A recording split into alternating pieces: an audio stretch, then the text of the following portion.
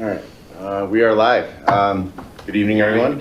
Thank you for joining us for what should be a more regular meeting and dinner with the Superior Chamber of Commerce and Town Council, but it seems like it's been at least 5 to 6 years since we've gotten together, which is too long. But we see each other regularly, like we just saw you last week at the Chamber Awards, which, by the way, fantastic job. I think that was the best one that I've been to. It was really well organized. Relish was a great venue, and yeah, it was a great time. So, thank you. Congrats. Kudos. Thank you for attending. Yeah, of course. Why don't we go around the table just to introduce ourselves? I know we know everyone, Let's do it. I'm Mark Basis. I'm the mayor.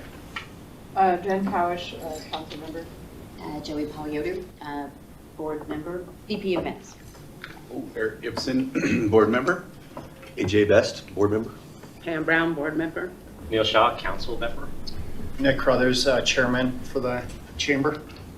Renee Alanis, executive director for the chamber. Helena Vargas Neal, I'm a board member and for the chamber and also the VP of membership. Ellen Robertson, economic development manager for the town. Stephanie Miller, council member. Heather Craycraft, council member. Mike Foster, council member. All right. And at this point, I usually turn it over to lead the stuff. And then what do I say? Like, what do we say? Whatever you want to say. What's on the chamber's mind these days? How can we work together to make our community thrive? Well, yeah, we appreciate the opportunity today. We have really great relationship between the council and the chamber, and we've always appreciated your all's support. You show up to our events, you show up to our businesses, you show up to our ribbon cuttings, and it matters. It creates visibility for the businesses and supports the business community, so it really does make a difference. So we know time's always at a premium, and we appreciate your time when you support our businesses. So thank you. Really quick, we do have a ribbon cutting this Friday if anyone's available. It's at a different time. It's at noon. Don't come at 4. Food barn? Boot barn. Yeah, sorry, for us. Boot barn. Yep, on Friday, right? Yeah. There are so many I can go now. bad decisions for me to make in that store. Like, I'm so excited. There's this sleeveless, like, American flag, like, denim vest that I'm buying. Just in time for 4th of July. Why is that not purchased? I know. Why is there still a decision? Why aren't you wearing it tonight? Oh my God. We might pick up a collection tonight to get that. Yeah. I think it's done. Every day is my birthday. It's done. Yeah. I think we're done. But it's a beautiful store. It did a really phenomenal job. It looks great. It's a lot of really nice stuff. That's good. I've been in there. So we do have some discussion points. I think that there's always been kind of during my entire time at the chamber, I'll only speak for myself, which has been 6 years and then a member before that. I think there's a lot of confusion between particularly residents about, is the chamber part of the town? And we know we're not, you know we're not. We know that we are very much aligned, that we're all supporting our local businesses. We kind of, I think, I think at some of these events, it's hard to know who's even running it because frankly, we're kind of both running it. One of us is probably taking lead, the other one's in the support role, vice versa, depending on the event. But it's always been a little bit of a question mark in a lot of residents' eyes, which is fine. We don't necessarily need credit. I don't know if you guys care about credit. There's a lot of unsung heroes in all of these events. I think there's a lot of credit to go around as well. But one of the things that we've asked for in the past and would love to kind of get on the same page of is just kind of a memorandum of understanding, a statement of work, because as much as it's confusion for the residents, I think there's also some, differences of opinion or confusion or whatever you want to call it between who's doing what as we go into these partnership of events. So for any given event, and you could use anyone as an example, some of them you lead, like 4th of July, and we kind of support our booths there. Some of them we lead, like Winterfest, and you guys are great at, and your staff is great at supporting us there. It'd be great to just have kind of a protocol that said, hey, for every given big event, we're gonna have a statement of work that says these are the roles and responsibilities for each entity. And I think that would just avoid, maybe questions and confusions as we roll up to the event, and then, the question is who's doing what? Well, it's all right there in front of us. So,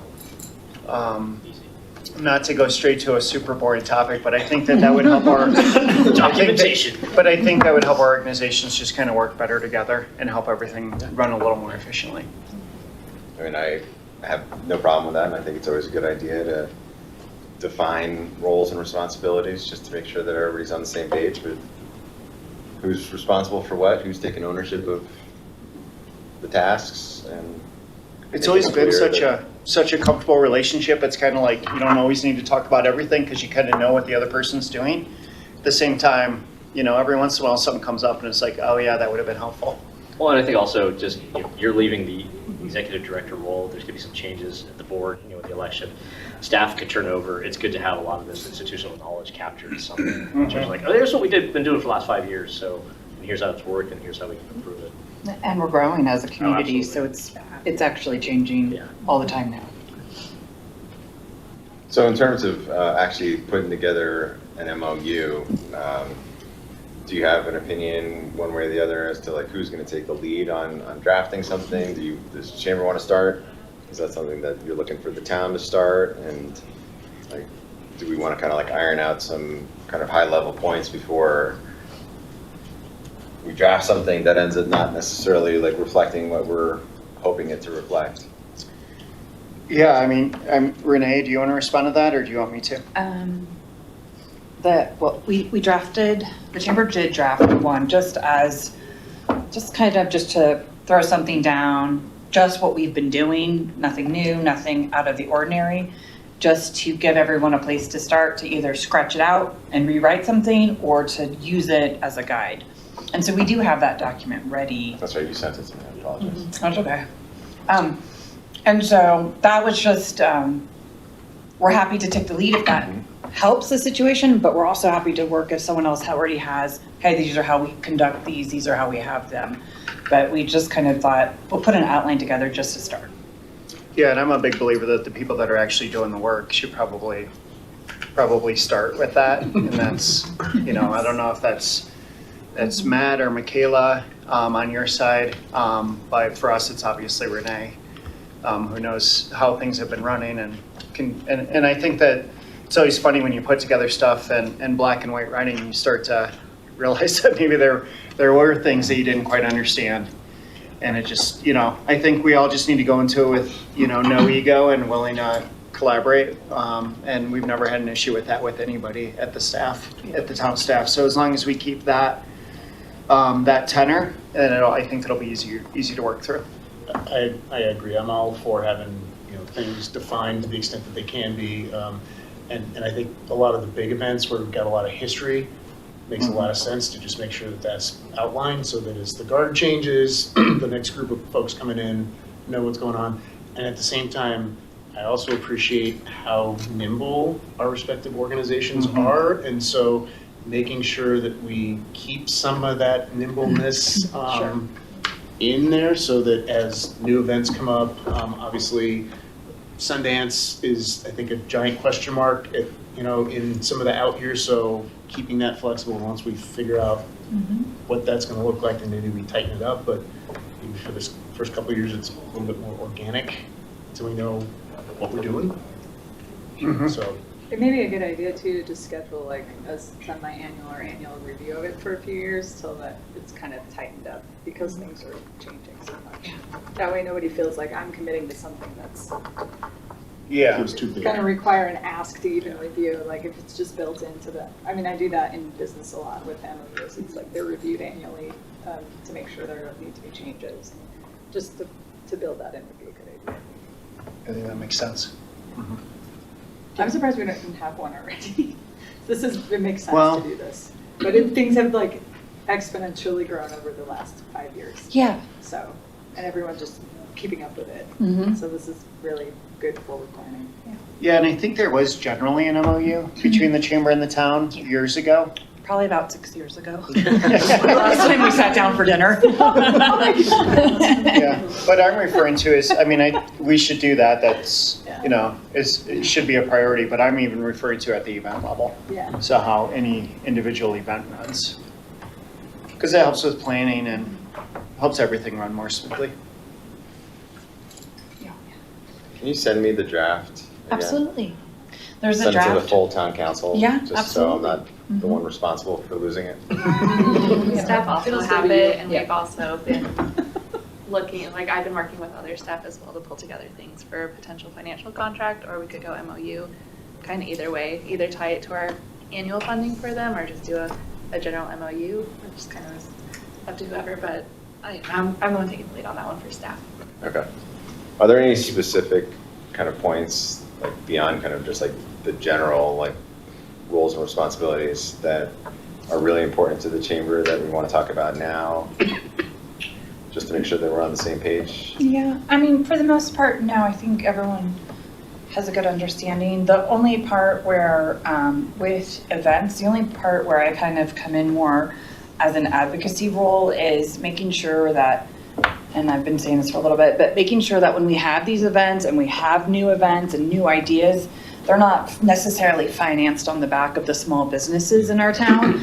They're not the ones getting asked to sponsor it. That's their choice. Of course, a lot want to opt in. But when it is an ask from the town, a lot of them feel obligated. So we have to understand how we go about doing this. This is a marketing opportunity. This is not a request, you know what I mean, to fund these kinds of things. And so that's where I just want to make sure if we need to find funding for these, the chamber is happy to step in and strategize and suggest which businesses are the best to maybe market to and ask, and which ones maybe we don't ask for donations and things like that, because that it feels like a heavy ask for some of our small businesses. So we just try to be really mindful about that and effective for everybody. And events cost more and more and more each year. They're so expensive to run. So we're fine to get creative on how we fund all of this. Yeah, it would be good to know, I'd like to know, just when we're looking at our budgeting season, you know, what's our budget for the events, and then specifically like of that budget for the events, like what subset of it is actually supported by sponsorship opportunities, you know, those types of things, because you know, if it's significantly moving the needle and helping us like put on something that we otherwise wouldn't, that's one thing. If it's not, and it's, you know, not really that material to the overall project that we're trying to accomplish, and it's causing a burden, then, you know, maybe we need to reevaluate that. And then also just to kind of understand, you know, is there like a disproportionate number of repeat asks going to the same businesses? Like, it would just be helpful to kind of have some additional information on where all that information is going, because we certainly don't want to, you know, burden any of the businesses. We want to promote them. We want them to be a part of things, and you know, if we can make an event better because there's like community buy-in, you know, that's one thing. But if it ends up just being, you know, a burden and an inconvenience, Just we were add talking to- about it at our last meeting Yeah. also, that you know, they're like Chili Fest, for example. We used to charge an admission for the public to come in for not just the beer fest, but for the Chili Fest as well. And then we rolled that back and made it free for the food festival, but you know, you had to pay for the beer festival. And we were talking about the potential of reinstituting that, you know, charge to the public. Fee for you know, food. Fee for food, right? So, Yeah. you know, whether it's $5, $10, something to just help defray some of those expenses, but also, you know, you have more success if you have like a little skin in the game in terms of showing up to things. So You can kind of plan a little bit better based on how many tickets Right. you've sold, which yeah. is always a In fun which case, guessing then game like for maybe everyone. we would have less of a need for sponsorship. Yeah. Those are all wonderful ideas. And I don't think anything is egregious right now, but it's growing in that, and we just need to realign a little And bit. it's additive, right? Like as these grow, Yeah. we keep asking the same people Yeah. for the same things. Do you want to jump in on any of that? I get asked all the time, Yeah. constantly asked. Will you sponsor this? Will you sponsor this? And it's all on them. And then when you say something, Michaela's like, well, I didn't know this was going on. And I'm like, I don't have the money to do it. I mean, obviously, you all know I shut down because funds are not there anymore. But they have been burdening us. I mean, all the time. I was getting emails for everything going on. They wanted money from me. To be meaner to them. I don't know. I just said no. I just ignored me. Asking less would be helpful. And this isn't a call, this is just a great opportunity where we are right now. We're just growing. Yeah. We're doing a lot as a town, which is so fun. And so this is a good time for it. But this is also the sort of thing that, like, you know, we have no visibility into that unless it's brought to our attention. Well, like So on we the- appreciate it. Last year when you started the market on Wednesday, they didn't ask me to be part of it. They just wanted me to pay for it. I didn't even get asked to be part of it. Well, will you just put some Sponsor it. money towards this? Yeah, to Like, fund it. Fund it. And I'm like, but you don't want me part of it? Okay, no, I'm not going to give you. I mean, if I can't be part of it, I mean, I didn't have anything to really do, but, you know, they wanted money, but they want me part of it. And I'm like, that's not a win for me at all. No, it's a broader question, because we've tried to get corporate sponsored, you know, like Arvada's Music Festival, Comcast, Xfinity, whatever their name is, they sponsor it. We've been trying to get that level of corporate sponsorship, and we've struggled. And it's like, I think it's reassessing, like, if we can't get someone to pay for it from the outside, do we have to dig inside to get that money, or do we just not do the event? Right. And I mean, digging inside is fine, but then let me come Participate. there and participate and do something to Part get of my the name out there. sponsorship, you get and a see- booth. Win-win. It's Right, Yeah. win-win. yeah, give me, instead of just saying, I'm just gonna put your name on a banner and it's gonna read, it's gonna be like a little 12 by 12 little logo. Okay, well, what's that gonna do for me? Nobody knows who I am. But that's a great time to align with the chamber. I mean, we have T-Mobile as a member now. They sponsor a lot of events. They came to our business awards. We're working on their relationship. These are people that make, you know, I don't want that recorded, but these are things that, you know, we can help strategize and help guide. We don't need to run anything, but we can help guide where it needs to go. Absolutely. And so that's where I think we'd feel a little comfortable, or I personally would feel a little comfortable if we had an MOU and a scope of work for these kinds of events, so we can be our best at it Yeah. and support it at the best level we can. Yeah, and having like a strategy and a plan, you know, to around sponsorships and just understanding, like, I don't like the idea of like a fee for a sponsorship, but then you're not getting anything out of it. You know, there needs to be like a two-way street. I was gonna ask Alan if the town has a structure, like you're a platinum level sponsor and it's this dollar amount and you get these 6 things as the platinum level sponsor, and a gold, it's this amount of money and you get these 4 things. At the town level, you mean? Right. So if the town's out seeking donations and contributions from our small businesses, we go to them with the package so that the business can choose, well, yeah, I've got the cash this quarter to be a platinum level sponsor, or I can't afford the platinum, but I want to be the bronze. And going in, I know that as a bronze sponsor, I'm only going to get my logo on the thing, as opposed to platinum level where I might have a booth at the event.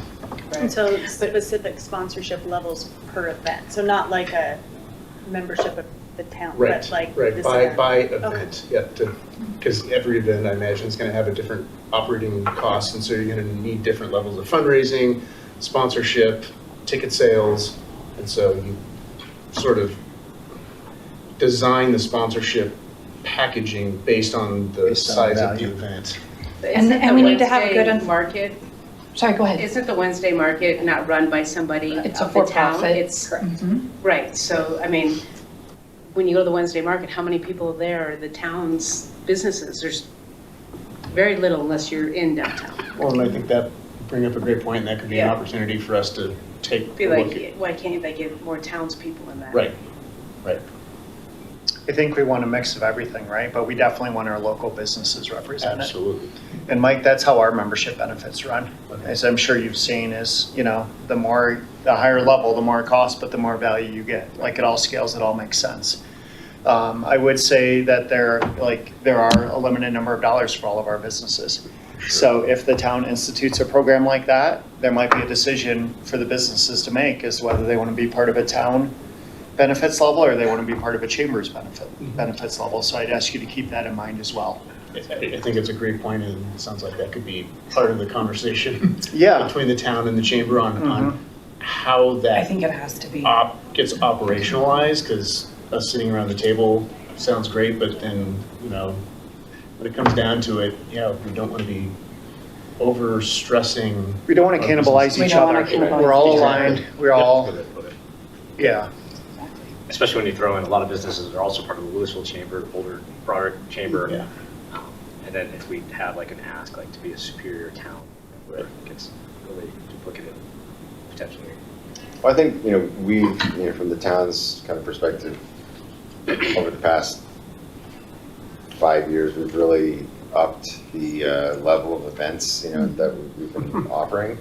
And I think the response has been really, really great from the community. People really like the events and opportunities for summer concerts and farmers markets and all the things that like make a town be a great place to live, right? So having just like a more well thought out strategy of like, what do sponsorships, what sort of role do they play in all of those things, recognizing also the competing asks and limited resources of those local businesses. And I agree with you, Pam, 100%. As many local businesses as we can get to participate in all of the events, that should be front and center to all of the events that we're doing, to the extent that we can. Yeah, I appreciate that tact. And I think that's a big reason just for this dinner is to kind of come up with ideas like that we can continue to drive forward and collaborate on. But that would be one that we would like to be part of the discussion on.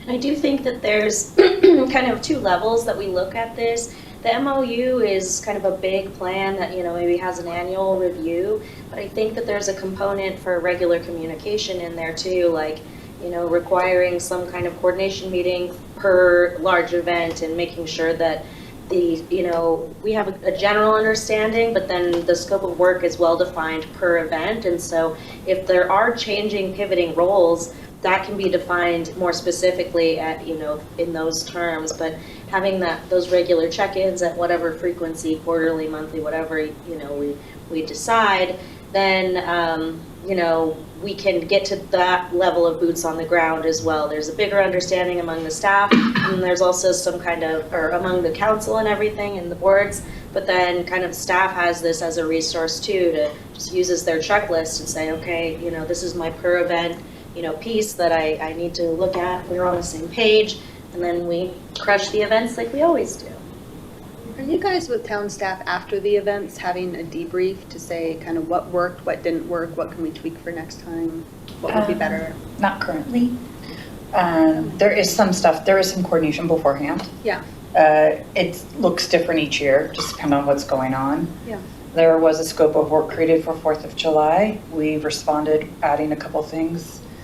I was told nobody has a chance to look at it, so there's an unsigned scope of work for 4th of July coming out right now. It would be just good to understand, like, are we getting the t-shirts? Are you expecting us to run the parking lot? Things like that. Yeah. Nothing bad, just clear. Just Yeah. clear.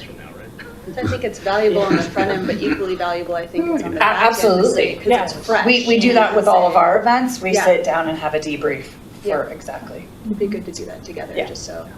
That would be fantastic. I While welcome it's it. fresh and it's Yeah. not, the following year, you're like, I think that. Yeah, Yeah. those are all wonderful. I think that's a great idea. I think the reality is that everybody's running to the next thing. I think And, it absolutely we're- is. What's next? We all have more than enough to do but that is extremely valuable time, right? Yeah. To just spend, even if it's just 15 minutes of, let's just get down to it. Yeah. Yeah, I think that's a great idea. Pam, I'm just thinking about, I want to give you an opportunity to talk about your new business, because I don't know if everybody's actually heard about it. So tell us about your new concept. When do you open, Pam? Sorry. That's a sore subject, Oh, waiting sorry. on plumbers. I'd be open if I had a plumber, but anyways, it's just gonna be coffee shop, pastries.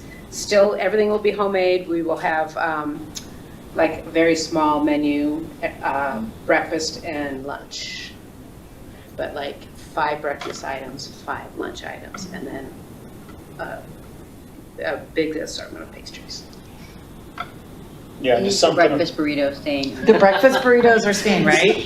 That's exactly. Just the 3 basics are the basic breakfast, because that was the most popular. Breakfast burritos are the most popular, and a breakfast sandwich. All right. And I'm not doing pancakes, I'm going to waffles. Okay, we'll try it. Roadies still exist? That's what, yes, that was the big Okay. ask, yeah. Big burritos, small burritos, but yes, yes.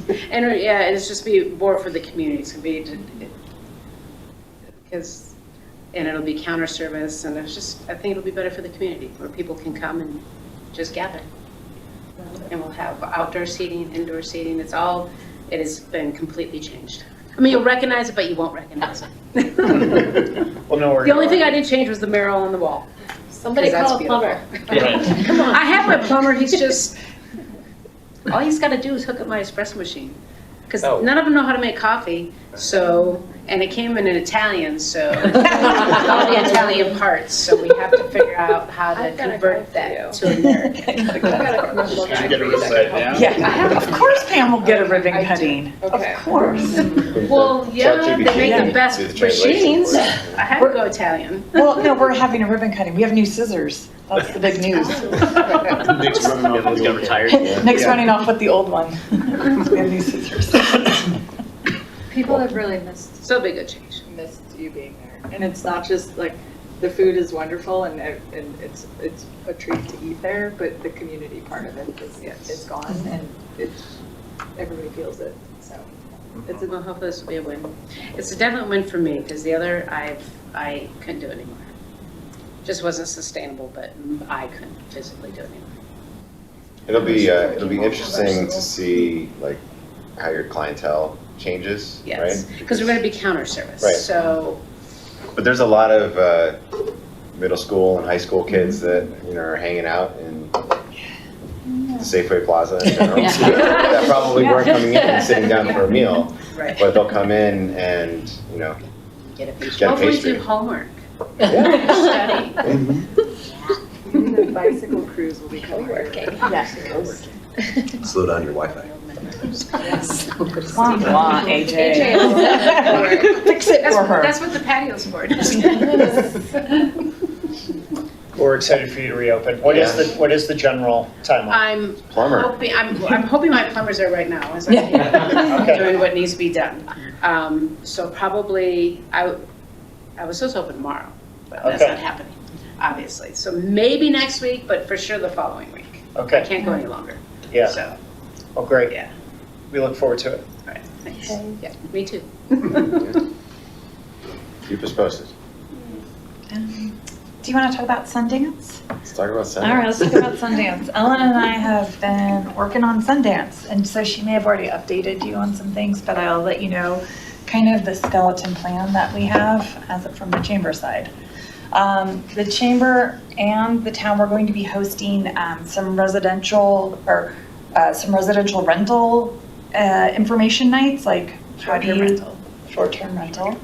How do you get it with the town? How do you apply for the license? What you need to do? We're relying on our chamber members who are experts in this area. What do you need to do to get yourself ready? What kind of things? We are working with the main event company through Sundance. So it's like, we're learning, like, we're not going to gouge prices or what the price should be. And so we'll have a panel of experts and talking, and we're going to host about 3 of them throughout the summer for our residents. This is free, just to get everyone kind of ready on what this means, because Sundance is looking at Superior specifically for some rooms. As we know, they're 12,000 rooms short right now. They've already taken a good chunk of Longmont. They've taken Boulder. All the hotels are gone to staff and different things. And so they anticipate potentially, as they start to release who the films are, that the filmmakers and their families are going to want to probably stay maybe in this area. So they kind of pick areas where volunteers are in Longmont. This is just all theoretical, but this is the idea, and so potentially this is what we could do for Superior.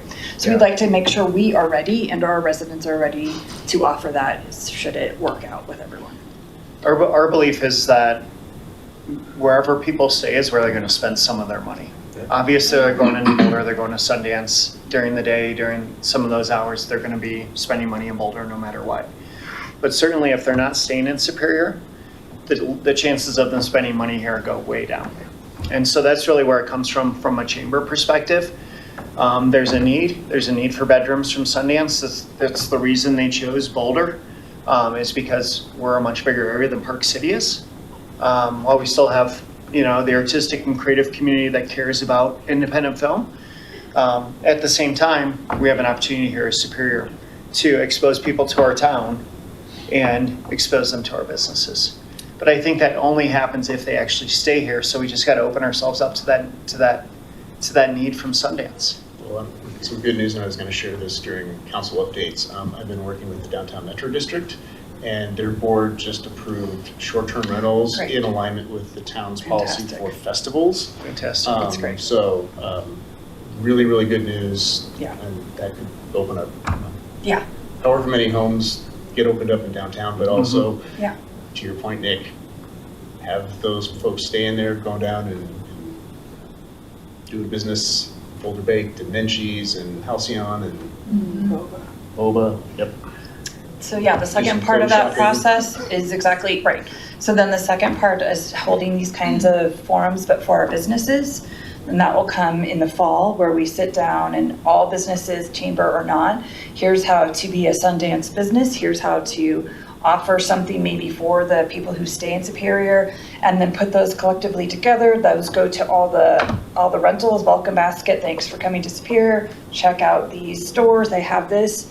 We're waiting on a style guide that says, from Sundance, that will say like, this business supports Sundance, or something that they can put in their window, working on how to incorporate our home-based businesses in this opportunity. And so those are the plans right now for the next 6 months. And the business one will be in fall, just because they don't need to activate until January. So they'll get started to go there. And then the third component is transportation. And so you could talk about, we've been working, or there's a couple ideas and different tactics. One is through RTD and one is through private busing that we're kind of looking at and considering different options of creating a shuttle service between Superior and the festival. Is that it? Yeah. So we've been working, we finally got some town staff on the Regional Transportation Committee that have been meeting for a while now. So regionally, they're working on a traffic study for City of Boulder. They are working on marketing materials regionally in terms of transit and park and ride situations. Obviously, we have our park and ride here in the marketplace. So we have a meeting set with Brandon, Renee, and myself to talk about with RTD about potential additional park and ride shuttles, any kind of opportunity we have to increase that opportunity, because even if they're not staying here in Superior, we are one of the last stops before they get to Boulder. So I don't think Boulder will do the best they can for all the car traffic and parking and everything, but obviously this is an opportunity for Superior to get people regionally to come and stay here, eat at restaurants after they come to pick their car up or things like that. So that's a big point, and one that Sundance is also highly concerned with, City of Boulder is highly concerned with. They obviously have hotel agreements all the way up to Fort Collins, the DIA area, Denver, Colorado Springs. So it's going to be a lot of transportation issues, congestion probably. There's a big push to get people to use transit, park and ride, car shares, things like that to get into Boulder. So that's a big one right now. Obviously the lodging, anyone who does do short-term rentals here in Superior, they can list it for free on the Visit Boulder site. So that's Visit Boulder is heading the lodging kind of conversation. So be sure to take advantage of that, whoever's listening, to do that, because that will go out to everybody who's looking for lodging. Here in town, we're still waiting on a lot of information from Sundance, all these people, but the conversations are happening, and we are trying to be more proactive about what we can do without stepping on any toes. in terms of like beautification, messaging, thoughts, the businesses, the programs. There's a lot that goes into this, even though we're not Boulder, but we're close, so. Yeah, Can our we goal. do a banner, like Yeah, we're- across, like McCaslin or something? Like on that bridge? Yeah, just like a welcome Sundance, you know, Yeah. kind of thing. Oh. We I like are that. working Oh, on the, on just on the banners. upper bound, that's a great idea. Because even if they don't stay here this year, Right. these are people that repeat. Just to kind of like Mhm. Yeah. have it catch Creates- people's creates eyes. some Superior visibility. welcome A Sundance. superior place to sit. Right. Maybe they'll We're see it not on their way Boulder, from the but we're airport, close. for sure. Our goal with these public forums is to answer a lot of people's questions and create clarity for them in how to actually do this. A lot of these people never have rented their home before. That can be a little tough to stomach. There's also a right way to do this and a wrong way to do this. And we not only want our hosts to be successful, we want our guests to enjoy staying here and wanting to come back again. And so, again, I think we're gonna assemble a panel that'll be able to speak to that and answer questions. You know, I have some expertise in it because I have some short-term rentals up in the mountains. So I've seen how these different towns handle this. I also think we need to be cognizant and aware of the people that are staying and the residents that are staying and all of a sudden have new people that they don't yet know staying in a house next to them. And so I think there's going to be an adjustment for the entire community. Hopefully we can all understand that this is for the greater good. But I think that there also needs to be a mechanism for reporting bad behavior and sheets. You know, and my experience is the towns have always provided sheets that say good neighbor guidelines. These are quiet hours. This is behavior that's expected. And here's a hotline that people have that they can call. And that typically there's a local property manager that needs to be within an hour that can respond to disturbances or issues with the home or anything like that, just to make sure everybody is working together and having a good time. So just food for thought. Well, and also having people understand too that it's not just the one time, because there's a lot of people talking about, so I have an Airbnb on my house as well, and we're looking at our whole house for that time period. And a lot of it is the investment for, it's not just this 10 days, month, or what have you. It is their contract is 10 years, right? So it's what you can do now to get your house ready, invest to, for the long term, so that you are getting the repeat people coming back and getting the word out that you're not gaslighting, and B, that you're having amenities and transportation, all the other things that we can offer here. It's a long-term play as well, which is another thing that residents need to know.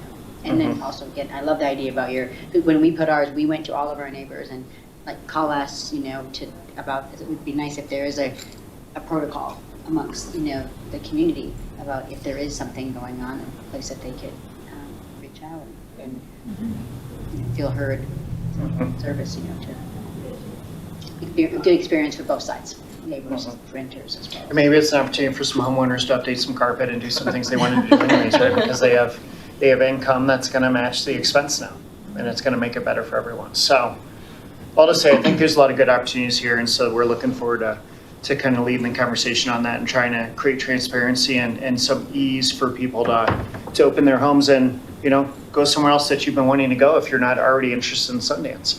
If you're staying here, hopefully you're going to go to some Sundance films, right? So, What's the best resource for the residents who are staying who actually want to attend? Is it to just go to Sundance's website So themselves? initially they'll sell just like a pack. First they're going to sell the season packet, to go to everything.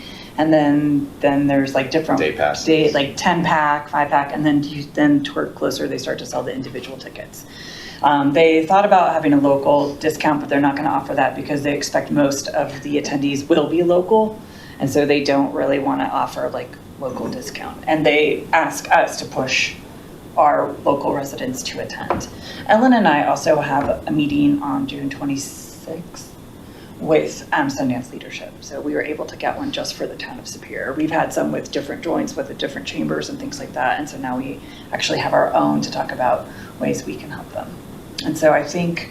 But a guide for first timers would be very helpful, right? Just for Yeah. you've never gone to Park City I've never gone to Park City for Sundance. Yeah. And it's a whole But it new would be great, it festival would in be great general. to, maybe if there's options for students versus, us old folks. Those are all great. Just for awareness, like, because I've been at a lot of events this month, they are out there at events, Yeah. talking to people in the community and just hearing from folks and sharing. We've So asked them to just- come to 4th of July. Oh, We've good. asked them to come to the Chili Fest. I think they're coming to the summer Yeah, market. they're coming to two of our summer markets. That's good. I was making faces Yeah. because I realize it may have already been discussed, and so apologies, but I don't know where Rock Creek HOA is on the short-term rentals or the festival, like, I know what we did, and hearing the downtown metro, but is there any, or As of right now, we understand that Rock Creek and HOA is approved, and so that is one of the things we'll bring them onto that Okay, panel as cool. well. that's good. And is the town requiring the business plan, or is it Rock Creek? If you're not, then they are. We I think the Rock Creek HOA is Yeah, requiring a they're- business yeah. plan. Yeah. It's not the town. We passed our short-term Thank you, Mitch, rental for reviewing ordinance that, required like Hundreds of them, licensure. hopefully. Right, okay. Yeah. No, the And then Rock also, Creek and is also requiring the compliance business with plan. the applicable metro district or HOA. And then we passed like an amendment to that for purposes of events like Sundance, where it's a relaxed version of the more robust STR ordinance. So basically for people who want to opt in to the events and only that, they can do so They can do it. in a way that's a little easier to comply with than just the regular short-term rental license. But So- part of that ordinance too is having to adhere to, if something's reported, then whoever owns the property has to, is it 60 minutes, 90 minutes? 60 minutes. It has to be rectified within a certain amount of Yeah, time. I- so I- that- That's I great. think something like that there may have been a relaxation of that in the festival ordinance, right? People will leave, right? Like, that's the point, like, you're gonna leave your house and go somewhere else, it's not like you're gonna get a hotel room, they're not available. Yeah, exactly. You're going away from here. Stay with your neighbor. Right. It's not a bad idea, I mean, depends on your neighbor. That way your kids can still go to school. But some coordination Yeah, with great. people, This is Yeah. great you're school like, time. we don't really wanna leave, but we Yeah. wanna, it is, You guys have probably already thought of this, but with the permitting for the STRs, are we looking at providing like an info sheet of, when you're staying here, here's a little booklet of like, here's our local businesses, here's restaurants, here's shops, like, here's all the things, please shop us, so that. Absolutely. That's easy to get to. You can pick a burrito up here and then get on your shuttle to. Yeah. And to include, and encourage our businesses to include a coupon or some sort of feature thing, so. Some kind of Sundance pricing. See Sundance pricing, so we can even track it. Awesome, okay, cool. So on the town's website, we've got a page for short-term rentals that talks about standard STR licensing and then festival STR licensing. So, and then talks about the taxes and fees and regulations, and then also to report complaints. So there is a good resource here available already. Yeah, we're not gonna reinvent anything, No, but absolutely just- use our We resources. just want to help inform people We just wanna pull it through the together process. and get it out and communicate it out. I'll send this to you though, because Thanks. that's helpful. Probably already have it, but I'm getting it again. Top of your inbox. Top of my There inbox. you go. All right. I think that's.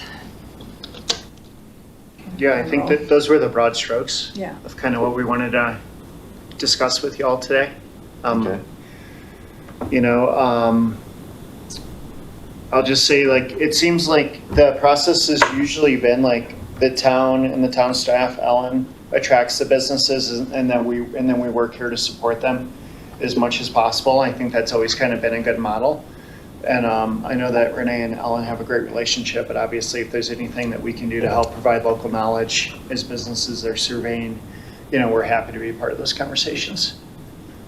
And even to the point of referrals or testimonials to other local businesses, because I know that can go a long way in selecting a site.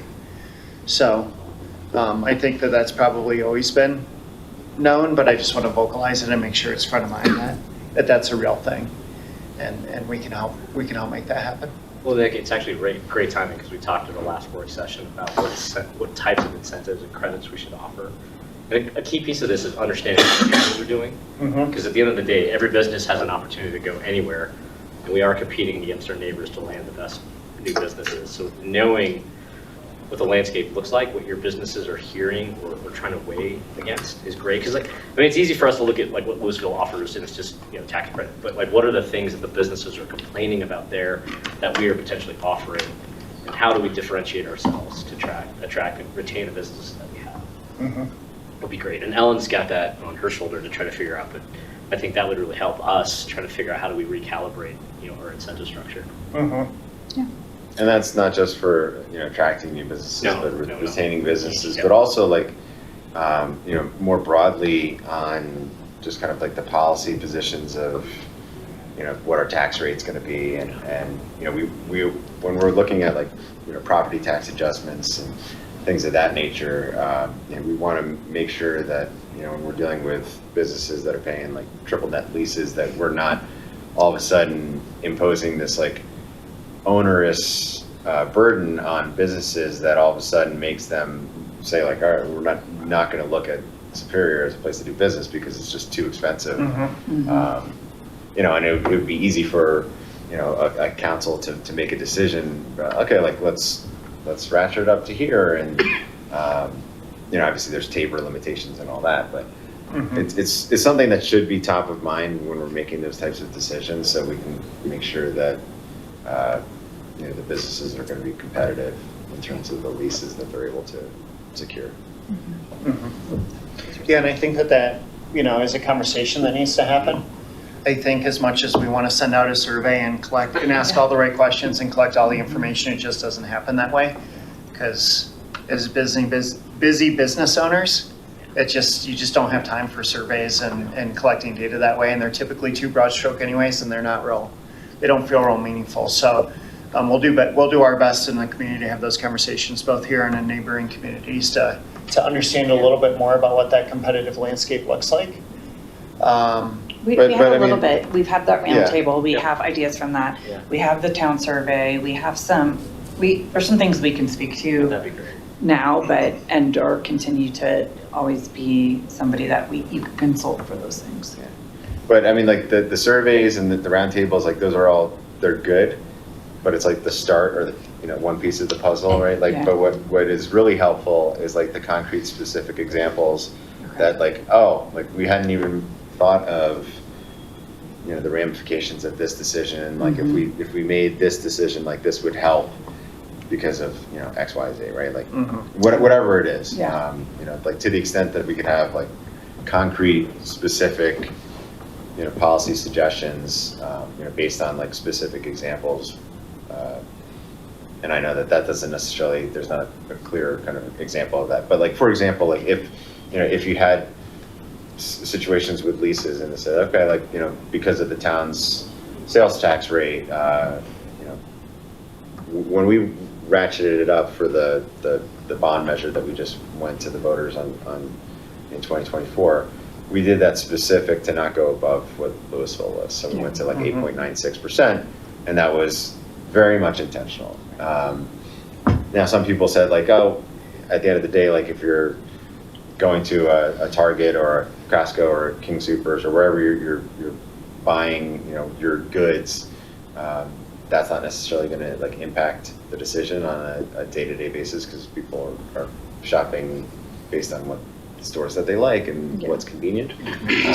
But if there's like a situation where actually it will move the needle, and we think that it is going to have like a detrimental effect on businesses and dissuade somebody from doing business in Superior and go elsewhere, like that's the sort of thing that like we want to know, because we certainly don't want to make a policy decision that's going to be detrimental to a local economy.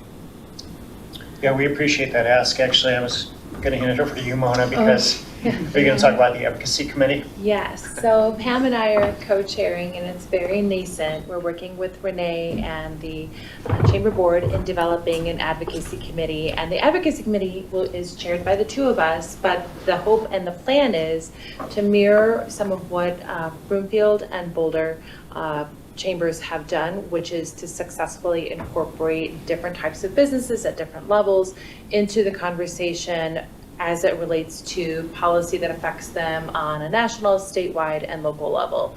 Up until fairly recently, our work and involvement has mostly been with the Northwest Chamber Alliance, which comprises of several members, several member chambers of the Northwest corridor here, and mainly state policy issues. We've put out positions related to RTD and but never related to candidates, but always policy issues.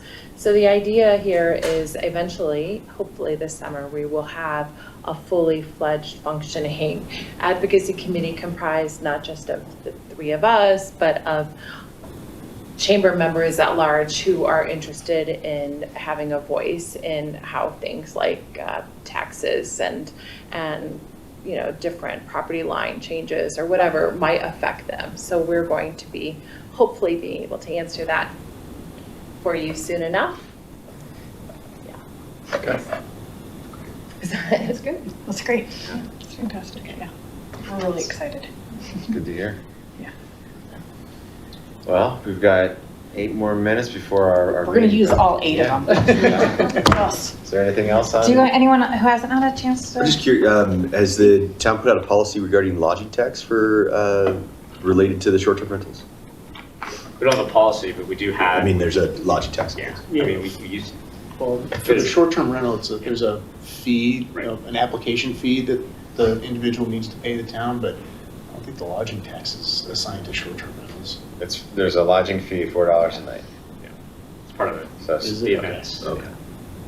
applicable sales, STR taxes and fees. So town sales tax is 3.775%, lodging fee $4 a night, and accrued interest at 18% per year. Boulder has a specific. State maximum. For the events that, for the event short-term rentals, Boulder has a specific daily tax rate assessed as well. Okay. So when we start thinking about how do you advocate for like, hey, we're cheaper here, this is a big part of that too. Gotcha. That's what I was kind of wondering is how does that going to compare from the townships around? We're cheaper. Well, does that make sense from a town funding standpoint? Right? Is this a way to bring in revenue for events or something? Yeah, I mean, before Sundance announced that they were coming here and we had the discussion about short-term rentals and establishing a licensing mechanism in town, we had the discussion about like, do we actually have enough to justify like the administrative expense and burden of like licensing and compliance? And yeah, there's still like ordinances that need to be complied with that like non-short-term rentals, just regular rentals. You have those issues too, right? Like people are making a lot of noise in the middle of the night, like. You have those issues with full-time residents. Yeah, exactly. There's a mechanism to deal with that. So like, we don't want to necessarily like overly regulate something. Yeah, I appreciate that. Creating a problem when no problem exists. Mm-hmm. And then also there's just the issue of, even if you set up a licensing mechanism, there's going to be people that don't go through the process of actually getting a license and they're just operating, on Airbnb or VRBO, and how to deal with that situation. So ultimately, the town, we adopted our short-term rental license ordinance in order to kind of position ourselves to help residents that are having issues and have some sort of mechanism to regulate it in a hopefully administratively less onerous way. Yeah, we appreciate the thoughtfulness to make it easy, because that makes a difference. It did take us a year to put together a mechanism for managing all these things, so people who got a license could then go through the process of working with the town on administering it. It's taken time. Yeah, it's all the nitty-gritty edge cases. Yeah. Yeah. Yeah, that's what Martin they're was deciding not for. thrilled with Yeah. all the work that we made him do. He keeps coming back. It wasn't just me. It was a lot of you. I was doing the work or the Or who wasn't thrilled. It'll be really interesting to see what the utilization of this is. Yeah, AJ, to your point though, I mean, and you see this, anytime you stay at a hotel in any major city, you look at your bill and it's like 40% taxes, right? Like, there's a mentality here to just soak the travelers that are coming in and sort of, get all as much as you can out of them. And it's, in some ways, it's self-defeating, right? Because then you get people like, oh, I'm not staying there. So we just gotta be really careful. Agreed.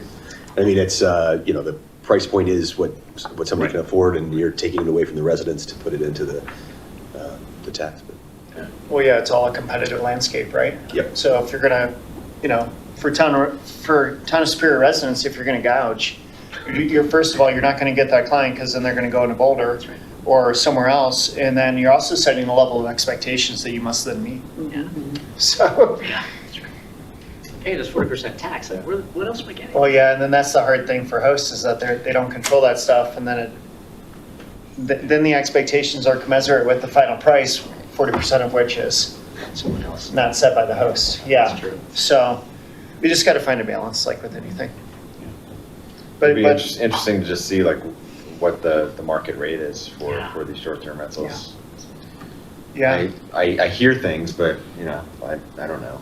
Time will tell. I imagine it's going to be pretty significant though. well, you gotta make it make sense, and you're not, typically you got to go stay somewhere else, right? Are we up on time? Yeah. So again, it'll find its own water, its own level. Well, thank you guys for All the right, time. yeah, Thank you. yeah, thanks for Thank taking the you. time. We really appreciate the partnership with the chamber. I think that you guys do a phenomenal job. You're always showing up in the community at all the events that whether you're hosting them or planning them or just being participants. We really appreciate everything that you do to make our community the best place to live and work and raise a family. So thank you for all of your volunteerism, and we look forward to continuing to work together going on into the future.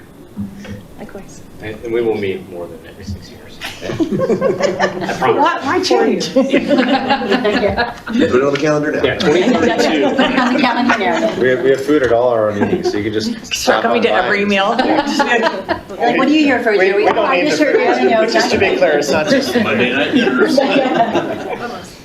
But mostly, yeah. Thank you for your time, and thank you to Chamber Yeah, Board thank for you your for time. everything. Yeah. Excellent. I just Alright. wanted to talk about Elena's hair, 'cause it's amazing. Isn't it hair? So it's amazing. good. So I just got it done for this meeting. I love it. I can't wait until the next meeting. Yeah, right? Come up there. Oh, So good. now it's a challenge. All right, well, you're welcome. We'll be here till probably like 11 Oh, I'm o'clock staying. tonight. So It's you're gonna welcome be to a stay fun as one. long as you want. Thank you, guys. Can we get that espresso machine? Yeah. Can we get one of those? We can figure out the Italian directions.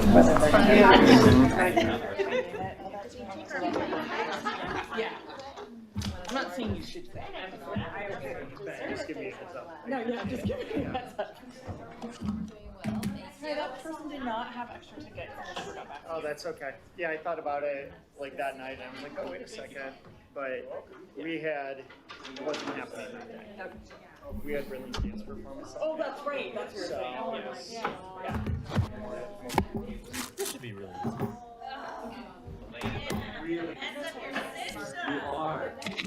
Okay, well then I'll just leave you be. Oh, thanks.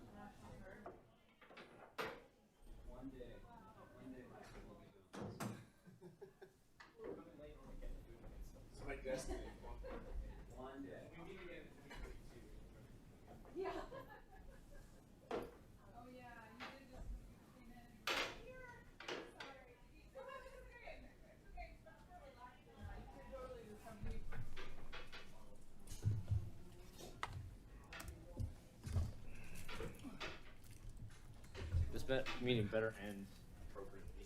We're gonna be done at 9 tonight, right? I have a 5 a.m. departure, or 8 a.m. departure, but leaving the house at 5:15 tomorrow.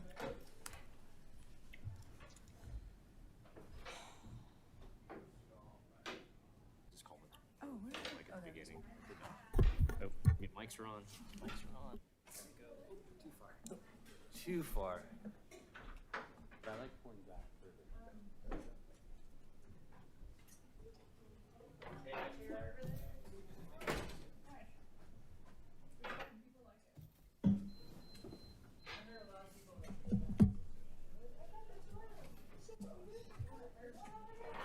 They're all going out.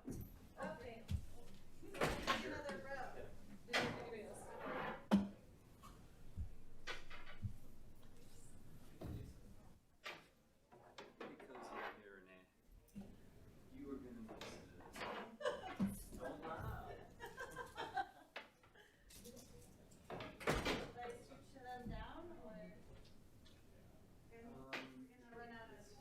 What's that one on that end?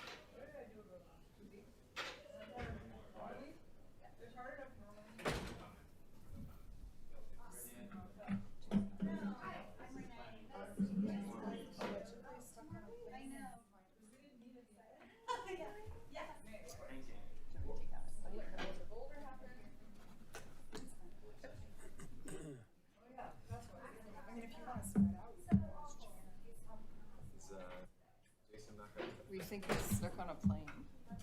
What we just heard. Stuck on a plane, maybe? So we might be. Okay. That's what I'm saying.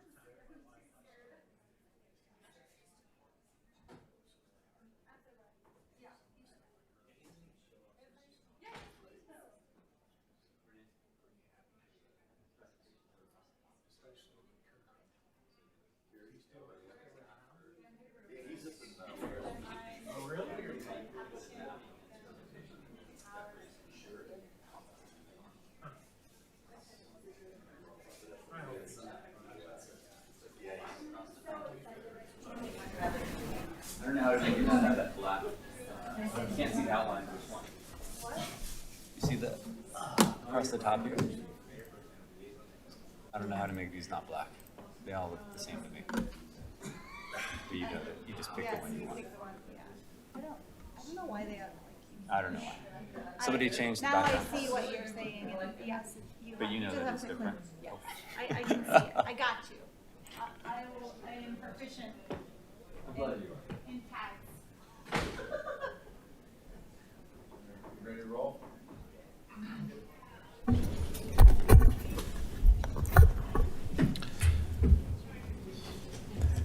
All right. Good evening, everyone. I'd like to call to order the regular meeting of the Superior Town Council for Monday, June 8th, 2026. Can we all please rise for the Pledge of Allegiance? Pledge allegiance to the flag of the United States of America, and to the republic for which it stands, one nation, under God, indivisible, with liberty and justice for all. Roll call, Shannon? Mayor Mark Lasis, Here. Mayor Pro Tem Jason Serbu, Councilmember Jen Cowish. Here. Councilmember Stephanie Miller. Here. Councilmember Neil Shaw. Here. Councilmember Mike Foster. Here. Councilmember Heather Craycraft. Here. Assistant Town Manager Martin Toth. Here. Town Attorney Elizabeth Laboon. Here. All right, up next is item 2C, which is approval of the agenda. Does anybody have any changes that they'd like to make to the agenda tonight? Otherwise, I'll entertain a motion to approve. So moved. We got a motion from Councilmember Craycraft, Second. second from Councilmember Shaw. All those in favor? It's unanimous. And we're on to item 2D, which is our council reports. I can go first. Nothing to report. All right, thank you, Neil. I'll go next. Gosh, there's a lot of things. So if people aren't aware, if you're living here in Superior, we have adult co-ed recreational softball. It's a lot of fun. I haven't gotten hurt yet this season so far, but I am aware that the staff's considering fall ball. So if you didn't, there were teams actually waiting to sign up. So we filled up the summer teams, and there will be some consideration for continuing it through the fall because it's been so successful. And it's what I've heard from the businesses is on the night that we have the softball games that they have double to triple the business that they normally have because it's on a Thursday night. And so we're just really happy with that added benefit. If you are interested in, sorry, this is weird. It's very noisy. I'm trying to, should we wait a second or? But I also they're having a good time, so I don't want to interrupt. June is Pride Month, and we'll be reading a proclamation about that later. But for anybody who's interested, if you're not aware, Rocky Mountain Equality is an organization that is based in Boulder County, but does a lot of work in the Front Range and some of the mountain towns as well. And they're a huge advocate for the LGBTQ+ community.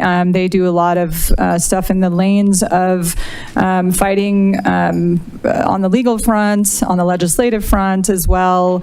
There's some ballot initiatives that are concerning definitely to the queer community that are coming up, specifically that do a lot of harm to trans kids. And so if you're interested in learning more about the work that they do, Rocky Mountain Equality is a fantastic organization. They also are really good at telling everybody where every Pride event is everywhere in the state, in our region here in the Denver metro area, but all the way up to Fort Collins as well. And so if you're interested to learn more about that, you can look them up. They're pretty easy to find. I wanted to share, I went to Louisville Pride. They did that this weekend, and Longmont Pride as well. But Louisville Pride had a really awesome mural that people could paint by numbers that they were out. And they're going to, I think, hang that on the library. So I know we're different town and cities, but they're so close to us that, when we do things over there, it just feels, it's, and everything that they do that's good is good for us as well. So it's a great place for the community to get involved. On a really much more serious note, the Boulder Jewish Festival kicked off on Sunday, sorry. And the first event of the festival was the commemoration to honor the victims of the attack in Boulder. The 1-year anniversary for that was on Monday. And it was just, I wanted to mention that the event happened, but also just to share, there were a lot of people, I saw a lot of folks from Superior there. There was a lot of our community leadership there. I was really glad to see Congressman Neguse and Senator Bennett and our DA Michael Doherty out there. And I think that they did a really good job to just close, bring everybody's feelings in. From the fire community here, we know that anniversaries are really hard and really triggering. And for something like that, I think it was just a really good place for everyone to be and to be able to have some closure and get through the 1-year anniversary and never, ever have to go through that again. So, So thank you to everybody who organized that. I know there were some folks in the town of Superior that were part of organizing that. So just appreciate that as well. I think that's it. Yeah. Thanks, Jen. Stephanie? Just a few updates on the economic development front. Just wanted to congratulate all our outstanding businesses that were recognized at the Superior Chamber Business Awards this last week. Just a really great time to recognize those outstanding professionals. So, and then a huge shout out to Sergeant Solomon. He was this year's Heather Craycraft Superior Achiever Award. Well deserved. So just wanted to recognize him again. The Superior Herd Luncheon is this Thursday. It's going to be at 500 Discovery Parkway. If you're a woman in business or a woman kicking butt in somebody else's business, I would encourage you to sign up. You can RSVP on the Chamber's website. It's a really, really great opportunity to just learn more about how you can help your business or one you're working in.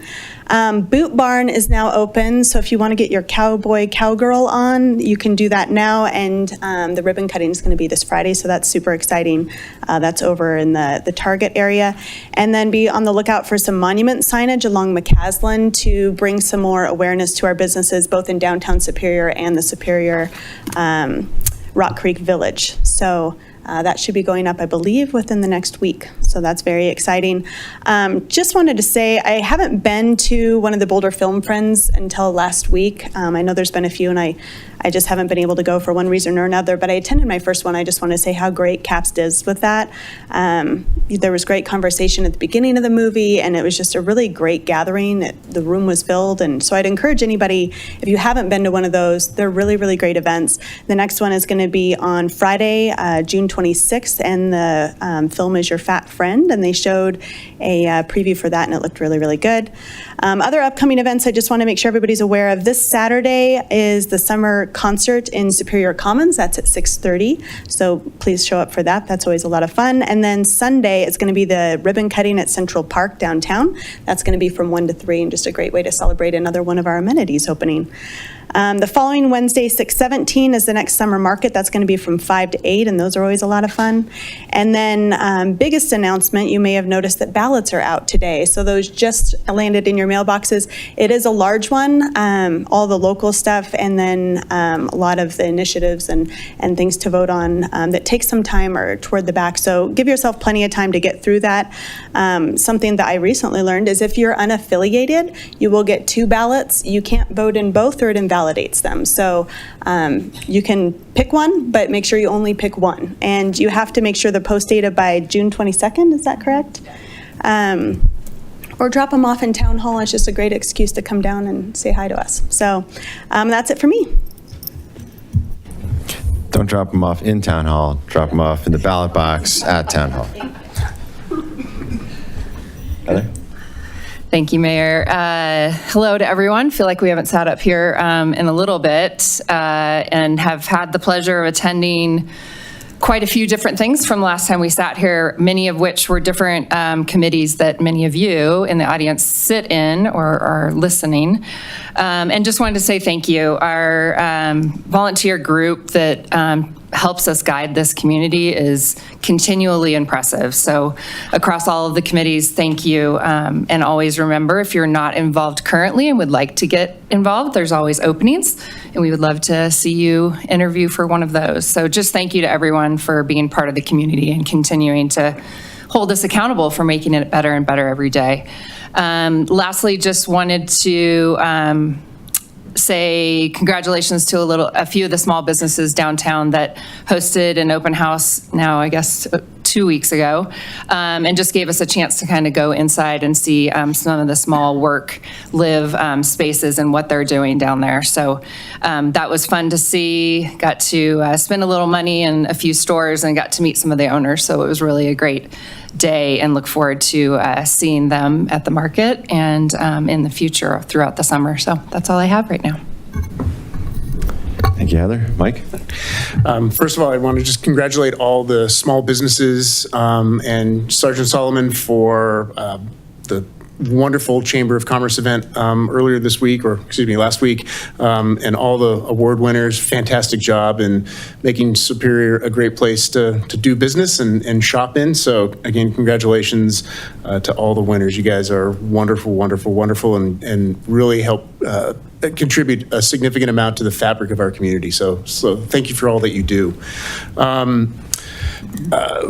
Back in March, the town council approved a short-term rental adjustment for festivals, and the town manager has declared that Sundance is an official festival. And so if you are thinking about applying for an application to rent out your home for Sundance, that application and process is available on the town website. And I've also been in conversation with the downtown Metro District about allowing short-term rentals for festivals, and their board has approved that. So if you live in downtown and are curious about renting out a room or your house for Sundance, the Metro District is going to be putting information on their website in the coming weeks on how to work through that and get approval so that you can get a license from the town. So really appreciate the downtown board for considering this. This is going to be, I think, a really wonderful economic development opportunity for the town and all the businesses, whether they're on Main Street or on McCaslin or on Colton. So Sundance is going to be a huge deal for our community, and I think it's going to create a lot of opportunity to really put Superior on the map nationally. So I'm very excited about that. I also just want to remind everybody that road construction continues on Rock Creek Parkway, and at the end of this month, the roundabout at 88th will be closed so that the town can improve that roundabout, and the contractor that's out there doing that work. So for about 10 days, 9 days, something like that, unless you have an emergency and need to go to the hospital, you will need to find an alternative route to get through that roundabout. You'll probably have to go out to Dillon Road if you're making a left turn onto 88th Street. So just something to be aware of. I know the town has automated signs out there that talk about the closure and detours, but I just want to give everybody a heads up that at the end of the month, the roundabout at 88th is going to be closed for a few days so we can make those improvements. And that's all I have. All right, thank you, Mike. Okay, good evening, everyone. Good to see you all. Just a couple announcements, just to reiterate. Friday, we've got a lot of events coming up. So Friday, we've got the Boot Barn ribbon cutting at noon. Saturday will be our first summer concert of the season. We've got the Bill McKay Band playing at the Superior Commons Park. Those summer concerts are always free, a great time. This summer, we've got Girl Scout Troop 76907 are selling non-alcoholic drinks at the Summer Concert Series as a fundraiser, which will go towards their Gold Award projects and a planned trip to Iceland and France. So if you're at the summer concert, make sure that you support the Girl Scouts and help them pursue their various items of interest. In addition to the summer concert series, we've got the ribbon cutting on Saturday for Central Park, which is our brand new park in downtown Superior. That's at 1 p.m. And then we've got our first summer market of the second summer market of the season, which is Wednesday, June 17th. So hope to see you all at those wonderful events. Mike already covered Rock Creek Parkway construction. In addition to that road project, we started construction on Indiana Street, which is in South Superior between North Torrey's Peak and Mount Sopris, so over by El Dorado K through 8. So there's a big detour. If you're going to South Superior, just take McCaslin, go around. That area is closed, and it's not an easy detour to get around, but we appreciate everybody's patience. That'll be under construction for the next 4 weeks, and then we're going to be shifting from Mount Sopris all the way to McCaslin. So we appreciate everybody in the community's patience with the Indiana reconstruction as well as the Rock Creek Parkway reconstruction. And then lastly, I know there's been a lot of interest in our community, some annoyance to some degree about the various trenching that's going on around our community with the installation of the fiber optic networks throughout Superior. I just had T-Mobile Fiber install fiber to my house today, and my experience with their installation was they gave me a 2-hour window. They said they'd be at my house between 10 to 12. They gave me 4 hours to say that it would take about 4 hours to install. They showed up at 10:05. They were off my property before noon. We've got 2 gigabyte high-speed internet service. Super excited. It was a great service, great experience. So if you're thinking about exploring that, I highly recommend you look into it because it was just a great experience. And it was great to see a vendor act responsibly and with respect to the neighbors and to the entire area. So great experience so far, and I intend to write a little something about my experience with how that all went down. So with that, I'll turn it over to Assistant Town Manager Martin Toth. Thank you, Mayor. Nothing to add. Okay. And our town attorney for the evening. Welcome. Thank you. I don't have anything to add either. Great to be here. All right. Town clerk. Nothing. All right. We're on to our public comment on our consent agenda presentations and non-agenda items. If you'd like to make public comment and you're here in the room, we've got a sign-in sheet at the desk. Give us your first and last name and the community in which you reside. You don't need to give your full street address. If you're participating via Zoom, you can use the raise hand feature and I'll call on you in the order in which I see your hand come up. We take public comment for 5 minutes per person. If you're here to give public comment on any of our public hearings tonight, so we have 2 public hearings, one on a car wash proposal and then one on the 76th Street properties. We ask that you hold your public comments for those public hearings. So that they can be included in the public record. If you've got a scheduling conflict and you absolutely need to leave the room, we understand, and you need to give your public comment now, I'm not going to stop you. But our preference is to hold the public comment until the public hearing to the extent that you can. So with that, do we have anybody signed up for public comment? Yes, general public comment, first person, Sasha Stiles. Stiles, yeah.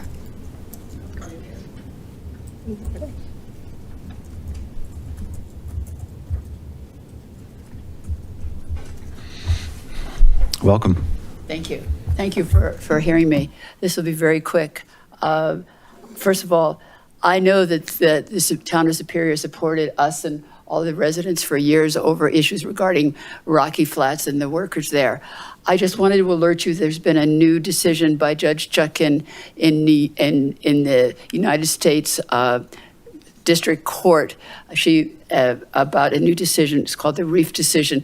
I won't go into it, it's really technical, but basically until now, if you were a worker at Rocky Flats or any other nuclear facility and your probability of cancer based on the dose reconstruction from those little dosimeters you used to have to use was less than 50%, you were not allowed to get any benefits for your cancer from the Department of Labor.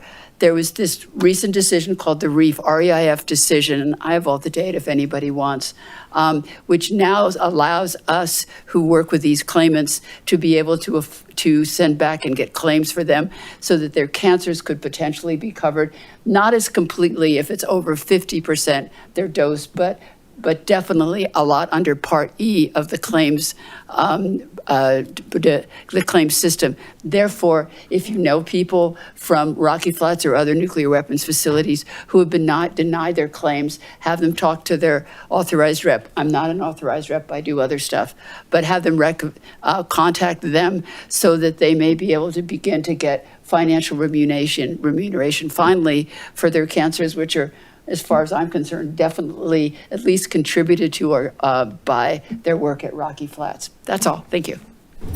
Thank you for your comments. Dalton Villette.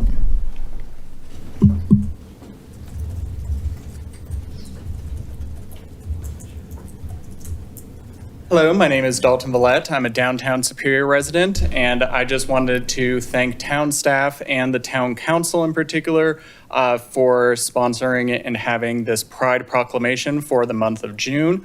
I am also the co-chair of the Superior Historical Commission, so I'm very keenly aware of Colorado's history with the LGBTQIA+ community. It wasn't that long ago that we were known as the hate state, and all of the work that individuals like yourselves, town governments like Superior's work do is really beneficial to thousands of individuals across the county and the state. So really just wanted to say thank you all so much for doing this. It really means a great deal to myself and countless others out there. Thank you. Thank you, Dalton. Thanks for the comments. That's all for the general public comment. All right. Anybody else want to give general public comment tonight? Anybody on Zoom like to give public comment? All right, seeing none, public comment is closed. And we are moving on to our presentation section of the evening. And tonight we have one presentation, which is our annual audit presentation. Welcome, Jeff. Thanks, Mayor. Jeff Stone, town staff. Paul Niedermuller from Clifton Larson Allen, our audit firm, is here to give the 2025 audit presentation. Thanks, Paul.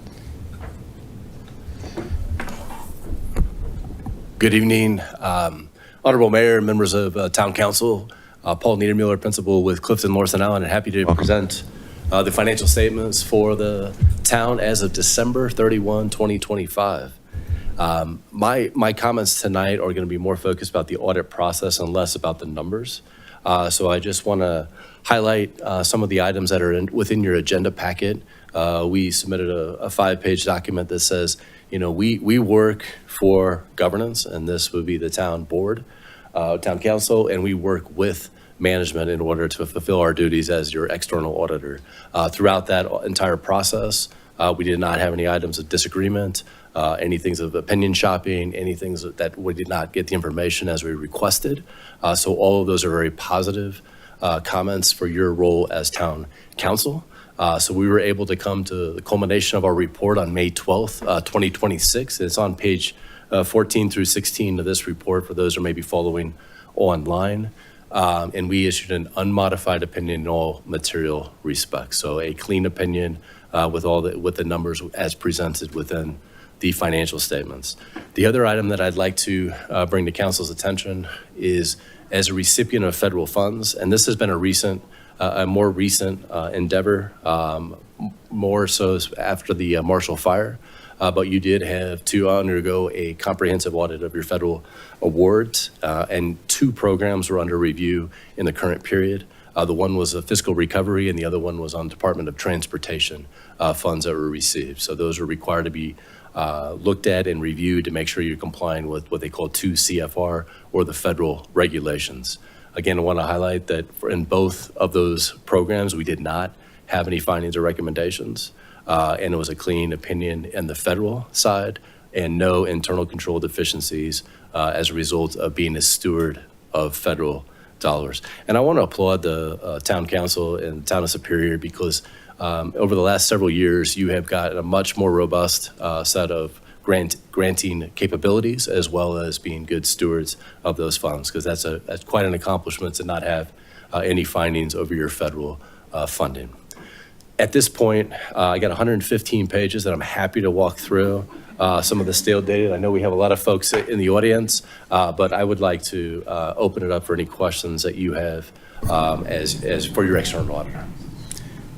Appreciate it. Good to see you again, and thanks for the presentation. I'll turn it over to Neil, who I'm sure is chomping at the bit to Always have ask all the questions. I financial apologize. questions. I will say, I mean, and this is less related to you, but you know, the ACFR, which used to be called the CAFR, there's a page in there that's my favorite. It's page 92, and it talks about the amount of sales taxes from our top 10 businesses, and it's the concentration number, where this used to be over 80%, you know, relative to our top 10 businesses, and it dropped down to about 75%. It is creeping back up at 76%. So when you think about, you know, the retail concentration, 10 of our businesses drive like 75% of the town's finances. So when you think about shopping at Costco or Amazon, please keep doing so because it drives everything. A couple quick questions for you. So no deficiency identified this year, but were there any areas that came close to a reportable condition, items that you ultimately considered were not rising to a level of significance, but was there anything there close to the line? And we did have 2 items that were within your packet as management letter. One of those related to an internal IT termination, to terminate a user that still had access as part of the review. The second one was the review of journal entries as well as financial reporting or monthly financial statements. We concluded that it was performed, but it was not documented or had evidence of documentation after the fact. Okay. Yeah, that's my primary question. And the other one is really think about the staffing. You know, as the capital footprint for this town has grown dramatically in all the years you've been looking over it, do we have a staffing capacity issue going forward, you know, in terms of absorbing the complexity of the town's capital assets that you think of? It'd be hard for me to give you a specific answer to that. I think you as a growing government, as one that is continued to bring in additional dollars and have more development, you always have a risk. And that risk relates to the capacity of your team as well as the knowledge base. And you have sometimes risk in certain people as it relates to if they were to leave or if you were to have any type of succession plan. So in finance, the governmental financial officers are becoming more extinct. And so I would, continue to look for ways to continue to look for succession within your organization. And that's probably the bigger risk from a capacity standpoint. No, I really appreciate that. That's all my questions. Paul, it's great to see you, and I appreciate the clean opinion. Thank you. Just had a couple of comments when I was commenting to Heather that, Paul, I can't believe it's already been a year since you were here last. It seems like just a couple of months ago, so how time flies. Earlier you had made a statement about thanking the council for the work that we're doing on federal grants and things like that. And I can't take any credit for that. That's all Matt Bagley and Jeff Stone and their respective teams for doing what they need to do to make sure that we stay in compliance. And so I just want to say thank you, Jeff, and thank you, Martin and Matt, for all the great work that you're doing to making sure that we are doing all the right things to stay in compliance. So great job. Any additional questions, comments? I'll just close with also my thanks, Paul. Good to see you again, as always, and thank you for the work in doing our audit. I've asked a similar question of you in the past. One of the concerns that I have, just in terms of being responsible for taxpayer dollars, is making sure that we have the internal controls in place to prevent against fraud. And there have been reports where municipalities in Boulder County, for example, have had construction contracts, and they've received a phone call from a supposed vendor, and then all of a sudden they needed to change the payment terms on a construction contract, and lo and behold, millions of dollars gets wired to an offshore account, and there's a really big problem. So in your review of town's finances, was there anything that you saw that from a process perspective that we need to kind of look at? Do we have sufficient controls in place to prevent against something like that from happening? What can you shed light on in that regard? I mentioned the two comments that we did have, and those are documentation items and just being proactive on internal controls. I appreciate your question on internal controls. And sometimes you can have the best internal controls, and there's a lapse of judgment. In any organization, it's really incumbent upon having an environment, a control environment that always has a foundation of doing what's right. And I think sometimes a lapse of judgment if you don't have that fundamental structure. So I would continue to have council be that steward and set the direction and set the tone of doing what's right. And I think sometimes that goes a long, even further way than having the most robust set of controls. I know town staff is continually evaluating internal controls in light of changes in technology and other items that are out there. And I think your role in questioning of those is really critical as well. Just so you understand what those controls are and how you can continue make those better as being good stewards of taxpayer dollars. Last question. In doing the review here and then just kind of reviews for your other clients, how big a problem are like ransomware attacks that you're kind of seeing where municipalities getting locked out of their systems and needing to wire monies to an account somewhere or send Bitcoin transactions to regain access to the systems that they have? It continues to be a significant challenge. Is there not only public companies but private companies? And is there anything that you think we should be doing to kind of ensure that we're best protected in that regard?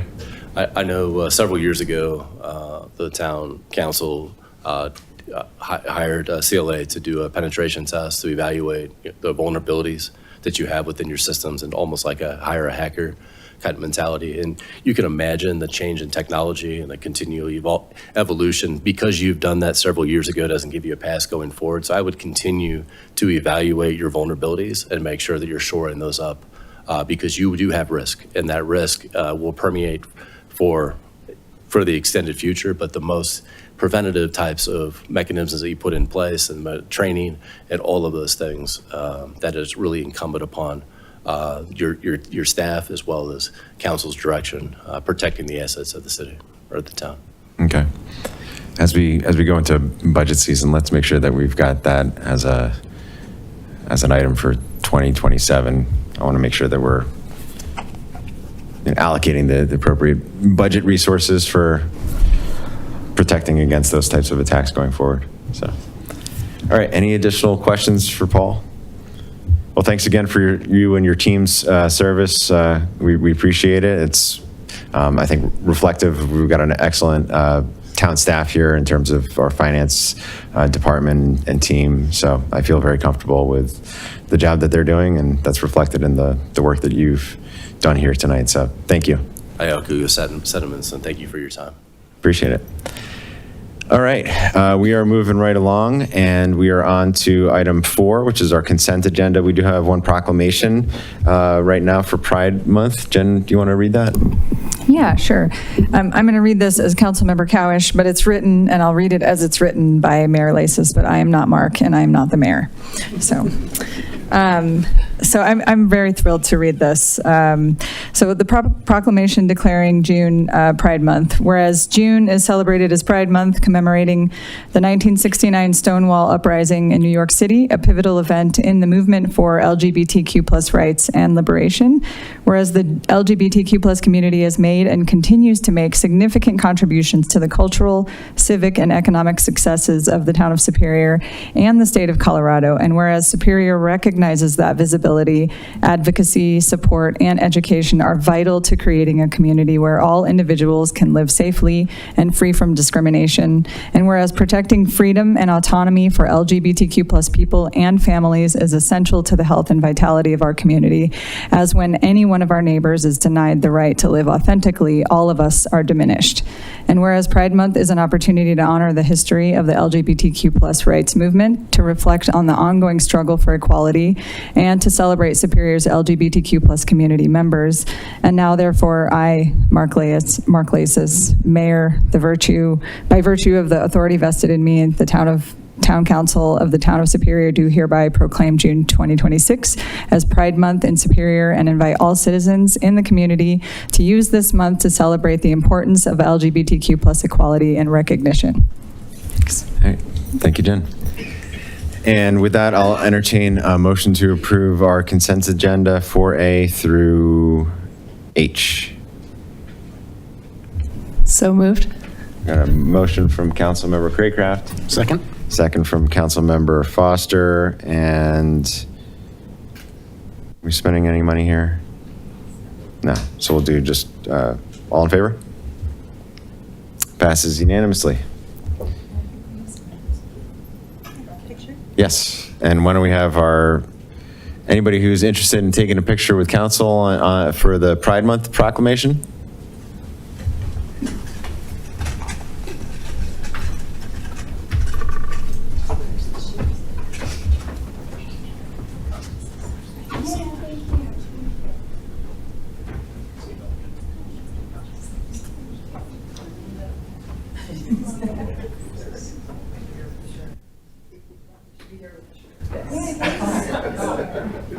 Where'd you get that shirt? Don't worry about it. Chamber. Do you have one? Build a merch shop. Oh, that's for you. Super, okay. Thank you so much. Thank you. All right, we're on to item 5, which is our public hearing section of the evening. And 5A is an ordinance of the Town Council of the Town of Superior approving a 6th amendment to the planned development plan for the Superior Marketplace. Do we have proof of publication? We do. All right. Gavel in the public hearing. And welcome, Renee.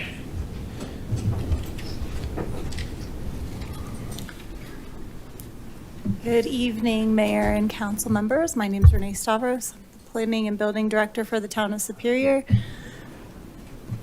There we go. How about this? I'll lean in and speak louder. Sorry. This evening, we are looking at an application for an amendment to the Superior Marketplace Plan to Development. It's amendment number 6. The applicant is proposing to amend the PD to allow for a full-service car wash on pad 8 and EV charging as both primary use and ancillary use throughout the PD. This evening, we're looking at just the zoning piece. There is no final development plans included this evening. The applicant is G3 Architecture, who's here tonight and will have their own presentation after me. They are going through the application on behalf of the property owner, Brixmore Property Group, who's also here this evening. I think they both are going to kind of tag team their presentation, and you can ask them questions as well as me. Oh, isn't there like a button or something to push? Oh, well, I'll just scroll. Okay. Just a little bit of background and history on the property. The original Superior Marketplace PD was approved in December of 1998.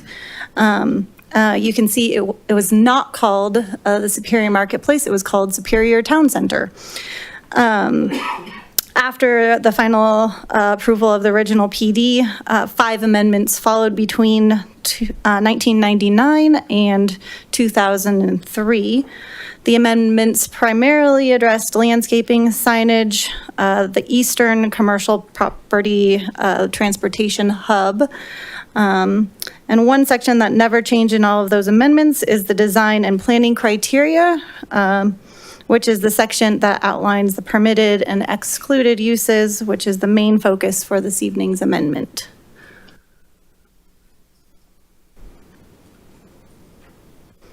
The amendment is proposing permitted uses and the amendment is amending. It's a lot of amendments. The sections for permitted uses and excluded uses of the design and planning criteria for the Superior Marketplace. It is specifically adding the full service car wash use allowance to pad site 8, which is outlined in the greenish section up here next to the RTD station. And then it is adding EV charging as a primary and ancillary use throughout the marketplace.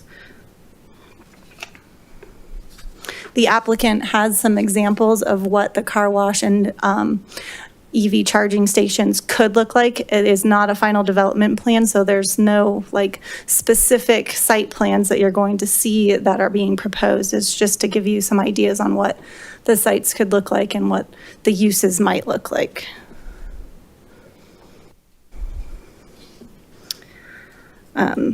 The sheets being amended within this PD amendment are sheets 1, 2, and 7, with the main changes being on sheet 7.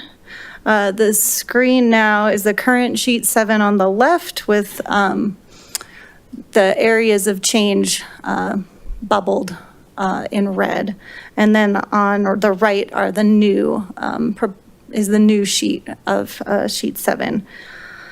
Some of the requirements pertaining to circulation, landscaping, open space, parking, architectural design, signage, and permitted and excluded uses are outlined on this sheet. The changes pertain only to the sections highlighted.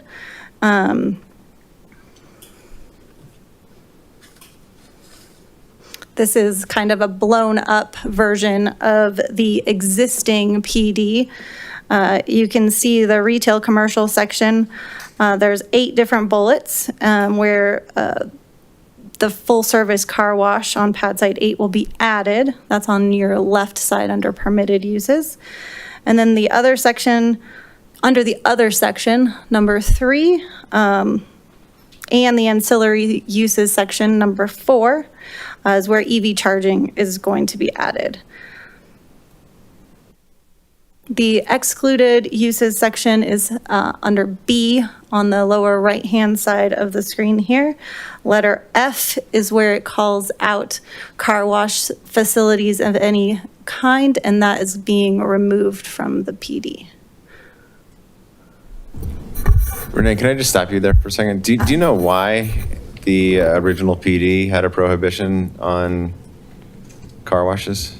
I do not. Is there anything in the files about I didn't find anything specifically related to we can all make presumptions on like car-centric uses, but perhaps the applicant or Brixmor Property Group might have a better understanding of why it was prohibited and why they're proposing to amend it now, like the why now question, I guess. But I did not find anything specifically talking about why not a car wash. Okay. So this is what the amended pages look like. Under A, permitted uses, you can see number H, the full-service car wash on pad site 8 has been added. Under other, the N, or sorry, not N, H comes after G. EV charging parking lot with EV chargers and equipment. And then under ancillary uses, B has been added, EV charging parking lot with EV chargers and equipment. And then under excluded uses, F was removed and all of the numbers changed below it. It's no longer on the excluded list of uses for car wash. Sheets 1 and 2 of the existing PD are shown on the screen now. They're not amending specifically anything on these sheets, but they're providing context for the proposed changes as part of this particular amendment number 6. So all of the sheets have been updated with new numbers. They show amendment number 6 in the top title area. And then on sheet 1 on the left, you can see the clouded area where they're just explaining what Amendment 6 does, detailing what's being added to the permitted uses and excluded from the and removed from the excluded uses sections. And then on sheet 2, there's a clouded area on the lower right-hand side there where it just shows the area of Amendment number 6 and calls out that it's part of pad site 8 and the overall marketplace for the uses that are being amended. Just again, to reiterate, the applicant is not proposing any changes to the drainage plan, grading plan, utilities, parking, landscaping, open space, signage, or fire plan that was approved with the Marketplace PD. And all of those items, along with any other requirements, will be addressed with a final development plan. Those might include traffic studies, architectural guidelines, fiscal impact reports, environmental studies, or other geologic reports. The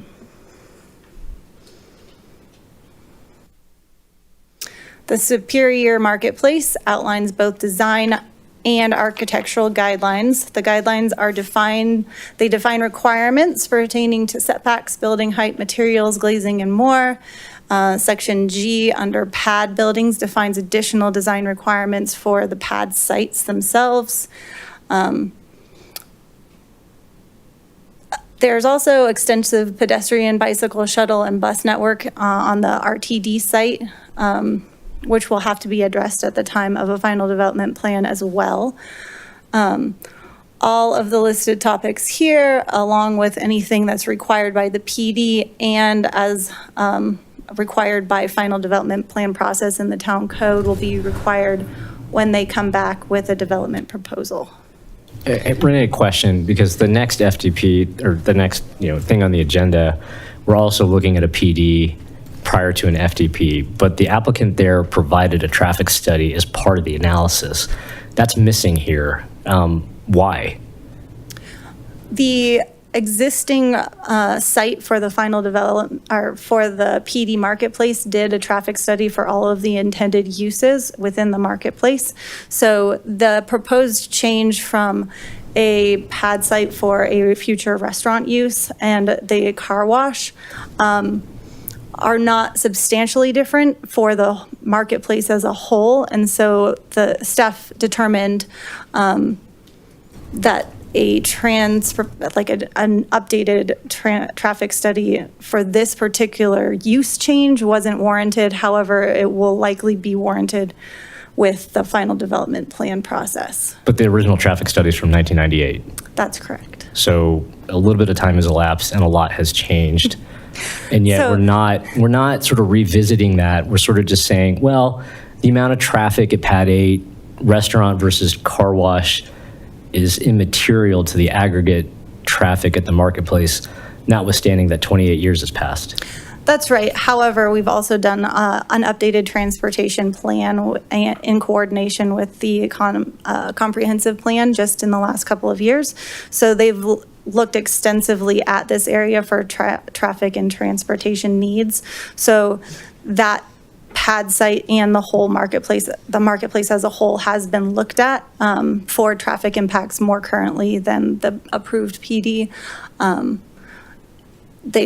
It was part of the conversation, and the decision was made between the applicant and staff not to require it at this time. You might ask the applicant about what types of transportation changes or how they anticipate, traffic to work on this. Thank you. The Planning Commission, within the packet, there's a resolution from the Planning Commission. They met last Tuesday on June 2nd. They recommended approval of this proposed uses for the Sixth Amendment to the Plan Development for Superior Marketplace, and a vote of 4 yeses and 3 nos. Generally speaking, the concerns,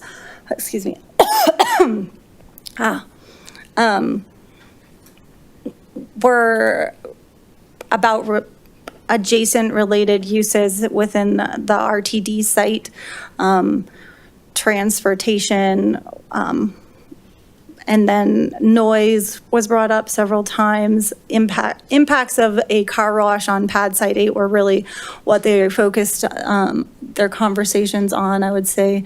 And then also a concern over potential residential developments coming to the marketplace and what that would do for approving these uses. But ultimately, they did recommend approval.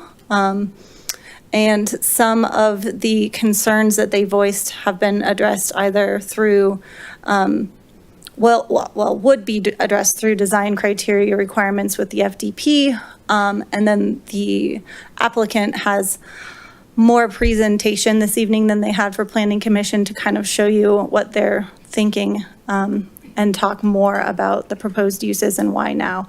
So I think that the updates to the presentations should hopefully, eliminate some of the questions that the planning commissioners had for them at that time. And you'll have new questions. So I am ready for questions if you so desire. And I've got a question. Notwithstanding what's in front of us this evening, and sort of probably on the theme of the Planning Commission, as the law stands now, and given the proximity to the RTD site, could this site potentially be rezoned for residential?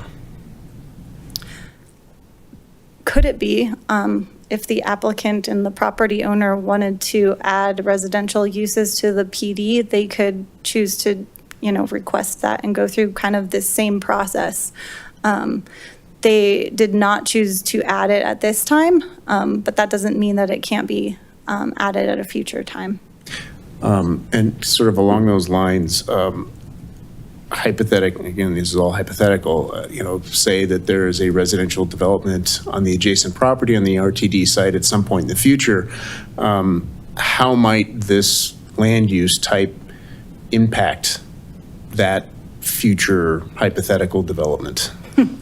I think the applicant's probably better to ask those questions. However, I will say that like with the final development plan, that would have to be addressed for sure, like pedestrian, bicycle, walkability throughout the marketplace would definitely be, you know, of top priority for a future residential development within the RTD site or within the marketplace as a whole, as with any other, you know, development that goes on within the marketplace, be it on pad site 8. And then my last question is probably for the applicant. I'll ask it of the applicant.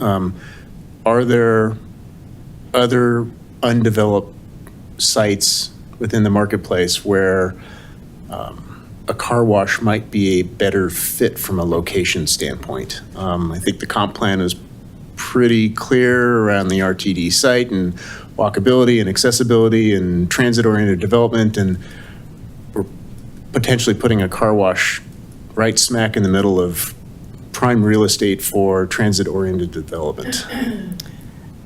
The pad site 8 is the last undeveloped pad site in the marketplace, so there's not an alternative location currently. That doesn't mean that, you know, there may be future developments, infill within the marketplace, but that there's not an undeveloped parcel other than pad site 8. Okay, great. Thank you. Renee, just a quick question. So the amendment adds EV charging as a permitted use PD wide. We have a supercharger station across the street over here from Tesla, and Electrify America is in Target parking lot. Between the two of them, that's like 68% of charging nationwide. And then everything is going to the NACS standard anyway, so superchargers from Tesla win. So, you know, within 300 feet of this site, there's, you know, all the electricity you could ever want to charge your car. So what specific charging gap is being identified, and was that positioned by staff, or Brixmore's bringing that forward, that there's a stated need for more charging? That was the applicant's request to allow that use as a primary use and as ancillary uses. The ancillary use is currently permitted, like you said, within the Target parking lot. They've added them. And the town, because of our sustainability goals and other things, we allow EV charging stations to be installed in parking lots as long as parking counts are not are maintained. So to date, none of the charging stations that have been installed have replaced any any required parking within the parking lots themselves. The primary use is a new use, and you might ask the applicant about the why a primary use and what that might look like. And got it. Okay, thank you. Does staff have any thoughts, concerns about charging stations being right next to high water use, like a car wash? I mean, I'm not an engineer, but I've always thought that electricity and water don't mix particularly well. It's a great question, and I don't have an answer for that. But I can drive my electric vehicle through the car wash, so I don't know. But you don't charge it while you're doing so. I do not. So that's one question that I have. Is there any precedent of this type of use being coupled? You know, I wouldn't want to be the first municipality to have this joint car wash / EV charging station and then find out that that was not necessarily a smart idea.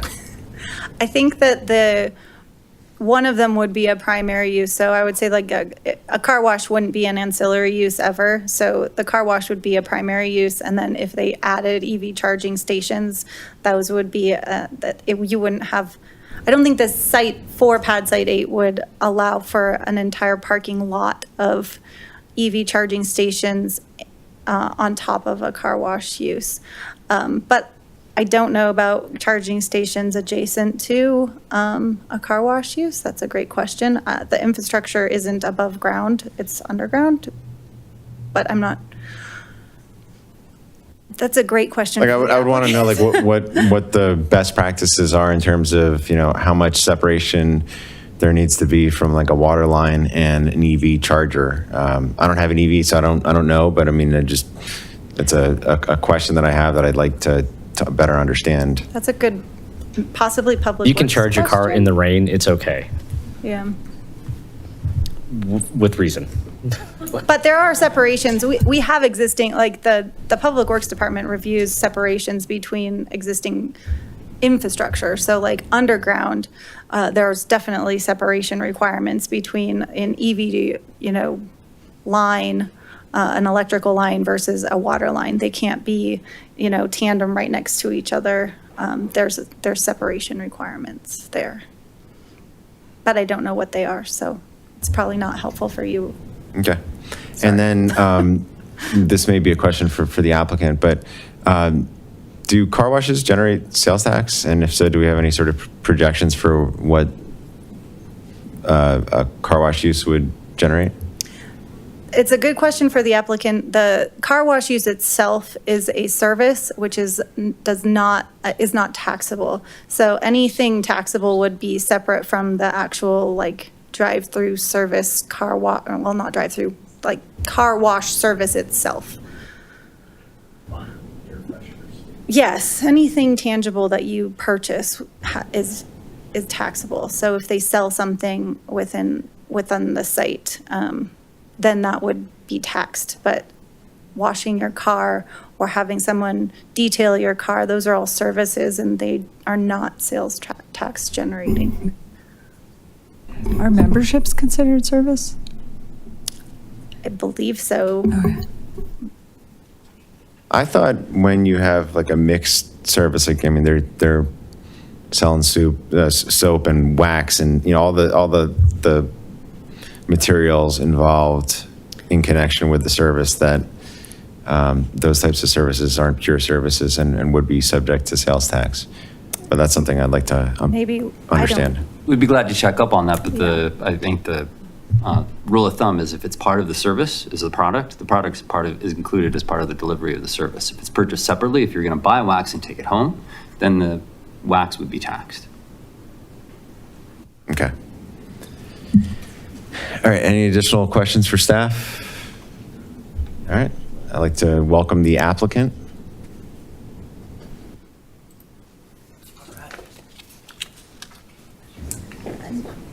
Just scroll the mouse. Okay. Thanks, Ernie.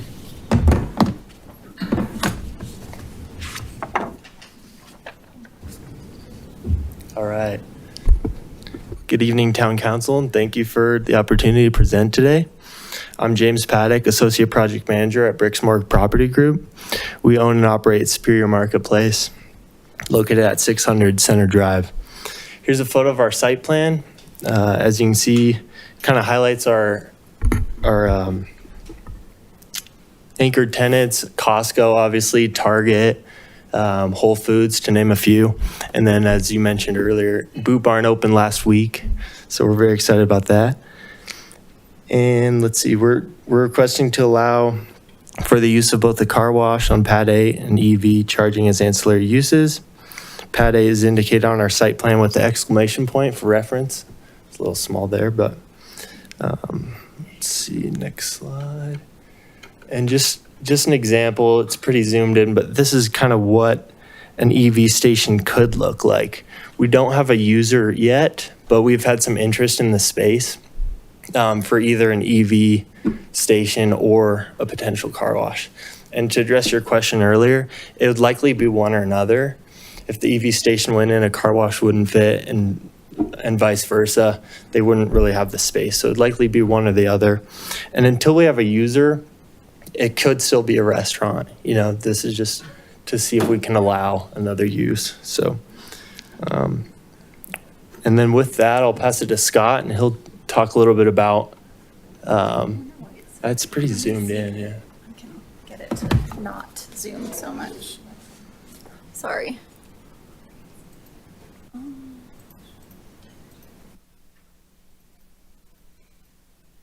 Okay. That should work better. Okay. Sorry. Let's go.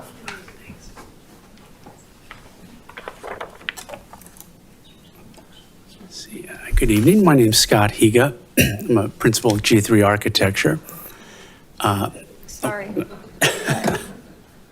We'll stick that down there. There you go. Okay. thought I'd provide a little bit of background on a car wash, how it functions, both from a building and a site plan perspective. We don't actually have a user, but we thought it'd be helpful to provide some framework about how the car wash works and how it's put together. So this slide up on the screen shows about a 2,000 square foot car wash. It's called a tunnel. Car washes are typically pre-manufactured.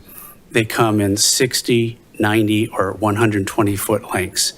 They are typically closed at the front and the rear of the car wash. So water vapor and chemicals are all internalized with the building. The car wash is typically prefabricated, pre-manufactured because it's primarily equipment inside the building. From a vacuuming perspective, the vacuum farm produces quite a bit of negative pressure. And so that's why vacuum farms are typically placed outside of the building. I think there was a question about noise and acoustics with vacuums. Because of the negative pressure that's produced by vacuums, they're typically placed outside. It could be placed inside. Perhaps a sound wall could be used to try to temper sound. But we are next to I-36, so there is a lot of background gray noise, which might help mask some of the potential noises that would be generated by the vacuum farm. Generally speaking, a car wash of this size or a little bigger would be placed on 3/4 of an acre of ground, could be as much as an acre and a half, depending on the size of the car wash and the vacuum farm. In this site plan, there are 2 cash stations to pay for the car wash. It's usually manned, and then you turn into the car wash. It's usually about a 5-minute process, and then you would leave the other end. From a building perspective, car wash architecture has really come quite a long ways. These are examples of a pre-manufactured building. And depending on the design guidelines, these could be wrapped in EIFS, in concrete masonry, stone masonry. This particular building has a stone masonry wainscot with an EIFS field above that. And then there's some use of metals and ACM, aluminum clad materials that populate the metal parts of the building as accents. So those are some perspectives, building elevations. You can see the closed nature of the car wash as you enter and leave the facility.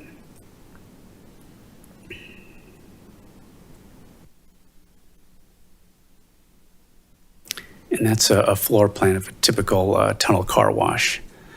So that's a little bit of background on the car wash itself. I think there was a question about EV charging and how that works. Typically, EV charging stations are more likely now high-speed charging, which uses 480, 277 volt power, 3-phase. It would have its own transformer. It has a secondary conduit that connects the transformer to a pedestal where an electrical panel is, and then it will distribute to the various EV charging stations. You typically don't have car washes mixed with EV charging. Those are typically separate uses and don't coexist together. I think that's about it. I'm happy to answer any questions if you may have some. I guess I have a quick question maybe for town staff, because I'm a little confused. Like if the PD prohibits a car wash, but does a PD prohibit an EV charging center at this location? I mean, because Electrify America built this without coming to the board. So I want to just make sure I understand the ask here, because it seems that we're being asked to amend the PD for potential car wash or an EV charging station, but my understanding is the EV charging station could exist under the existing PD without modification.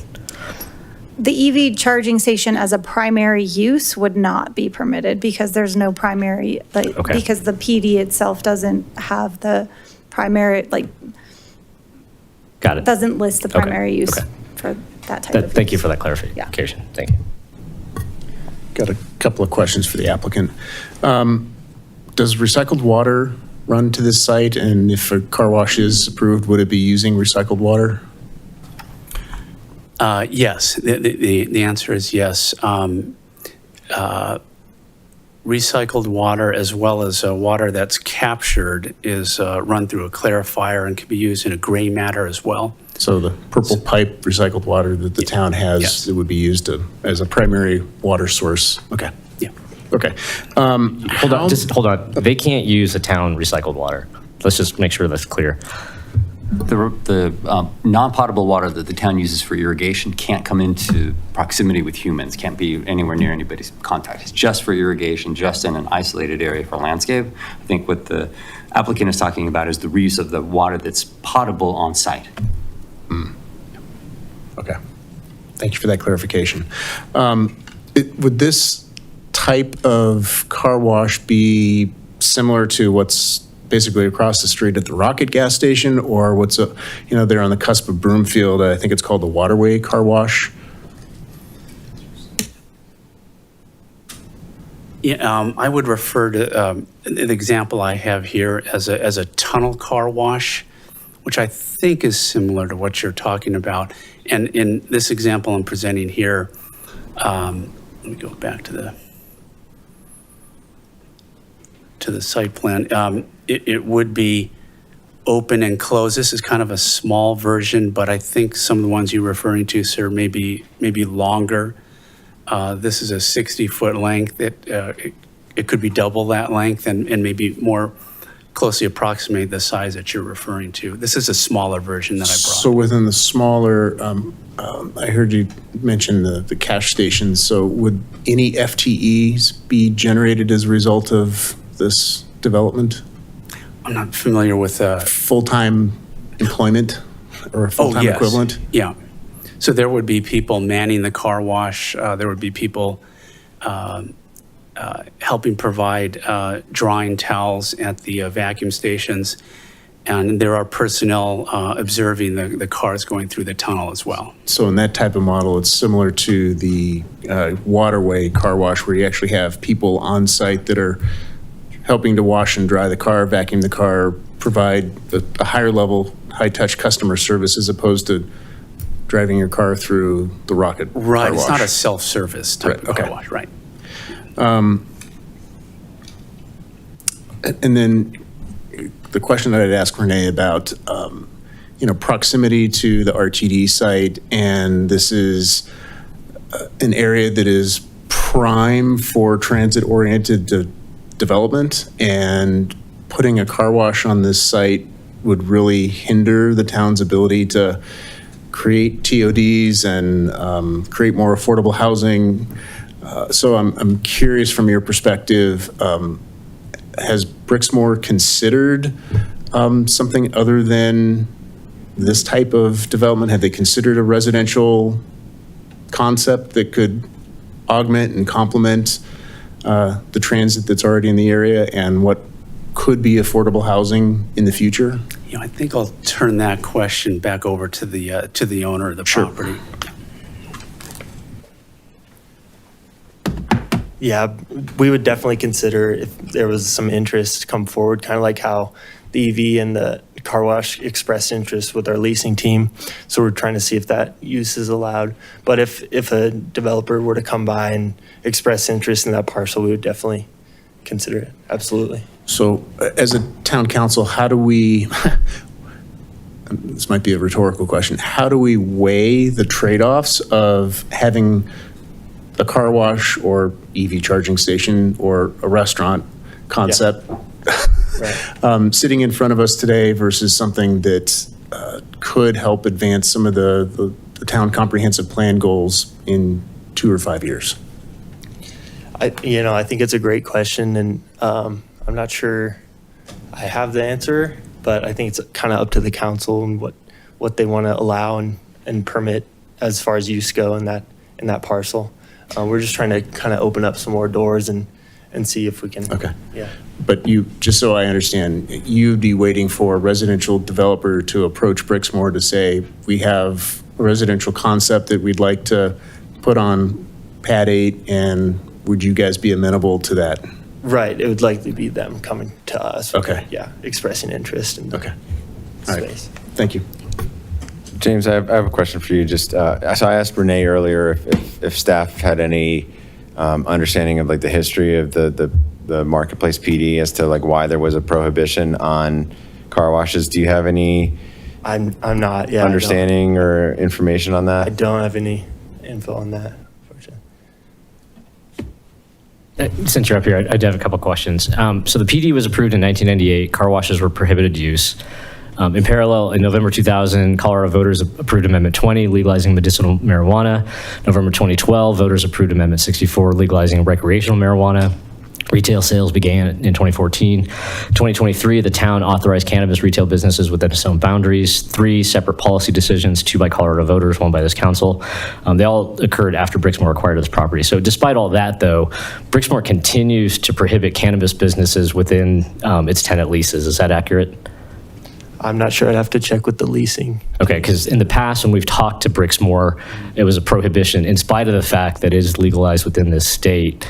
And really because what Brixmor is doing here is there's an ask to amend a PD that is 28 years old, but there doesn't seem to be any sort of reciprocity relative to state, county, municipal, opportunities here for, recreational marijuana. So really my ask to Brixmor, I'm a little disappointed that you're not even able to answer the question, is if Brixmor would be ready to relax that prohibition today, but it sounds like you can't answer that. I'd have to check with the leasing team. I just handle construction. So Okay. I'm not in the negotiation with the tenants directly. Okay, because I understand that this is a Brixmor rule for all their properties, but I would have liked to have that dialogue. So I guess we're done. Thanks. Okay. And actually, another question completely unrelated to marijuana, but in terms of car washes, and my colleague at the end sort of brought this up. The Waterway is a full-service car wash. I think it qualifies as 120 foot long. There's a car wash just right over here at Phillips 66. I think it's like 30 foot long. There's a Pure Clean Auto Spa on Colton. So we got literally, and then there's the Atomic car wash in Louisville. So we got 4 car washes within about a 2-mile radius. The interesting thing is in August 25, Pure Clean listed theirs for sale for $3 million. Their EBITDA in 24 was $250,000, and their net income was $130,000, like a 4% cap rate, which I get better than that in the bank. This is a crazy bad business, at least based on their inability to even sell. So I'm really curious in terms of what market assessment has been done here other than, hey, we think we can lease this, let's go get it amended, and then go try to sell it. Has more happened than that? Not really. It's kind of in initial stages with kind of leasing team and tenant negotiations. Okay, But thank you. Yeah. All right, thanks. Yeah. All right. Any additional questions for the applicant or staff? All right. Seeing none. Thank you, James. And thank you, Scott. At this point, I'll offer anybody in the public who'd like to give public comment on this. Come on up. If you can just identify your first and last name and.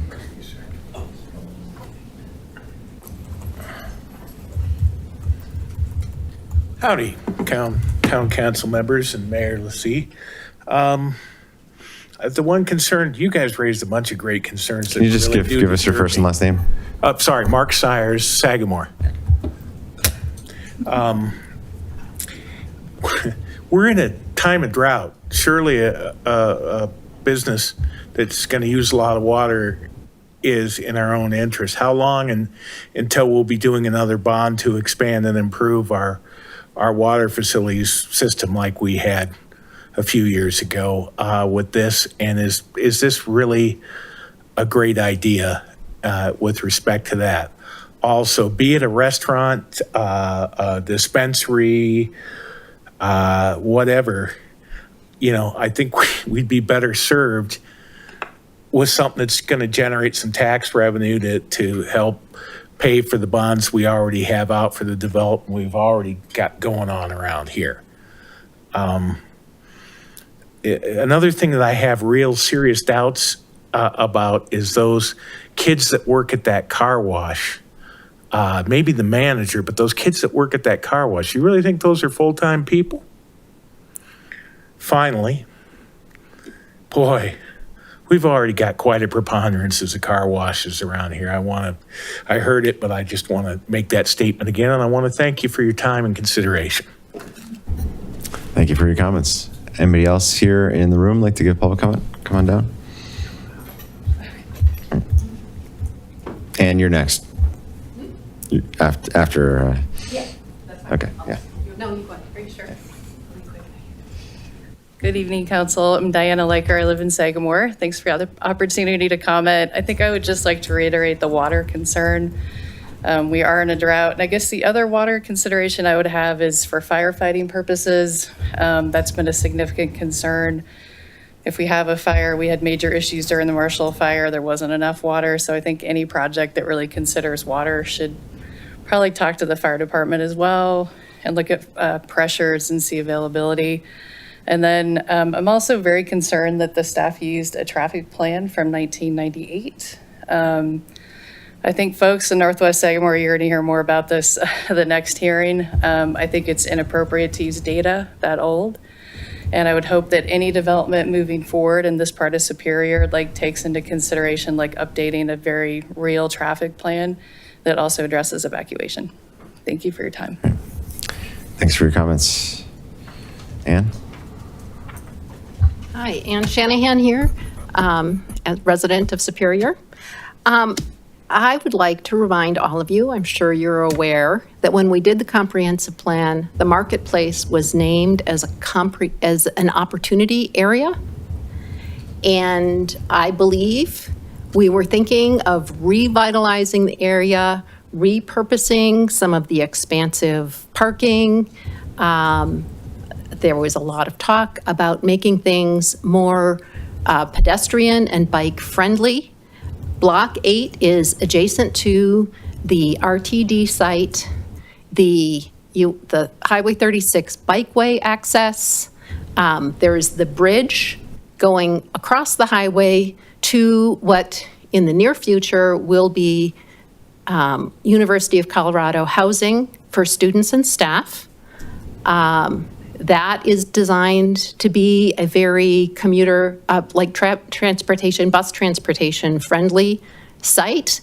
People will leave in the morning on the Louisville side, return on the Superior side for the most part.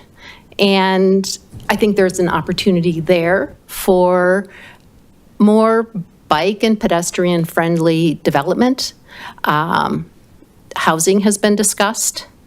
I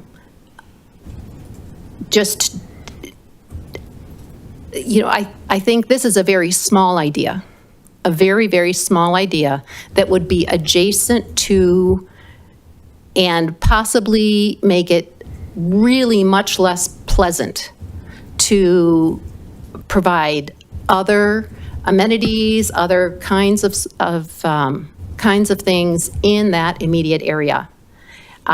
We don't gain any significant tax revenue from this. It is completely auto-centric, whether it's a car wash or an EV charging station. I think that we need to really be thinking about the marketplace and what it can look like in 5, 10, 20 years.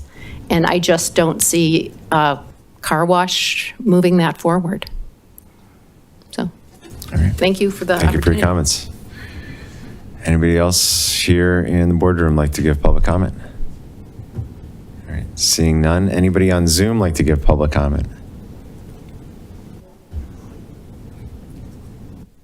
All right, seeing none.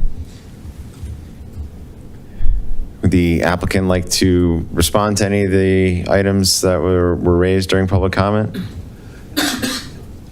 Okay, any final items that you'd like to address the council with before we close the public hearing? Okay. Any further questions for staff? Mayor, I have one additional question. And I don't know if staff is going to know this off the top of your head, so that's okay. Do we have an idea of what the property tax generation would be in an EV charging station compared to, let's say, a car wash or a restaurant? I realize I'm springing this on you at the last second. If you don't know, that's okay. I do not know. I'm sorry. That's okay.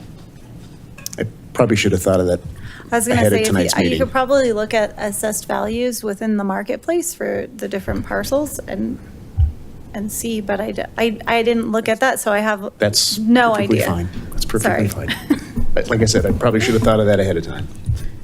That raises a follow-up question that I have that I don't know if you would know this right off the top of your head, and again, it doesn't matter, you can follow up, but would EV charging be considered a service, or is there sales tax from that?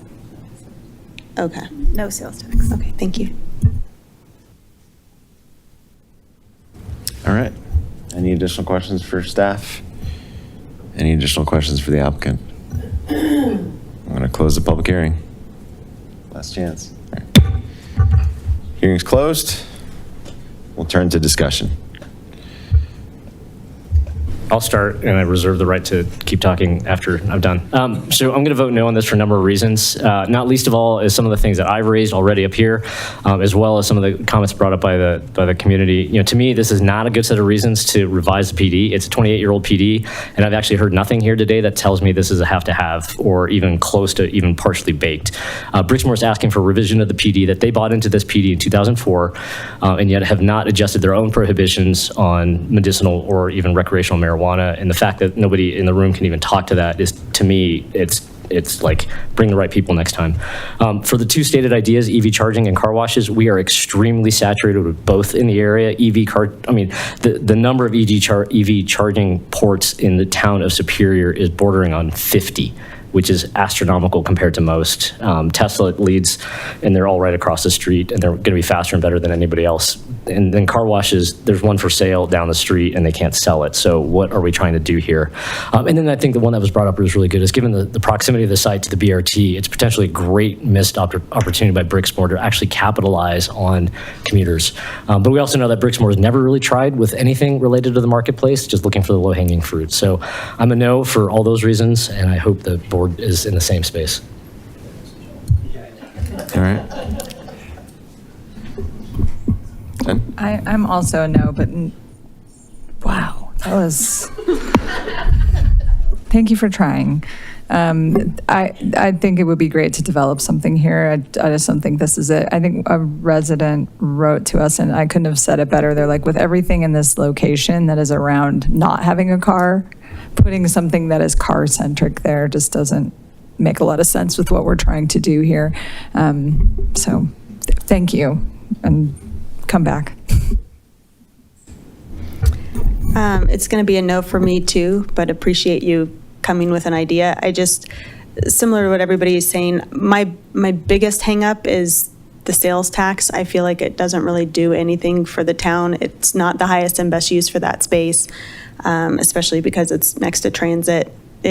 I agree, having something so car-centric doesn't make a lot of sense. And to Ann Shanahan's point, and thank you for bringing that up, I kind of feel like, given that we're trying to reimagine and reinvigorate the marketplace, I think this is, if anything, a detractor. So for me, it's going to be a no. Thanks, Stephanie. You know, I appreciate that Brixmor is bringing a concept forward. Because maybe this is a bit of an olive branch to say, hey, we are open to some new ideas and willing to talk.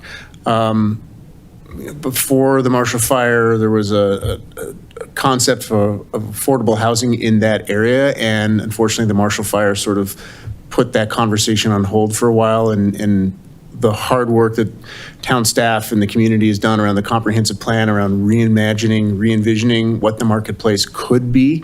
I would hope that based on the public comments tonight and some of the comments that have been shared from the dais this evening, indicate to Brixmor that we want to have a conversation around transit-oriented development. And I think there's an interest in reimagining that space in a way that's going to help our community meet a number of, whether it's housing goals, sustainability goals, tax goals. So I really hope that Brixmor is hearing that we want to have that conversation. I think whether it's the town manager, our economic development manager, the Chamber of Commerce, there's a high level of interest in having these talks and discussions for housing and other amenities that are really going to benefit Superior. I think there's a demand out there and an interest out there in having these talks. So if the car wash does not pass, then please take this back to Brixmor and say Superior has an interest in having bigger and broader conversations around re-envisioning that space.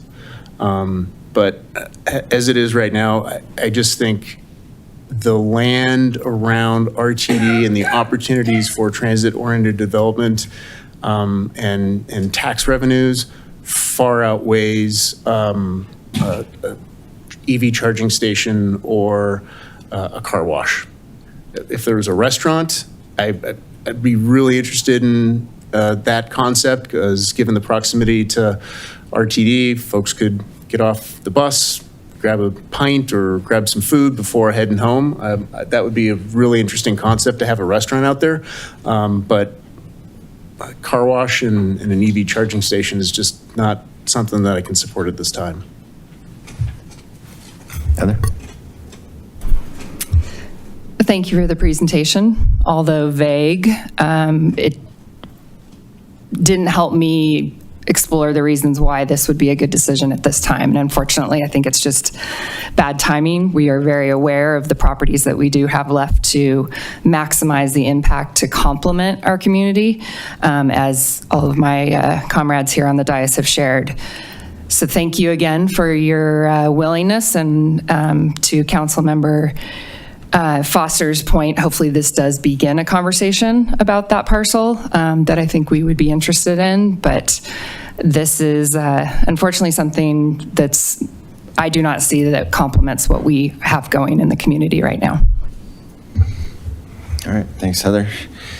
I'll conclude just saying thank you to Brixmor and to G3 for presenting this application. Sounds like there aren't the votes to support it. I probably would have voted yes, but mainly because I think that a car wash could actually be complementary to shoppers that are coming to the marketplace as a whole. It's like one additional item that they're going to be taken care of, and although it might not generate sales tax on the actual car wash, it's getting users into the marketplace, getting that additional traffic into the marketplaces. There are more people that are going to be shopping at Costco, and more people that are shopping at Target, at Whole Foods, and I think that there's a synergistic nature to development that needs to be contemplated when we look at these types of applications.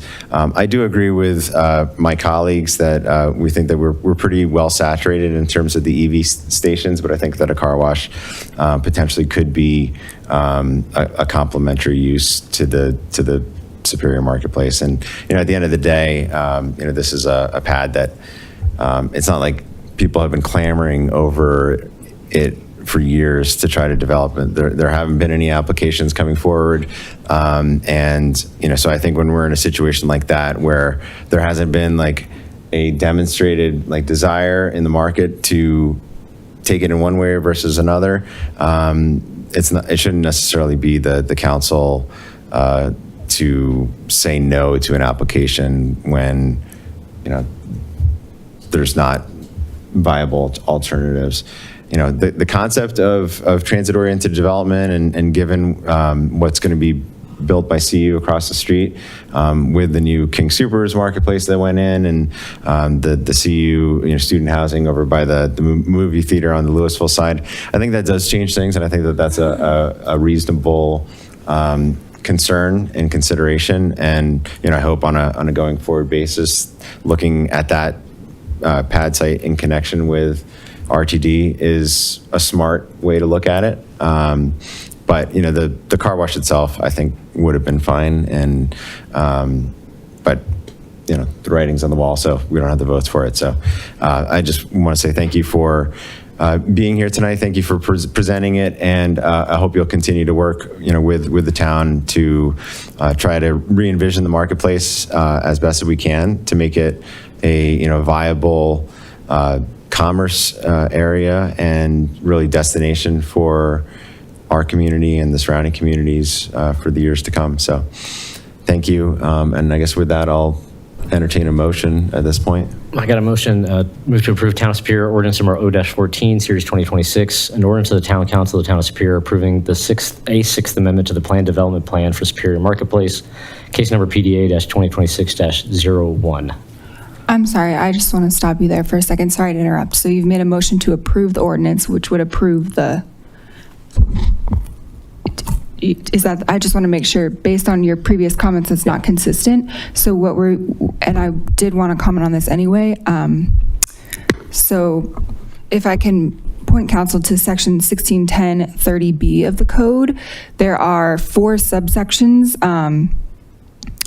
of approval criteria that we would be looking for, which are included within the ordinance. So if you're making a motion to approve the ordinance, you're making a finding that the approval criteria have been met. If you're making a motion, so I'm not telling you what motion to make, but if you are making a motion to deny the ordinance, then for the record, we would want to have a finding that at least one of the approval criteria has not been met. All 4 of them need to be met. Does that make sense? But if it's a motion to approve and it denies on the votes, then do you need to have that we need affirmative a motion to not, we don't want to be approving the ordinance if that is council's decision. Again, not telling you how to vote. Yeah, but if somebody makes a motion to approve and it fails, We haven't made any progress on the application. So that motion has failed and you have a failed motion. So nothing has happened. Does that make sense? yeah, we've done it differently. typically have never affirmatively moved to deny an ordinance, at least in my experience up here. But Okay. we'll follow council's guidance. I'm not saying we shouldn't. So do you want to change your motion? I think so. I'm not entirely sure. I will move to deny the ordinance. If they're not. But, you know, I guess I'm a little vague on, you know, the specificity in terms of the failure mode. So I guess my concern is that if you're making a motion to approve and the motion potentially fails, which I guess we haven't even taken a vote yet, then you haven't made a finding on the record of you've just failed to approve an ordinance on an application, but there's been no finding. Does that make sense? It does. You know, so what I could do is I can move to deny. I guess I'm not even sure. I was going to suggest I could move to deny the application on the premise that, you know, it fails to meet section 1 of what's laid out in ordinance number O-14 series 2026. That makes sense to me. Okay. That's my move, or that's my motion. That's your motion. Second. All right, so we've got a motion from Councilmember Shaw to deny with a second from Councilmember Craycraft. Let's do a roll call vote, please. Councilmember Miller? Okay, so just to clarify, because we haven't done this and I want to make sure I know what I'm voting. So a yes vote is to deny it, correct? Correct. Yes. Yeah. Okay, so then yes to deny. Just to confirm with council, so the yes is a yes to the denial motion. Correct. Okay. That's the motion that I heard. A yes is to deny at this point. Yes. Councilmember Craycraft? Yes. Councilmember Foster? Yes. Mayor Lasis? No. Councilmember Shaw? Yes. Councilmember Cowish? Yes. All right, the motion to deny has passed 5-1. All right, Thank you very much for the application. And it is 8:40. Why don't we take a 5-minute break and then we'll move back into our final items. Can I make a comment? What? Can I make a comment now? Or Yes. I just wanted to say thanks because new eyes are always a good thing. And this makes a lot of sense. It makes a lot of sense, and it's just not the way that we did it. So I just want to acknowledge that. Okay. Like, I wasn't trying to confuse the council. No. This is great. It makes so much sense, and I just wanted to acknowledge that we are very open to doing things the right way. And I'm sure you have been. Thank you for bringing that to our attention. So. And we appreciate you being here pinch hitting for your colleague who was in a bike accident and is not available to be here tonight.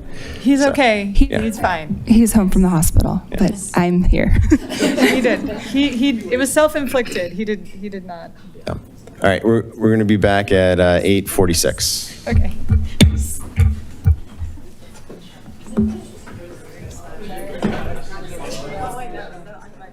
Well done.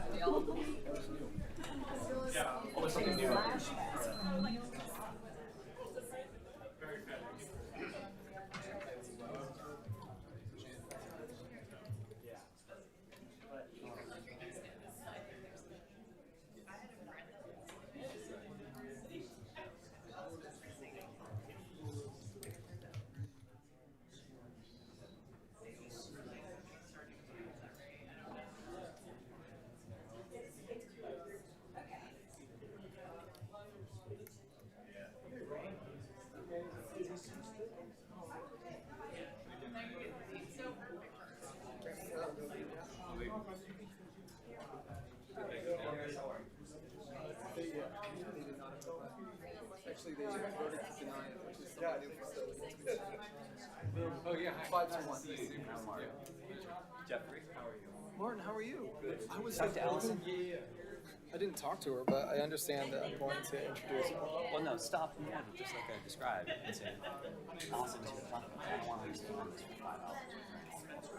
So you want to talk about evaluation and stuff?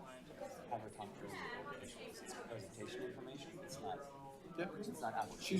She's gonna take up where I left off, and I'll mention her when I talk about it. Yeah, exactly. If the council wants to do that, you'd be glad to have her do that either at any point that you and Renee think that makes sense. Yeah, we talked about it. Yeah, okay. I talked to Renee.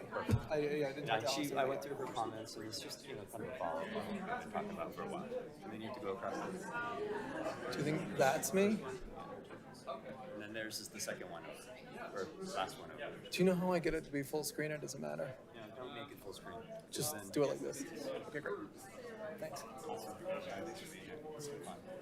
This is gonna be. Okay. Your presentation's good.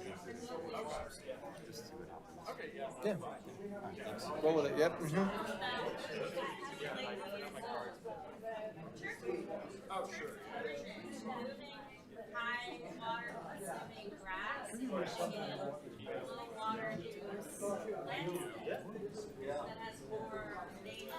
You're here to recommend a book? Well, I thought I might read it if I'd already heard your presentation. You don't want to hear my presentation with me? He speaks right into the microphone. Oh, God. I mean, this is dreadful, and it's been like this for months. Oh, the mic you can't The hear? microphone. Oh, I see. The microphone might as well not be there. I'm not even that close to the back. Well, if it's been that way for months, why did you wait till now to tell me? Because I've always been sitting Oh, right there. well, thanks for letting me know. There was. Oh, yeah, I'll just speak right into it. Yeah. See, it's been pretty difficult. Thanks for letting me know. I'm sorry. That's okay.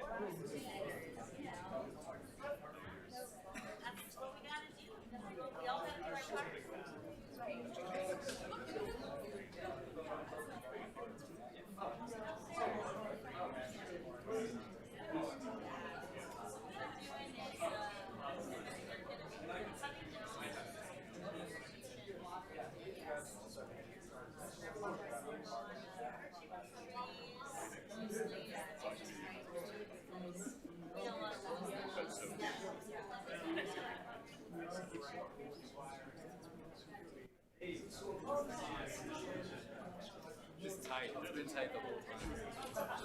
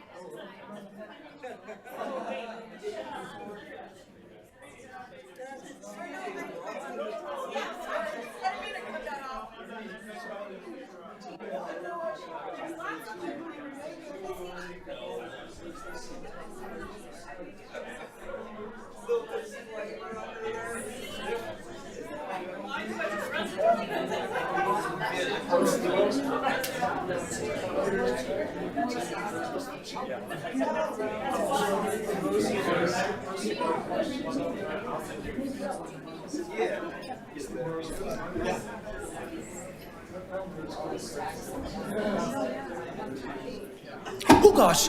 Oh my gosh!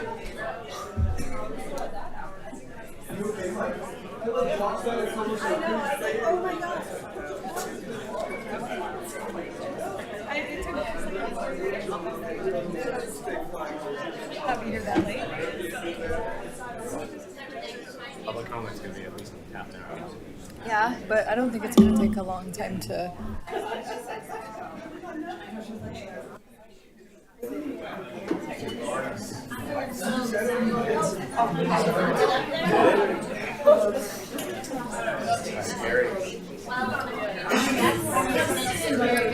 Hi, Renee. Go into the back so that I can open my computer and not like, from the back. I can like see what I'm doing on my computer. Taking notes, writing emails.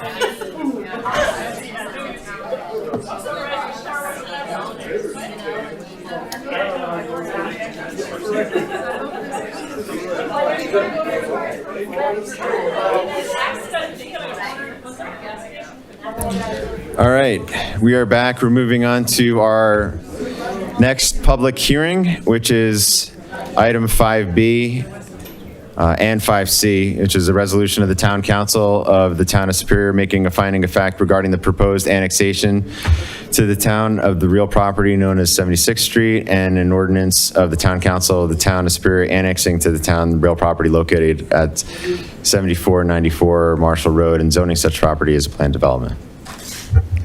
Do we have proof of publication? We'll gavel it in. Turn it over to Renee. I'm back. This particular item is just the approval, saying that the site that we're choosing, that is the topic of the next item, it is 7494 Marshall Road, is an annexable site to the town. It's gone through all of the requirements for substantial compliance and the petition and everything. And this evening, the finding of fact is just that it is an annexable site and that council is wishing to consider it as an annexable site.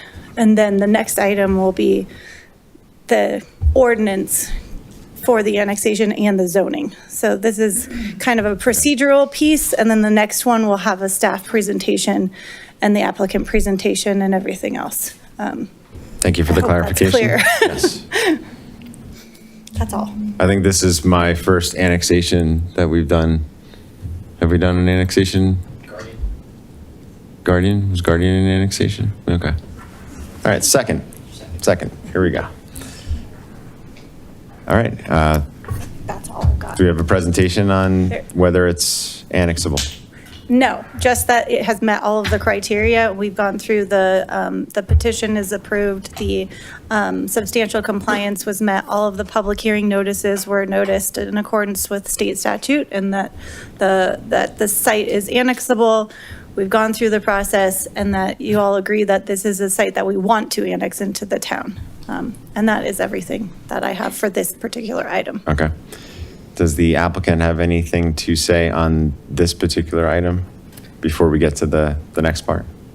I don't think so, no. They're saying no. All right. All right. Do we have any questions for staff on this question? So, and it's in the memo. So why does the town need to annex it, and why can't this just be built at Boulder County? The property is zoned agricultural in Boulder County. But the not rezone sure yet. request and all that could go through to Boulder County. Instead, the town of Superior is asked to annex in the land and do the same thing. So I'm just curious, like, why Superior and not Boulder County? I think there's benefits to being part of the municipality, and because it is adjacent to and part of our 3 Mile Plan, that the site itself has been considered as a potential for annexation for a long period of time. So the applicant brought it to the town to annex and then zone. They didn't approach I don't know that they approached the county to build it in the county, but there's benefits to bring it into municipal services for water and sewer and things like that. Water and sewer is actually, that helps a lot, because running water and sewer from the county would probably be prohibitively expensive. That helps. Thank you. Any additional questions on the question of whether it's annexable? Right? Or the criteria? I have not the annexation itself. Right. But. As I understand, this is just a procedural vote because they've sort of ticked all the boxes of doing what they needed to do. They followed all the rules that they needed to follow, and the vote on whether to annex or not is no judgment on the next item. It's purely on whether or not they have done the proper due diligence to have the property annexed into the town. That's correct. Okay, thank you. And we've already had an item on our previous agenda about the petition, the signatures that were required, the notice that was required in order for it to be properly considered as an annexable property.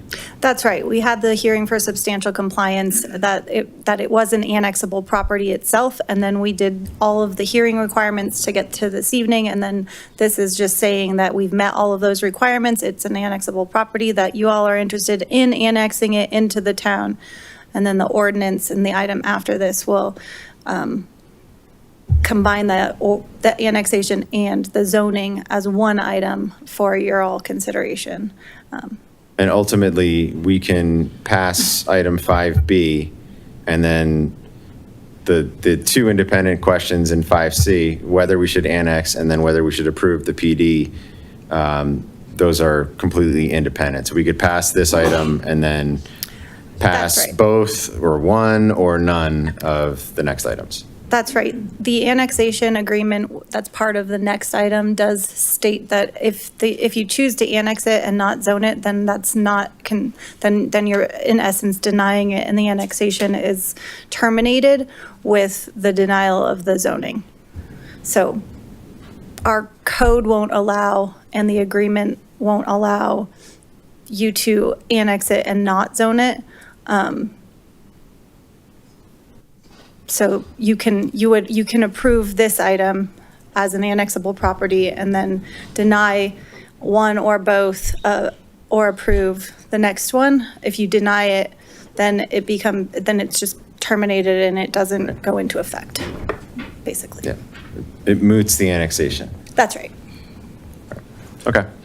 Any additional questions for staff on this? All right.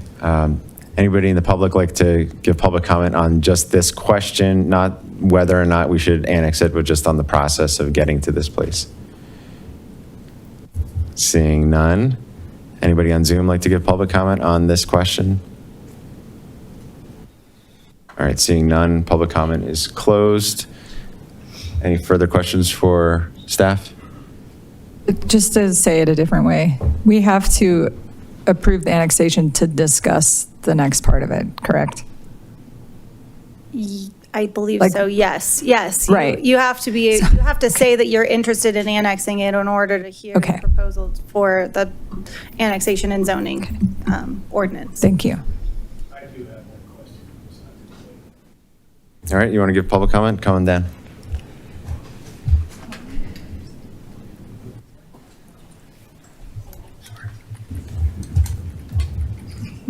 Try it better this time. Mark Sires from Sagamore. So it's prohibitively expensive in the county of Boulder for this development to work out. So we feel motivated to possibly annex this land to make it more affordable for this to happen. So my one question on this part of it is, how is this a benefit to the existing residents of Superior, and does it do anything to preserve open space as was designated as a highly desirable in the survey? And I want to thank you. Thank you for your comments. Any additional comment on just the process of getting here? Okay, seeing none, public comment is closed. And any additional questions for staff?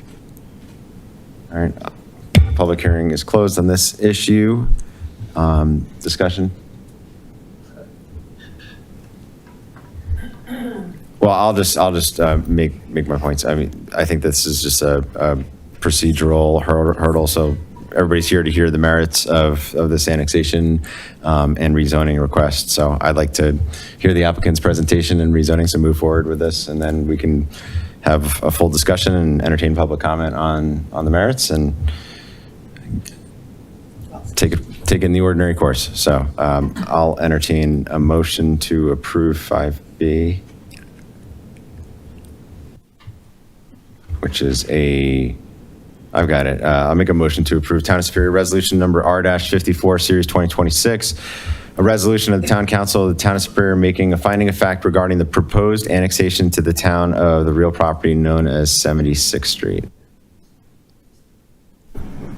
Second. Okay, we've got a motion from Mayor Lasis, a second from Councilmember Shaw. Let's do a roll call vote, please. Councilmember Foster, Yes. Councilmember Cowish, Yes. Mayor Lasis, Yes. Councilmember Shaw, Yes. Councilmember Miller, Yes. Councilmember Craycraft. Yes. All right, passes unanimously. And now we're on to item 5C, which is an ordinance of the Town Council, resolution of the Town Council annexing, sorry.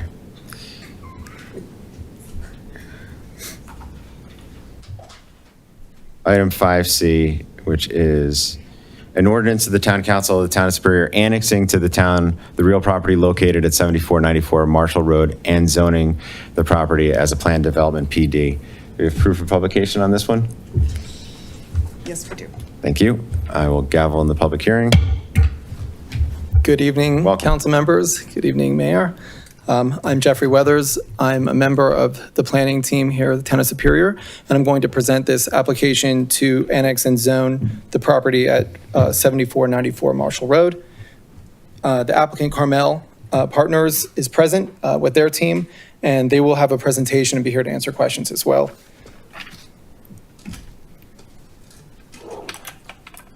Doesn't work this way. Doesn't work this way. Thank you. This is the vicinity map of the area. The map reflects the site of the proposed development on approximately 12.76 acres. It's a lot located on 76th Street between US 36 and, between Marshall Road and Sycamore Street, just west of the Costco at the Superior Marketplace.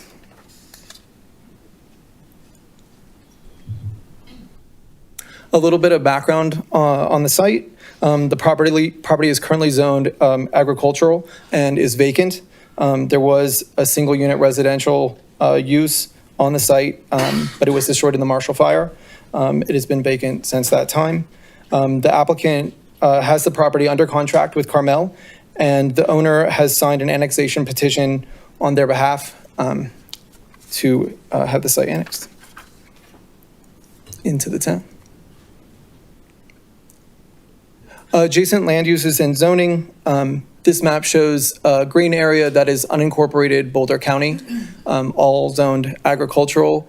There are some residential uses on this portion, and this portion. This is zoned agricultural, but is open space as you move this way. You also have this area in blue is part of the town, inside the town boundary. It is zoned industrial, light industrial, and is currently a CDOT facility. This purple area, including this recently annexed area down here, is part of Guardian Storage, and they have a PD, so their own zoning on that area. The yellow area is Sagamore, which is a residential area with about 171 homes, single unit homes. And the red area is a PD zone, Superior Marketplace. It is retail.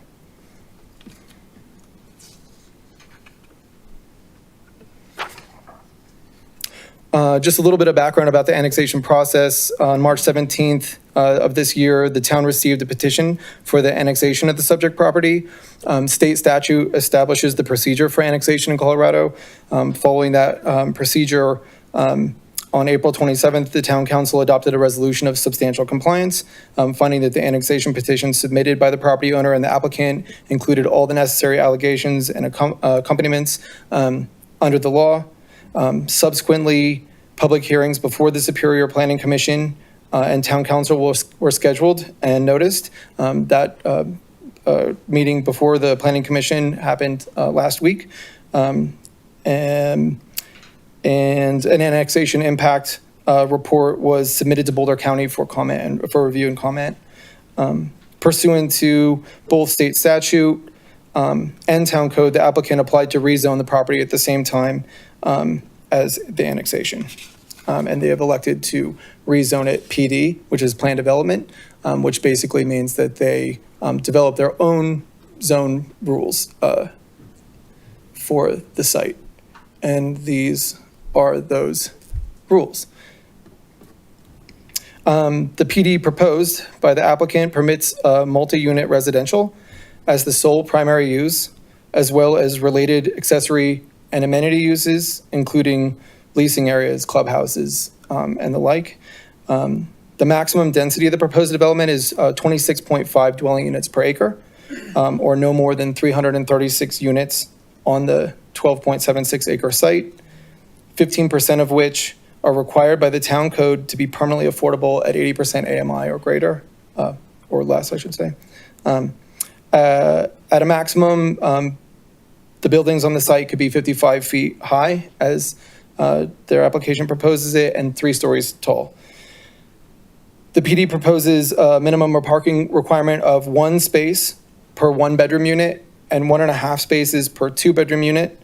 The PD application does not specify for 3 bedrooms or greater, so I take it that there will not be 3 bedrooms or greater on this site, with provisions for uncovered bicycle parking as well as allowance for bicycles to be in the units.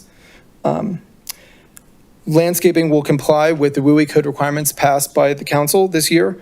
That is wildland urban interface requirements.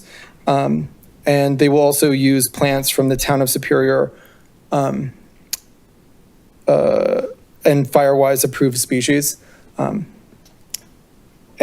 the PD proposes architectural guidelines to ensure that the buildings will have differentiation and visual interest. I'll let the applicant go into more detail on those pieces if you want to dig in there.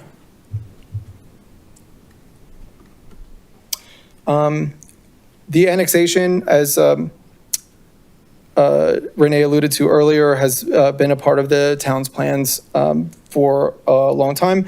The 3 Mile Plan has identified the property as for potential annexation. The property, as I said, meets statutory requirements for annexation. And the property has also been recognized in the last 2 comp plans, at least in 2012 and 2025, as an opportunity zone for development for the town. In the 2012 comprehensive plan indicated that light industrial, flex space, community-oriented uses such as ball fields or medium-density residential uses were preferred for the site. And the updated 2025 comprehensive plan identified light industrial and residential uses between 6 and 25 dwelling units per acre as optimal for the site.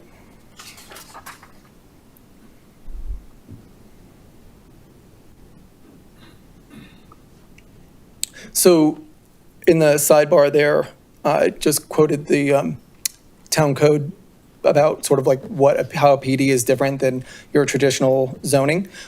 So basically, it allows them to negotiate for their own development standards. And so that's, a bit of what is being presented tonight is this particular development as they've envisioned it acceptable to the town. A couple of areas of divergence from town code are the parking.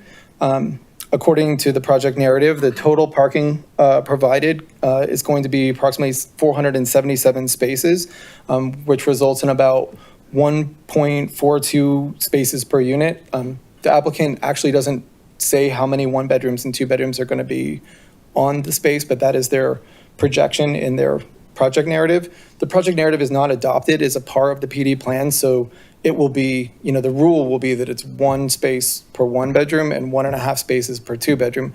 But they're proposing in their project narrative, they say that it's going to be about 1.42. And just to give some context, because they don't give a specific justification for why they think that's sufficient. The town code, as we write it, I think is 1.5 spaces for 1 unit and 2 spaces for 2 bedrooms, and so on and so forth. So that's slightly under what we typically require. But the proposed parking ratio is similar to the apartments in downtown Superior, which have a ratio of about 1.37. So it's pretty on par with spaces per unit there. And for the most part, for the most recent parking counts, the town has ample parking in the downtown, and no issues have been reported by Origin or its neighbors to say that there is, some lack of parking in the downtown. So that seems like a workable ratio to Public Works, and the planning staff had no concerns about this discrepancy. As far as landscaping goes, some of their numbers do not meet what we typically would see according to town code, but most of that has to do with compliance with the WUI code that we pass, which restricts the density and placement of plants near buildings. So they basically put in what they could, and we're limited by that code. So it's basically where their building allows just this much and not more. No public streets or spaces are proposed, so there's nothing that the town will be responsible for. In the end, this is all will be their private property. Jeffrey, just a question on parking. With downtown, it's interesting because there may not be any specific issues with Origin, but there's spillover. There's places that the parking can be absorbed. This is sort of a single road in and out. People can't park along 76th Street. They can't park at Costco. We see this at Saddlebrook where people are starting to park down at the dog park and just walk up the hill. How has staff sort of contemplated the restrictions here and how excess cars are absorbed in the area? I don't know that I've seen any evidence that would be necessary. Okay. So yeah. Okay, To me, that's when fine. I look No, around that, okay. I have not noticed that concern anywhere. I tend to think of overparking as more of a problem in this town. I don't disagree that parts of this across the town front, have a not just- lot of excess parking, not least of which is the Target parking lot. But Yeah, I but it is think true. Yeah. Okay. You can't spill out onto 76, so that won't be an option. So if you could take that as a good thing or a bad thing, but it is true. Okay. Thanks. Yep. Any other questions before I move on from this? The proposal helps Superior meet many of the goals identified in our housing strategies, transportation plan, and comprehensive plan. The PD proposes up to 336 units for rent, 15% of which, or up to 51 units, will be permanently restricted at 80% AMI. That is between about $85,000 for a one-person household or $95,000 for a two-person household, as required by the town's inclusionary inclusionary housing ordinance. The project delivers housing with easy connections to Superior Marketplace, regional transit at the US 36 RTD Park and Ride, employment centers in town, and open space. It offers amenities like pools, playgrounds, clubhouses, and staff finds that these relatively small 3-story apartment buildings create the type of missing middle housing that potentially support young families, people with school-age children, local workforce, and seniors. The comprehensive plan also identifies particular constraints for the site. Specifically, it calls out the existing pond and drainage swales, the buffer to adjacent residential, that there is a lack of pedestrian and bicycle connection currently, and significant wildfire risk being on the cusp of that wildland urban interface. The comprehensive plan identifies those constraints, and the applicant has responded to those in several different ways. They commissioned a habitat assessment report. It concludes that the wetland features are artificially irrigated and do not require mitigation, as they are not regulated by the state of Colorado or the U.S. Army Corps of Engineers. And the report does not identify any species that are protected by law, and concludes that the area is a transitional urban edge already surrounded by development, and that the current proposals have no significant impact on wildlife. The proposed development has an enhanced setback adjacent to the residential property to the north, which I can back up a little bit, show you which one I mean. That's this one. So they've increased this setback to 20 feet. Which provides a total buffer of 170 feet between buildings approximately. The buffer between the setback and the nearest house and Sagamore is about 600 feet. The proposed roadway improvements related to the development will also benefit just everyday users that are traveling this corridor. But basically, the transportation plan, the plan is to build out this road according to the transportation plan specifications, so to provide all of these things that I indicate here, which is curb, gutter, bike lanes, sidewalk along 76th Street. So that helps the people that will live at this development as well as at adjacent developments. The transportation plan and the traffic study provided by the applicant find that the intersection of Marshall Road and McCaslin Boulevard provides adequate capacity to continue to serve this intersection at an acceptable level of service with proposed area development. So that when they mean proposed area development, they're thinking of, if the proposals that we've seen in the past come to fruition at the marketplace and the RTD site, and that includes the build out of Guardian and this site, so they've taken all those numbers into consideration, and they still conclude that we're okay at Marshall and McCaslin, especially given that next year we have budgeted in 2027 some improvements that add an additional turn lane to the right and left at that intersection headed east.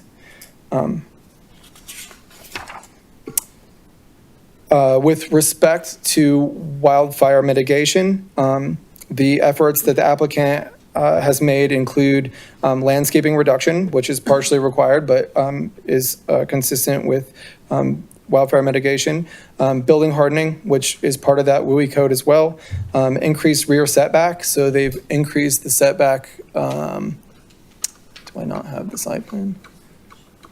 Well, the applicant can show you exactly where it is, but on the western edge of the property, they've increased the setback to 30 feet, so there's a fire break there.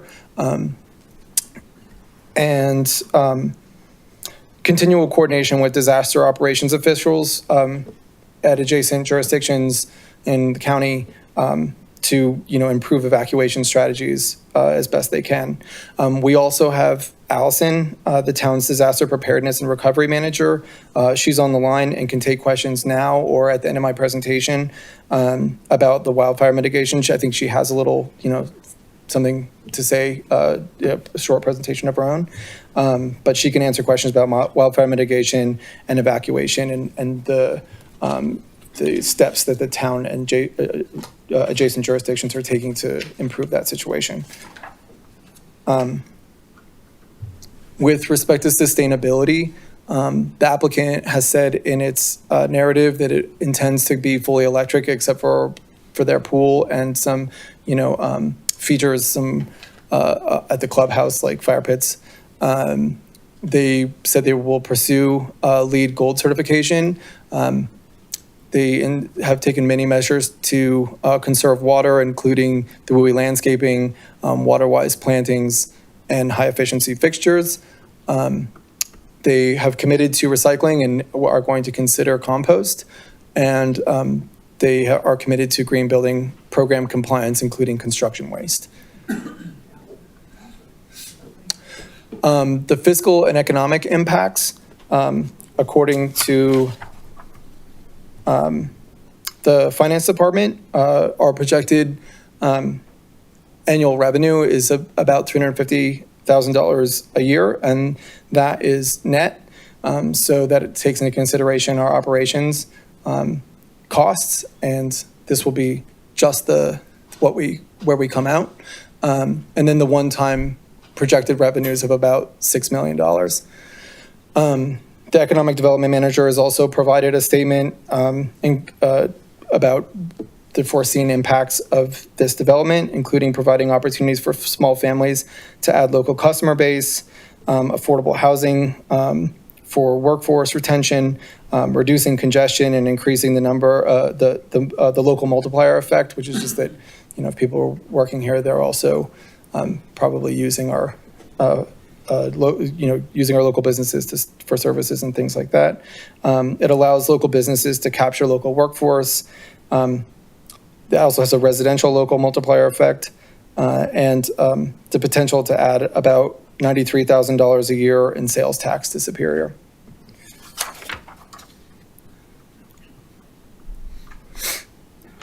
If the town council finds the application meets the applicable criteria, staff has provided a resolution R54. Oh no, you guys already did that one. Never mind, we have and you passed it. It has provided ordinance 015 series 2026, approving the annexation of the property and the planned development zone district for 76 development, with the conditions that the applicant shall make minor technical corrections and red line corrections to the plans as identified by town staff and directed by town council. This is maybe a good time for Allison to jump in. Let's hear from Allison James. Good evening, everybody. Can you hear me? Yes, we can, loud and clear. Great. Hi, Mayor Pro Tem and Council. I just have a little bit of information to give you. During the review of the Carmel Development application, evacuation planning and emergency response considerations have emerged as topics of interest in the public discussion surrounding the proposal.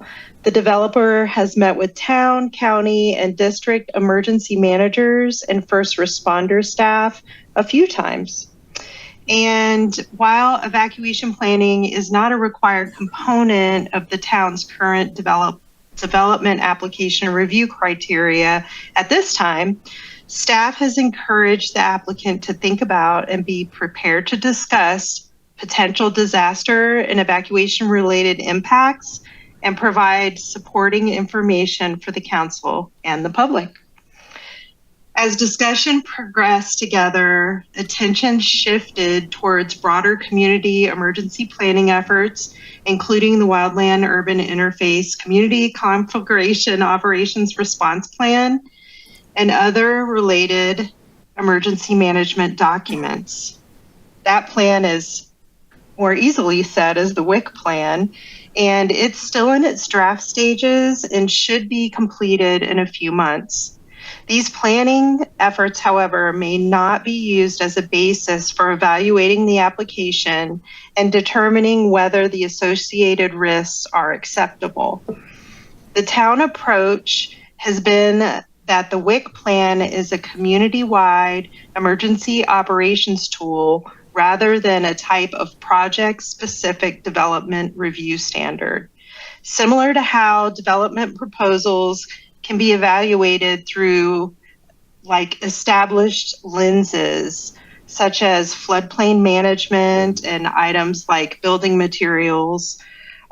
Through that lens, wildfire considerations can inform broader policy discussions about risk, resilience, infrastructure investment, and really emergency preparedness.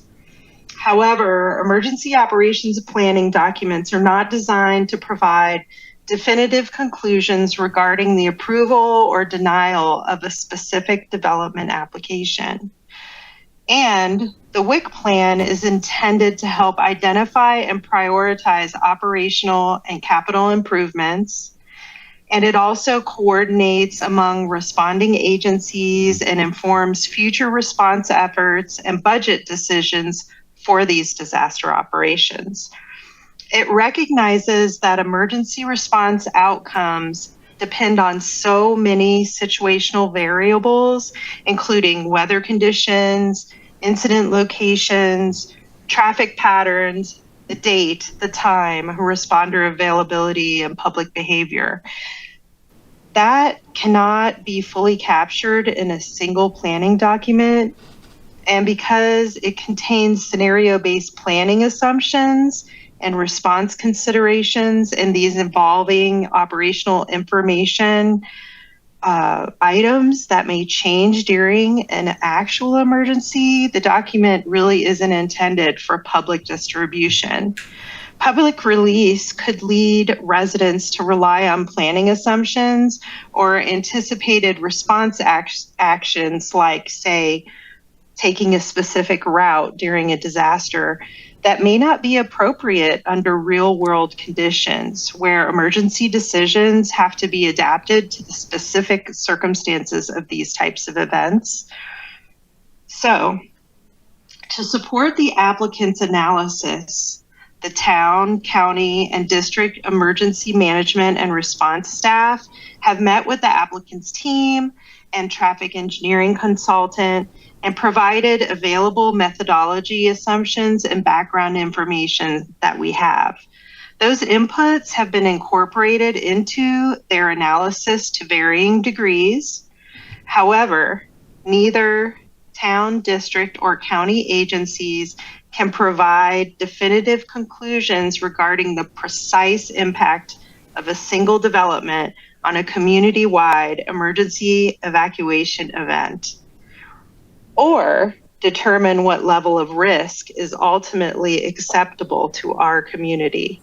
The council's policy judgment regarding risk tolerance and development decisions remains separate from the technical role of emergency planning agencies.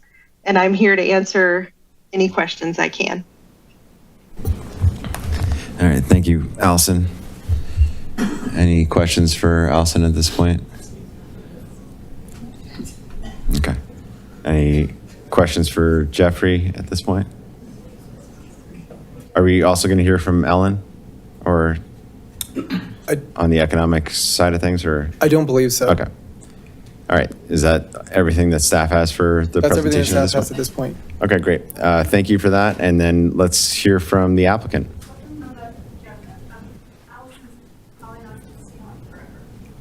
Oh, yes. This may be your opportunity to speak with Allison if you want to.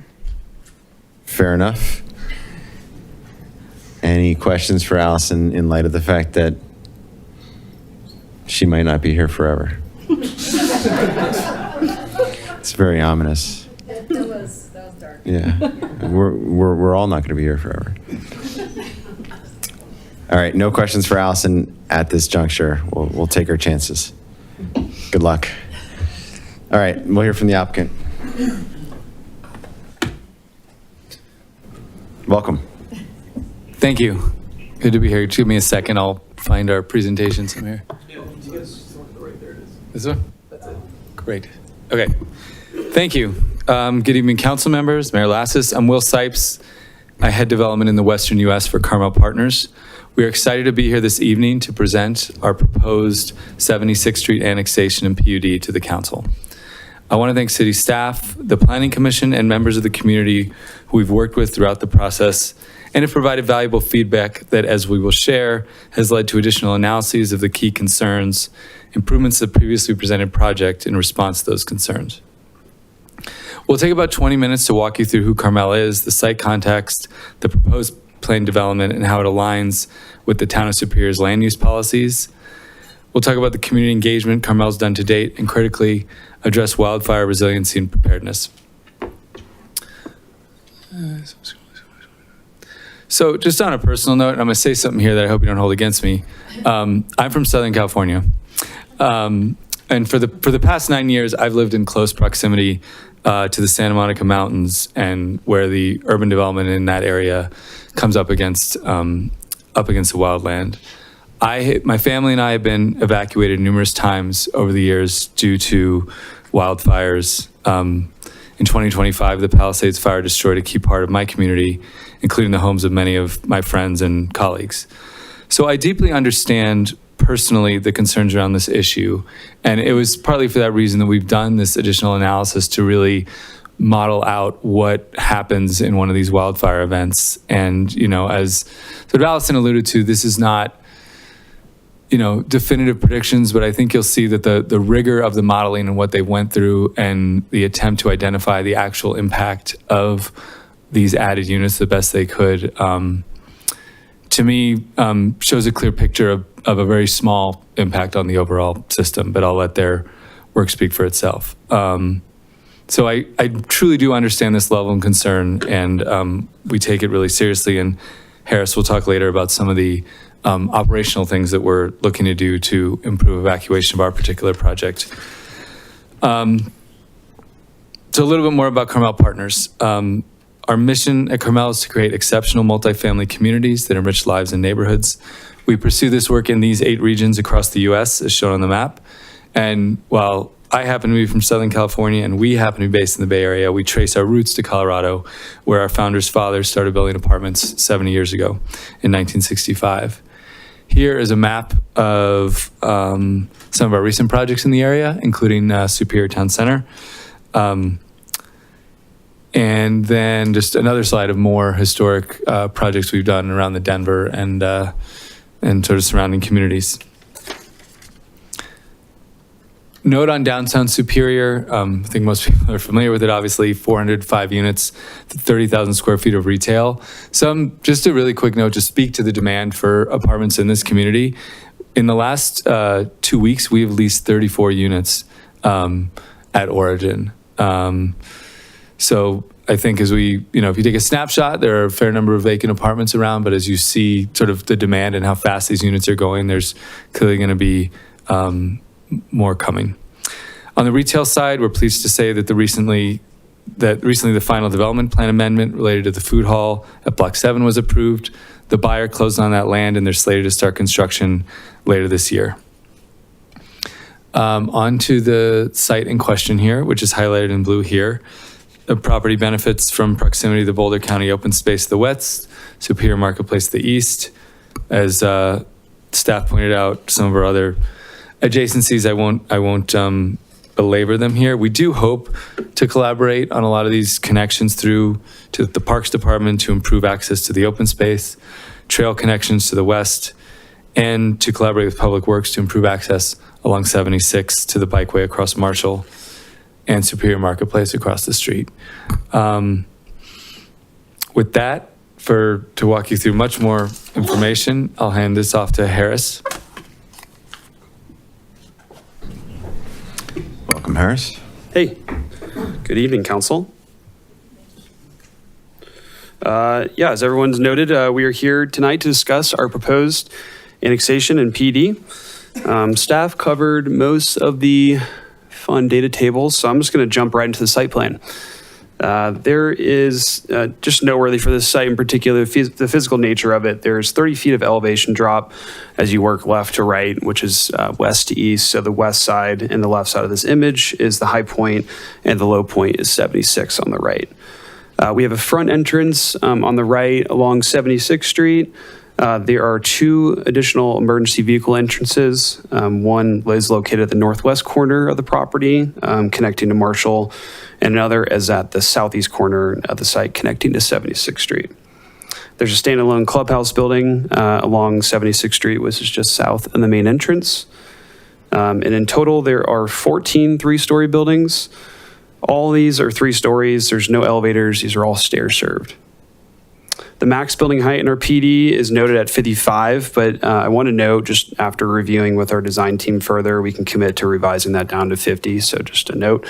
The building itself, from the finished floor of level 1 to the peak of the roof, is truly 42.5 feet. Per the municipal code, the way you measure building height is measured by taking the adjacent exterior grade 10 feet off of the building. And so, as we just discussed, the slope on site, most of these buildings are being built into the existing sloping on site, and that additional height allowance between 42.5 to 50 is an allowance to reflect the existing grade changes. And just for reference, Sagamore's PD has a maximum height of 32 feet. Guardian Storage existing buildings are just over 30 feet tall, and Costco is roughly 35 feet tall. In total, this is 336 units, which is 26.3 units per acre.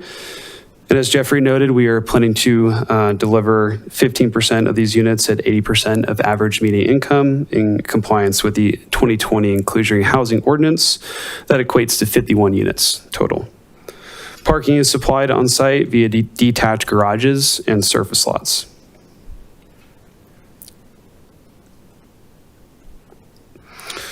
Here's an exhibit our landscape architect, who's here with us tonight, put together regarding Wildland Urban Interface Code compliance. This code was issued by the state and adopted by you all earlier this year. The code itself is a set of statewide minimum fire standards designed to make new structures more ignition resistant in designated wildland urban interface areas, which includes this property. This exhibit demonstrates in particular that trees and plant material have appropriate separation from the buildings themselves. We'll go into further detail about our code compliance in a few slides regarding the WUI code. But lastly, just to highlight the point Jeffrey was making earlier on the western property line here, this is a 30-foot fire break we incorporated where it would be fully rock mulch and no landscaping. Now jumping into open space, the site design results in 47% of total open space.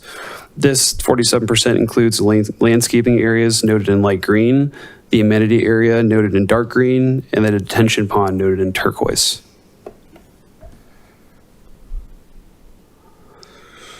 This image illustrates the public improvements we plan to make along 76th Street. Right now, there are no improvements along the western side of 76th Street in front of this property. And as noted with the pink and orange lines here on this exhibit, we would install curb, gutter, and sidewalk, improving pedestrian connectivity along this corridor. And subject to additional coordination with Public Works and Planning, we hope to complete a pedestrian path across 76, connecting the property to the retail center. On the next 3 slides, we have a few aerial images which illustrate the proposed design. Here we're hovering over Louisville looking to the west. Costco's in the bottom left there. Here we are sitting above Costco, looking northwest to Boulder. And finally, here we are sitting southwest of the property looking northeast to Louisville. And as you can see, the fire break is noted on the left.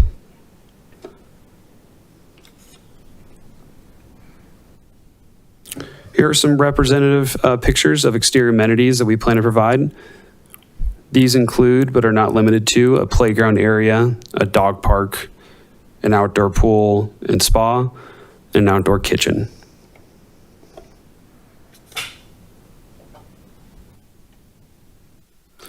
Architecturally, we are aiming to complement adjacent uses and build on Superior's existing town character.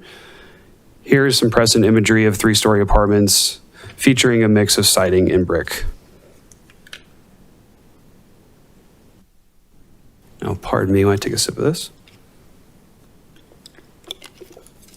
Okay, so the proposed project is consistent with the town's land use and policies as detailed in this table.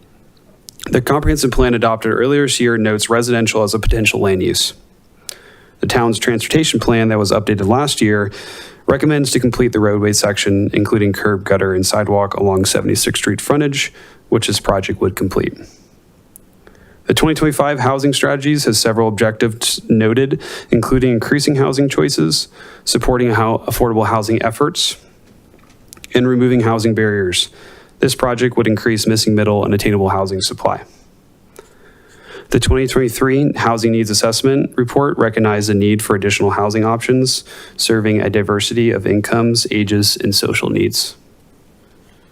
The inclusionary housing ordinance from 2020 requires residential projects with 10 units or more to provide 15% of units restricted at 80% of AMI. This project would provide 51 units at 80% AMI. And lastly, Boulder County Regional Housing Partnership established a goal in 2018 to achieve 12% of affordable housing stock by 2035.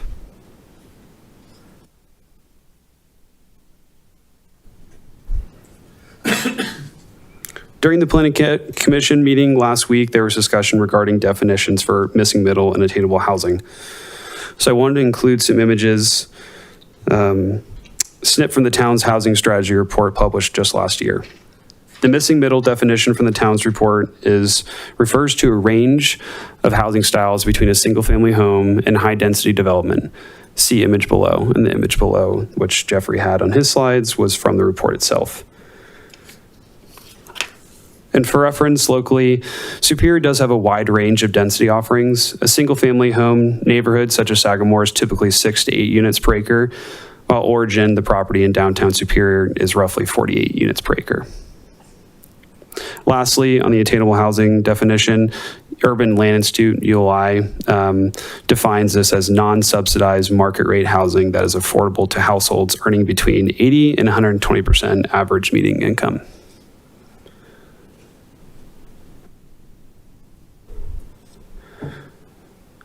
To discuss affordable housing, we wanted to share these graphs to show the comparison of renting versus homeownership in Superior. In addition to the 51 units we would provide restricted to 80% AMI, this proposed development would provide missing middle and attainable housing, targeting renters making between 80 and 120% AMI. The graph on the right shows the cost of homeownership depending on the down payment amount, which is working left to right. As everyone in this room can agree, Superior is a very attractive place to live, and that shows in the price to own a home here. So based on April 2025 to 2026 sales data in Superior, an entry-level home costs $750,000, while the overall average was $1 million. An entry-level home is defined as a 25th percentile. As you can see in the graph on the right, there's a significant discount to rent versus homeownership. If you assume a 20% down payment, a 2-bedroom market rate apartment costs 43% less per month than an entry-level home and 56% less than the average home. All of this goes to say that all new housing supply is good housing, as additional market and affordable supply increases affordability for all.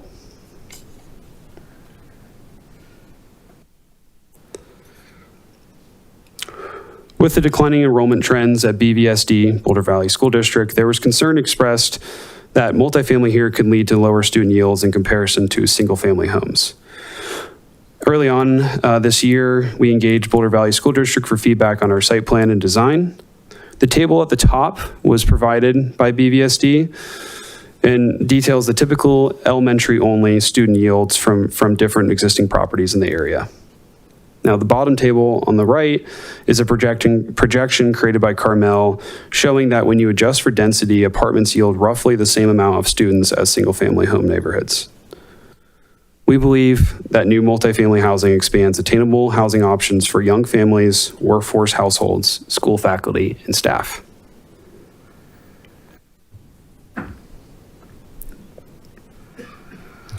There's also been discussion about whether multifamily housing is appropriate for families or seniors. We believe that question deserves a broader perspective.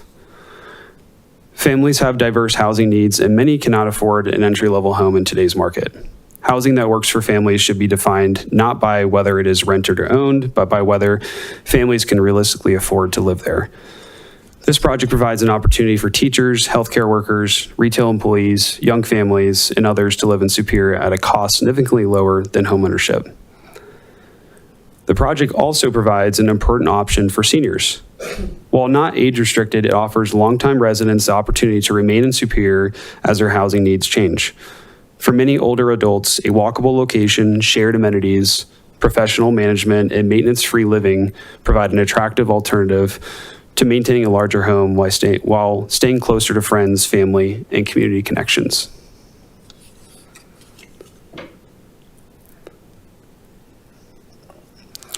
Our community engagement efforts follow the comprehensive plan update, which gathered specific feedback from residents over the past year and a half on this opportunity area and others.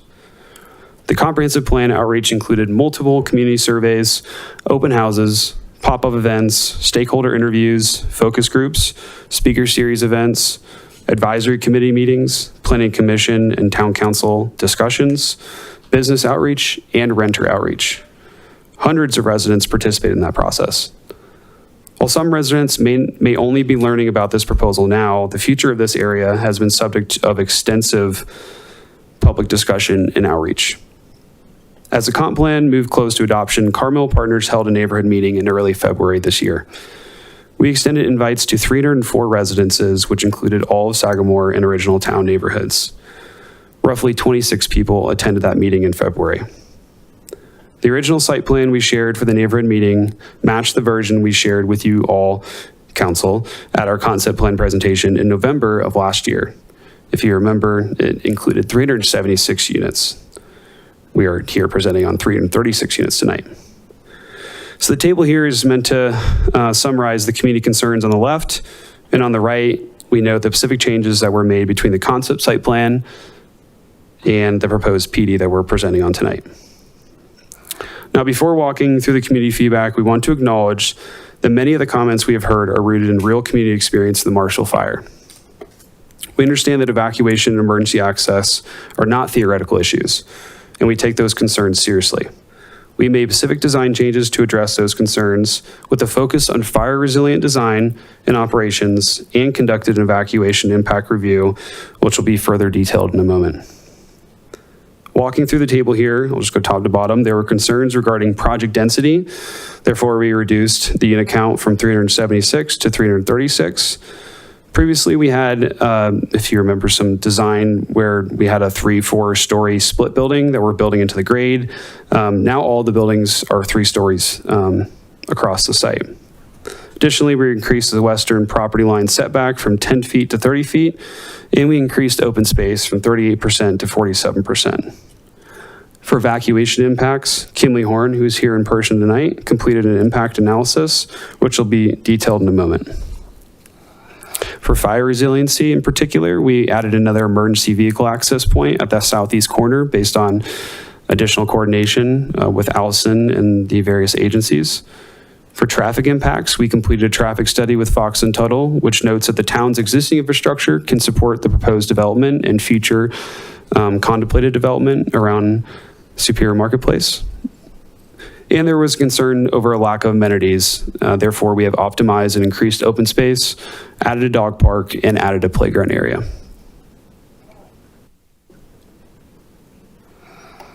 Before and after the February neighborhood meeting, we conducted direct outreach to several residents. This outreach was made to individuals who expressed concerns at either the neighborhood meeting, the town council comp plan adoption meetings, the BVSD declining enrollment meeting with town council, and the WUI code adoption meeting with town council. While we recognize that not all neighbors support the proposal, we believe we have listened carefully, made meaningful changes in response to feedback, and continue to engage respectfully throughout the process.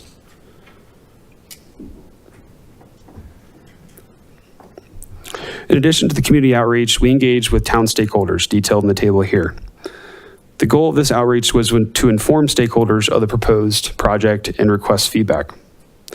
These discussions provided additional context regarding local housing demand, workforce housing needs, and the relationship between housing and the long-term economic vitality of the community. Most of these stakeholders were generally in support of new housing, and I know Guardian Storage and Brixmor are in attendance tonight and will share their perspective during public comment.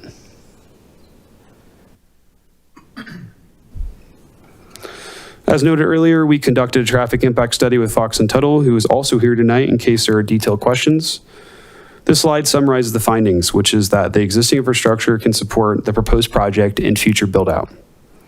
When focusing on Coal Creek Drive impacts specifically, when you include this proposed project plus the Guardian Storage expansion that was approved last year and the additional housing developments contemplated by the RTD Park and Go, the impact of Coal Creek Drive at its peak hour is 32 additional cars, or 1 car every 2 minutes. I also include a snip of the planned improvements for the Marshall-McCaslin intersection, which I believe the town has planned for next year. And related to this effort, we conducted a separate evacuation impact study with Kimley Horn, which utilized the traffic data and will be detailed further in a few slides.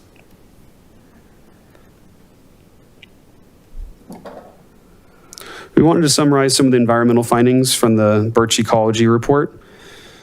There were no federally threatened or endangered species found on site. The report notes that the man-made pond could be a potential habitat area for the northern leopard frog and garter snake, although none were witnessed at the site at the time of the study. Neither of these species are threatened or endangered. The report notes that additional survey would be needed to determine if they were present once construction start is determined. Additionally, there was one red-tailed hawk nest located 700 feet west of the property boundary. Closer to construction start, this team would engage with the state's Parks and Wildlife Department to determine if any measures would be needed to protect or monitor the nest. Lastly, there were milkweeds noticed on site, which can provide habitat to monarch butterflies, and Carmel is committed to incorporating these into future site landscaping. And a quick note on the wetlands, the site has an agricultural history, and the existing pond was man-made, as described in the Army Corps of Engineers letter. This pond and wetlands are not regulated by the state of Colorado or the Army Corps of Engineers. The proposed project design would provide a new, larger detention pond located in a more appropriate location at the low point on site. I'm going to pause here and turn over the next few slides to Asher with Kimley Horn, and I will be back when he's done, and we'll wrap and do Q&A after that.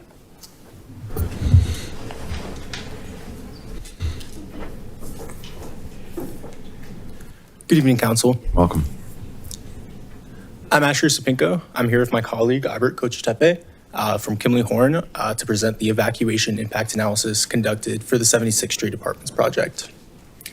Under Albert's leadership, Kimley Horn has extensive evacuation analysis experience. You can see a list of a sampling of the projects we've completed over the past year. We've analyzed projects at the jurisdiction, city, and county level, as well as at the individual project level, similar to this specific project. To pursue this work, Kimley Horn has developed Aegis, a standalone software set designed for rigorous, gold standard objective methodological approaches to evacuation safety reviews. Aegis simulates every vehicle as an independent decision maker in a community, details highly granular local roadways, real-world travel data, and integrates background traffic, dynamic closures, and the unique behavior that's specific to evacuation scenarios. Aegis was specifically designed to meet legislative requirements in the analysis expectations nationwide, specifically in some of the most strenuous and strict regulatory environments across the country, such as California, which requires evacuation analyses at the jurisdiction level across the state. I'm sorry, Asher, could you speak closer to the microphone, please? Yeah, sure. Thank you. Apologies. So a brief overview of the evacuation modeling process, just for complete transparency here. Aegis starts with socioeconomic data, including existing households and employment centers, as well as approved projects within the project vicinity. We also pull roadway data, including local roadways, existing bottlenecks, capacities, etc. We pull background traffic based on existing traffic patterns that would conflict with an evacuation depending on the time of day. We then pull historical information, including past fire conditions and roadway closures, in this case, the Marshall Fire, in order to help develop our scenarios within the modeling. We then draw on evacuee behavior, thinking about response time, response to notifications, notification time itself. Based on these inputs, we simulate multiple scenarios in Aegis, looking at every household and every vehicle over every second of an evacuation scenario. From there, Aegis produces some key outputs, including citywide time to evacuate, measured down to the second, the average time to evacuate at a neighborhood scale, and vehicle delays, queues, and bottlenecks.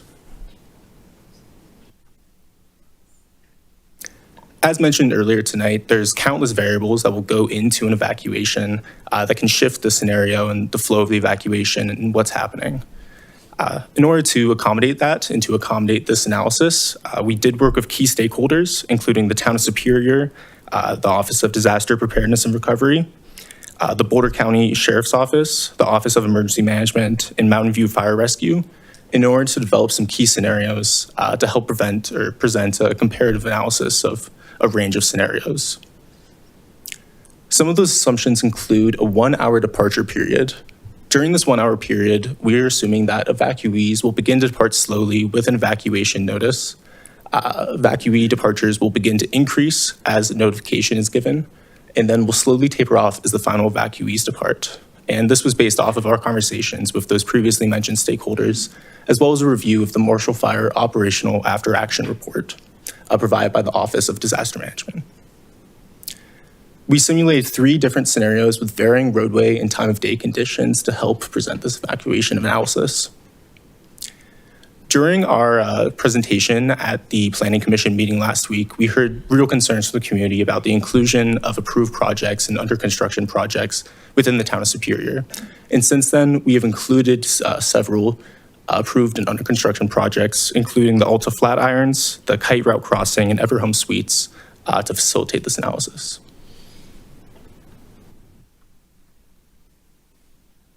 As far as the scope of our analysis, we're looking at the full Marshall Fire burn perimeter, and we're using the Boulder County all hazard polygon zones in terms of evacuation zones. So essentially, this red boundary that you see here is the Marshall Fire perimeter, and we're including any household that would have been impacted in that event. One of the key metrics that we produce as a result of our analyses is evacuation clearance time. That is the time from an evacuation notice to the time that residents and evacuees are able to clear out of a defined boundary. For the sake of this analysis, we're looking at this blue 2-mile buffer of that Marshall Fire burn perimeter as our defined clearance time. It's important to note that these scenarios intentionally represent a conservative stress test of the roadway network, and we are not intentionally replicating the exact conditions or operations of the Marshall Fire. Instead, this analysis should be understood as a comparative analysis of the existing roadway and community conditions as they stand today in 2026, and the conditions with the inclusion of the project. Can I ask a quick question on that? I'm sorry. Sure thing. Just a couple of questions real quick. On that S-curve where you were talking about evacuation over an hour, was that for all of Superior that you were looking at that? Because I know the evacuation for this area in particular was not an hour. They didn't have a whole lot of time. So I'm just kind of curious as to when you're looking at these scenarios and the evacuation zone, are you in particular for this area or all of Superior? That's for the broader impact area. So that would be for that full burn perimeter. And that was an assumption that we developed based on that after action report and in our conversations with the key stakeholders. Okay, so I guess my question would be for this evaluation, at some point, do you look at just this area being in a WUI and really in a fire path if a fire breaks out in that open space? Because that would be my concern, is understanding the data for this area, not all of town that had probably a little bit more time for evacuation. Right. We do look at the individual evacuees from the immediate project vicinity in this neighborhood. However, when we're thinking about the results of evacuation analysis, we're looking at a network-wide sort of response and how the effectiveness of the system is able to clear out residents in the broader area, and then the direct impacts of the project on that. And beyond that, we are modeling the assumptions that we're able to put together here, not the necessary fire spread itself. As we said before, there's countless variables that could go into shifting that and changing based on origin point and so on. Sure, understood. So the additional 3 minutes that's quoted in the presentation, I think it might be later, or maybe it was in some of the other stuff. So that was townwide, that 3-minute difference. That's not necessarily this area in particular. Yes, it might help if I can we look at that table together. Yeah, absolutely. But yes, I believe so. Okay, thank you. Just quickly to chime in, we have the evacuation time for the project area as well as the entire fire burn perimeter, so we'll be talking about that shortly.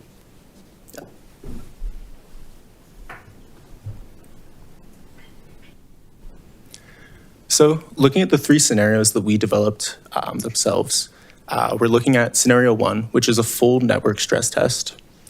This is an early morning evacuation similar to the Marshall Fire, impacting that full burn perimeter that we discussed before over the 1-hour departure period. For this scenario, we're assuming a beyond worst case demand stress test in terms of vehicle demand on the roadway network. So that means that we're looking at 100% household occupancy simultaneously with 100% retail occupancy. Of course, this is not a scenario that could happen in the real world, but as vehicle demand is a driving factor in evacuation time, we wanted to present a conservative sort of scenario. This scenario is looking at the existing road conditions with no closures. Scenario 2 has the same demand profile and time of day, however, with a westbound closure on US 36, where evacuees are evacuating in the eastbound, southbound direction. In scenario 3, we're looking at a nighttime evacuation with a more realistic occupancy and vehicle demand assumption, looking at 80% household occupancy in order to account for shelter-in-place behavior, non-compliance behavior, and general household occupancy, and 5% retail occupancy to reflect time-of-day considerations. This scenario is also looking at no roadway closures under existing conditions. On the right, we can see evacuation vehicle count. And between scenarios 1 and 2, you can see that we're evacuating between 20,700 vehicles without the project and 21,179 vehicles with the project. Under scenario 3, under this lower demand scenario, we're evacuating 15,000 vehicles without the project and 15,700 vehicles with the project. And we can see the direct amount of vehicles added by the project in this table. Getting to the results of the analysis, we first can look at the citywide evacuation time, really for that full impact zone in the red that we see here. We want to note that clearance, again, is defined as the time from the evacuation notice until the network is able to fully clear and evacuees are able to clear this blue 2-mile buffer. And to note that that buffer perimeter does not directly correlate to a safe distance, and that evacuees may escape immediate safety impacts prior to the actual clearance time that we're reporting here. Under scenario 1, under existing conditions, we see that the existing conditions are able to clear in 1 hour, 43 minutes, and 12 seconds, adding 1 minute, 21 seconds with the addition of the project. And so, again, this is looking at this full citywide scale. Under scenario 2, we see 2 hours, 17 minutes, and 58 seconds under existing conditions, with the addition of 3 minutes, 15 seconds with the project. In 1 hour, 24 minutes, 50 seconds, under existing conditions in scenario 3, the nighttime scenario, with 29 additional seconds with the project. So Asher, to put it like just slightly, is anything in the pink blob is going to take an average of 1 hour 43 minutes to 1 hour 24 minutes to get into the blue blob. Yes. Depending on the 3 different scenarios. But that's effectively what you modeled here is the incremental purple square is the only thing that changed, because it's really about moving everything from the affected area out of that affected area. Yes, to cross out of the blue. Yep. Okay. Just wanted to make that clear, because the next slide. All right.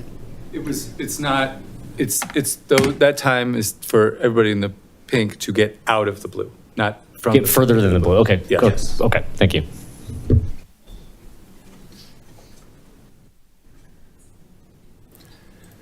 The second metric we want to look at is that more specific immediate project impact, looking at neighborhoods in the immediate project vicinity. So we're looking at here the average time to evacuate per vehicle. So this is, instead of from the evacuation notice being given, we're looking at the time from any given vehicle leaving its home or retail location until it's able to leave that blue blob that we were looking at before. Under scenario 1, we see that any given vehicle on average is able to leave within 55 minutes and 44 seconds. And with the project, we see an additional 3 minutes, 1 second. Under scenario 2, the average vehicle is able to leave within 1 hour, 5 minutes, and 28 seconds. And under plus project conditions, we're adding 4 minutes, 12 seconds. Under scenario 3, we're looking at 42 minutes and 48 seconds with an additional 34 seconds with the project. So Asher, here too, the assumption is that none of these roads are closed, right? Like that this is an unconstrained view that everybody's able to exit across any different sort of way in or out. For scenario 1, that's what you're right. I guess scenario 2 did assume Scenario 36. 2 is looking at the westbound closure. Right. And so evacuees are going only in the eastbound direction. But relevant to this project specifically, there's only one egress path, for this project. So that's not contemplated in here in terms of the impact on anybody trying to go on 76th Street. You're looking at the whole network, not the specifics of a given roadway absorbing 400 cars, right?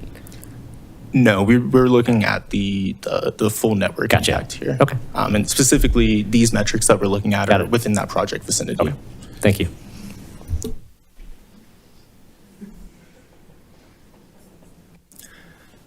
If you would like to learn more or read the full report dashboard that we've prepared, we have a QR code that you're able to scan here. But thank you for your time. Let me chime in again for a few points. For the 1 hour departure window, we work with the Boulder County and the Disaster Management Services to identify the evacuation period departure window. And that specifically follows the after action plan report. So that's one thing. The other thing is, like, if you are able to scan the QR code, and you can see that we have a very detailed animation for every single vehicle during the evacuation event. So to your specific question, you can zoom into any intersection and see the evacuation delays, congestions, bottlenecks, how long it takes to clear that specific intersection, and see the animation. And then in that regard, when we say we model the evacuation of the citywide or the region, we actually model every single vehicle. So it's not specifically aggregated data that we're coming up with here. It's just essential. This is just it's pretty much the summary of the evacuation event happened. Thank you. Quick question on this evacuation modeling. I appreciate what you're doing here, and I think that this is a critically important piece of this conversation to have, given what happened with the Marshall Fire. Where I'm struggling here, and what I'd like to just kind of better understand, we're modeling these scenarios here. What I'd like to hear, maybe an explanation or a reason why we didn't look specifically at like the actual occurrence at the Marshall Fire, like the specific closures that were, on the ground at that point in time, the conditions on, how Rock Creek Parkway bottlenecked onto Colton Road, how the US 36 closure, even going eastbound, was closed off because, the experience that the residents had actually fleeing from Original Town and from Sagamore, that's what they know, right? And so, like, what we want to make sure is that any development that potentially could go in here, given what happened previously, isn't going to reoccur. And, modeling it under kind of different assumptions doesn't address, the actual experience that people lived through during the Marshall Fire itself. So the scenarios we modeled were those that we came up in consulting with the disaster preparedness team from the county. And part of the reason for not trying to model exactly what happened in the Marshall Fire, I think, is one, it's, they could speak to the technical aspects of that, but that to go back and say,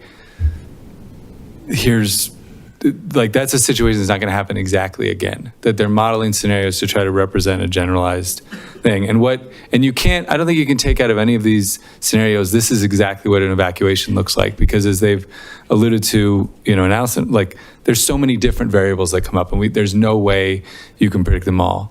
I think what you can take out of here is an incremental impact, that this is what these extra 400 cars do.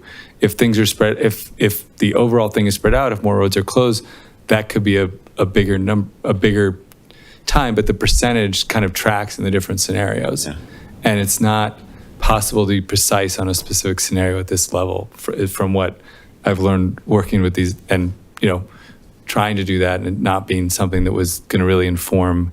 I guess what I'm trying to get at is, I think there was an experience that the residents here that evacuated during the Marshall Fire experienced during the Marshall Fire itself, that certain aspects of that evacuation, I think, have been explained by law enforcement in terms of the way that the lessons learned in terms of the after action report and the things that the first responders did and learned from, that I think can explain and potentially put some residents' concerns at ease. Specifically, with US 36 going eastbound was closed.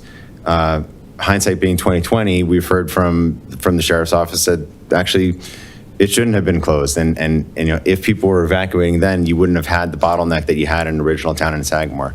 Similarly, down on Colton Road, going into Broomfield, there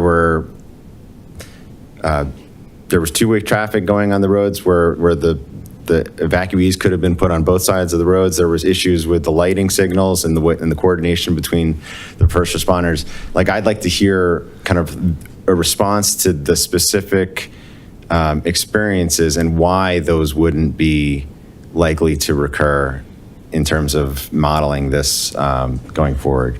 I think that's beyond the scope of what they can do with their models, because that hinges upon and I think that's what, staff was alluding to, that hinges upon what that new plan is. And we don't necessarily control that. No, I understand that. It's just, I won't belabor it. It's just. No, I guess, is it looking to see what in that exact scenario this project looks like, or looking to see all the improved, all those mistakes that might have been made, or, hindsight things you would have done differently baked into the analysis? From my perspective, I'd like to understand, if we're adding, 336 units, X number of cars into the grid, and they're evacuating, what a closure at 36 kind of does to that evacuation, what a bottleneck at Colton Road with Rock Creek Parkway, the way it was bottlenecked, really, what that would do to the evacuation, and if those two kind of data points were not actually happening, how the traffic would be flowing. And don't forget Marshall going west. Sure. Yeah. Yeah, and that's so why when you say US 36 closed in both directions, the way it was. Yeah. It was. Yeah. And that's why, if you go back one slide, this is one of the things I want to discuss when we get back. Sagamore's got 3 entrance exits.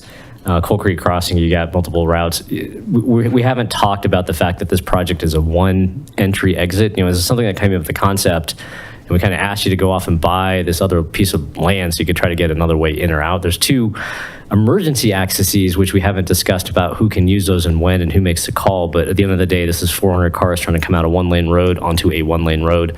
I don't disagree that the Kimberly Horn model is probably really robust, but it assumes a lot of things that have to stay consistent across this entire parcel. But it contingency. I mean, it's all contingent on everybody being able to get out this one little road, and how that impacts Sagamore residents, Coal Creek. I get that with these numbers here.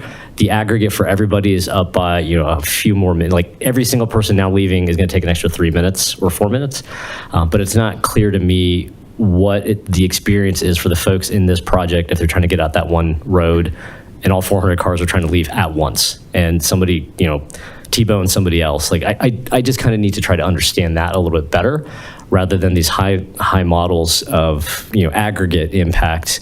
I mean, what is the impact for the folks living in this project that are told to evacuate? They're given an hour, or not they're given an hour, but they're told to leave. What does that look like? Just like I mentioned before, all of these are available in the animations and dashboards that we provided. Well, don't get me wrong. I tried to scan the QR code. It didn't work. It's really hard to go to a model as part of a quasi-judicial process where everything's documented, and I'm trying to rely on, documentation that's in the FDP for part of this analysis. So we can provide a memo format if like a Word document format if that helps as well. Initially, what we're thinking is we've seen positive results providing these animations and visuals in the HTML and dashboard format. That's why we wanted to do that. Okay. But we can provide that in a more memo and a report format as well if that helps fit the question that you have. But just the bottom line is we are able to pull all the questions that you ask as a response to you in terms of what would happen in those specific intersections with ease. It's just not available right at the second right now. Got it. Thank you. Can you give us a spoiler alert for the animations, because we obviously can't watch them like in this second. To Neil's point, are these numbers assuming that they can use those emergency exits? Because I'm assuming that those emergency exits need to be only for firefighters and first responders. So just are those animations going to show us everybody leaving out of that one exit, or is that going to show people using those emergency exits? It would be, Asha, correct me if I'm wrong, but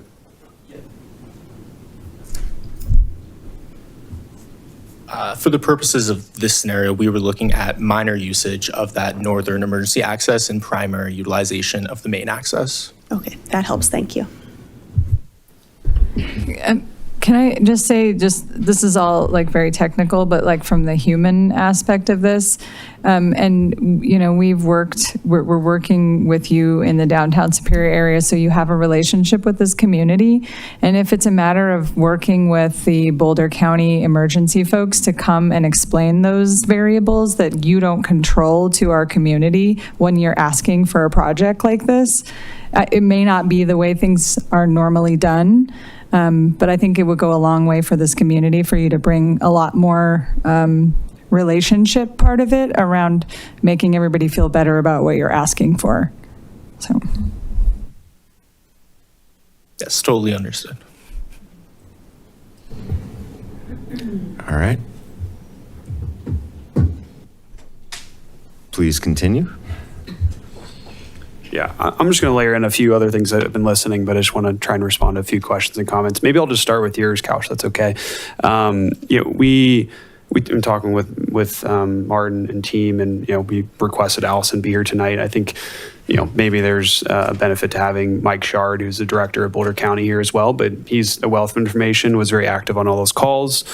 And I'll just note, the existing approved row here in this table is, in full coordination with all those agencies we discussed. This existing improved also, represents the WIC plan improvements, if you will, post-Marshall Fire. So there are some assumptions, there's differences, it's hindsight. I will say that scenario one, this is a 100% fake, occupancy at retail. residential, which is just beyond a worst case scenario. It's hard to envision that, being the case on any given time of any day of the year. But that's the world we live in. I don't live in, but the emergency responders and the Kimley-Horn team operates in. So, and I think Stephanie Miller, you mentioned the 1 hour departure period. That was also an assumption provided directly from Mike Shard as well in Boulder County. And the way I understand it, Kimley-Horn can probably better explain it than myself, but this is basically the typical behavior for evacuation. There's an emergency notification that goes out, and it takes on average an hour for people to react to that notification, and then from there, that rolls up into the overall impacts that were summarized in those tables. I think we can analyze 1,000 different situations based on road closures, but I think I want to emphasize that all this was based on coordination with those agencies. Mike Shard in particular recommended the westbound closure of 36. That was not part of the original study, and we committed to spending extra money to analyze that. So I think if there's particular scenarios that come from this group or from that group of agencies, we're open to further studying additional closures as needed. So I hope that helps. Thank you for that. Yeah. I've actually got a couple other questions as it relates to that I read in the memo. Yeah. I'll just mention, I have a few more talking points on a few more slides, but if it's related to this, we can keep going. It's related to evacuation. Okay, let's do it. Yeah, let's go. Yep. If that's okay. Otherwise, I've got all kinds of questions for you. No, thank you. You had mentioned, I don't know if it's in the presentation or where I read it might have been in the 19-page write-up, but you had talked about enhanced evacuation strategies. I'm assuming part of that is that southern exit for emergencies, but was there additional things that fell into that enhanced evacuation strategies? Yeah, we'll get to that. I have a few talking points on that in the WUI code compliance slide, which is next on our presentation. But just to go back and highlight those additional evacuation egress routes, this one in the south was not previously included. We included that after feedback from, the meetings with the agencies. As Asher noted, there is some assumption of use here. I think, on the day of a, emergency, there would be, obviously extensive coordination amongst our operational staff and the emergency personnel. Councilmember Shaw, I know you mentioned the 1 acre here. We'd love to own it. We tried, it didn't work. So that's the best we can do with connecting to that existing driveway, which does end right here. And so, yeah. Does that answer your question? I can get to the next point that you just were asking about. I can hit it now, or I can hit the next slide. I mean, your preference. Okay. I've got that, and I wanted to know, and it might be coming up.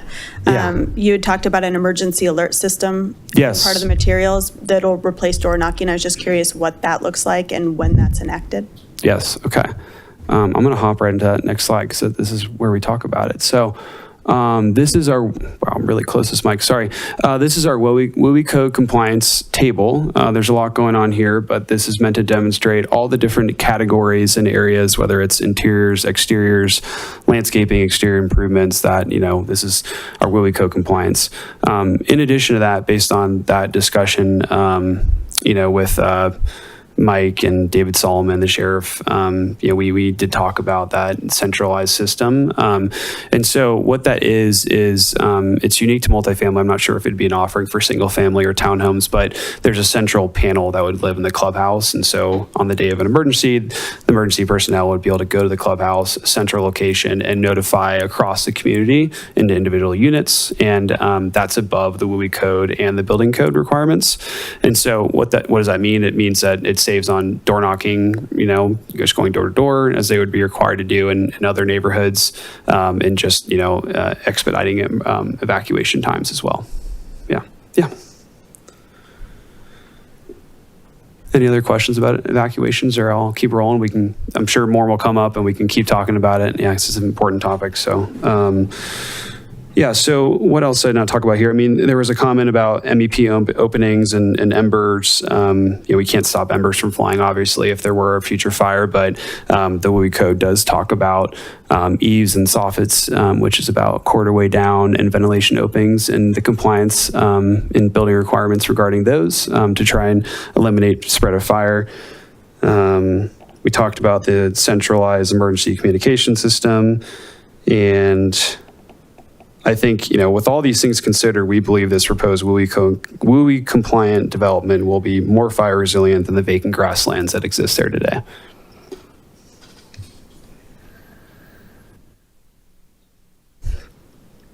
So this is the table that, at the top row, those are all the agencies we coordinated directly with for the Kimley-Horn report. We met with them several times, as Allison alluded to. Really appreciate their support throughout the process. This table details other outreach regarding wildfire resiliency to several departments and agencies in an effort to field feedback, confirm assumptions for the impact report, and discuss opportunities for public and private partnership related to wildfire mitigation. As Kimley-Horn noted earlier, we met several times with that working group in row 1, which included the town's disaster preparedness department, Allison, Boulder County Office of Emergency Management, that's Mike Shard, great guy, Boulder County Sheriff, David Solomon, and Mountain View Fire, Michelle Kelly. We also engaged with the Colorado State Forest Service.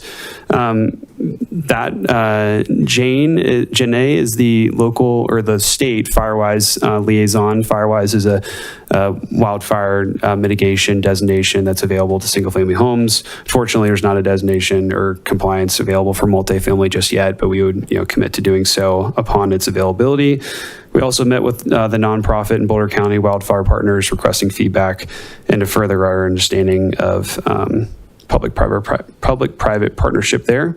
In the referral letter from Boulder County Wildfire Partners noted we could collaborate and commit to a wildfire mitigation and maintenance plan, which we are committing to. And lastly, we met with Boulder County Parks and Open Space. That's Joe and Stefan. We discussed some specific, grazing and mowing activities in the adjacent open space area to the west. There's opportunity here for continued collaboration regarding those activities adjacent to our site. And here's just a quick look ahead schedule if things were approved. I'll stop there. That's the end of our presentation. I'm happy to field questions. Thank you for the presentation. I'll turn it over for additional questions from council. I have a few. Sorry. First of all, I want to thank you for the significant community engagement and your particular attention to the fire.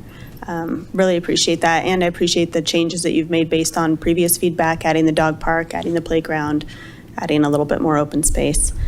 So thank you for all that. Few questions. One of the pieces that I read said that the cut through traffic on Coal Creek Drive was deemed acceptable. And so being on the traffic and safety committee, I know that we're already experiencing issues there. So just curious what that looked like, what was, I guess, deemed acceptable. That seems subjective. So just curious what that. Great question. Fox and Tuttle, Steven's supposed to be here? No, Steve here. Any answer? Hi, good evening. Stephen Simon with Fox and Tuttle Transportation Group. So there was a couple pieces to this. There was a study done that looked at existing cut-through potential, and it looked at particularly the marketplace and what people were doing there. And then in addition to that, as part of this project and our traffic study, we looked at the anticipated distribution of traffic that could be considered cut-through based on the percentages that were established in that. So we basically used marketplace as kind of our template to say, okay, this is the behavior we're seeing.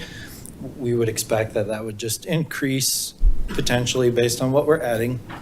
And based on that, I can look up the specific percentages if you need them, but it was, between low 20s to sort of low 30% as far as the total volumes, daily volumes that use Coal Creek that could be considered cut-through traffic that we're progressing to the network.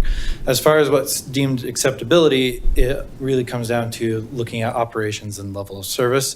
And for the purposes of our traffic study, as long as level of service is acceptably maintained per the town standards, then it is what we consider acceptable.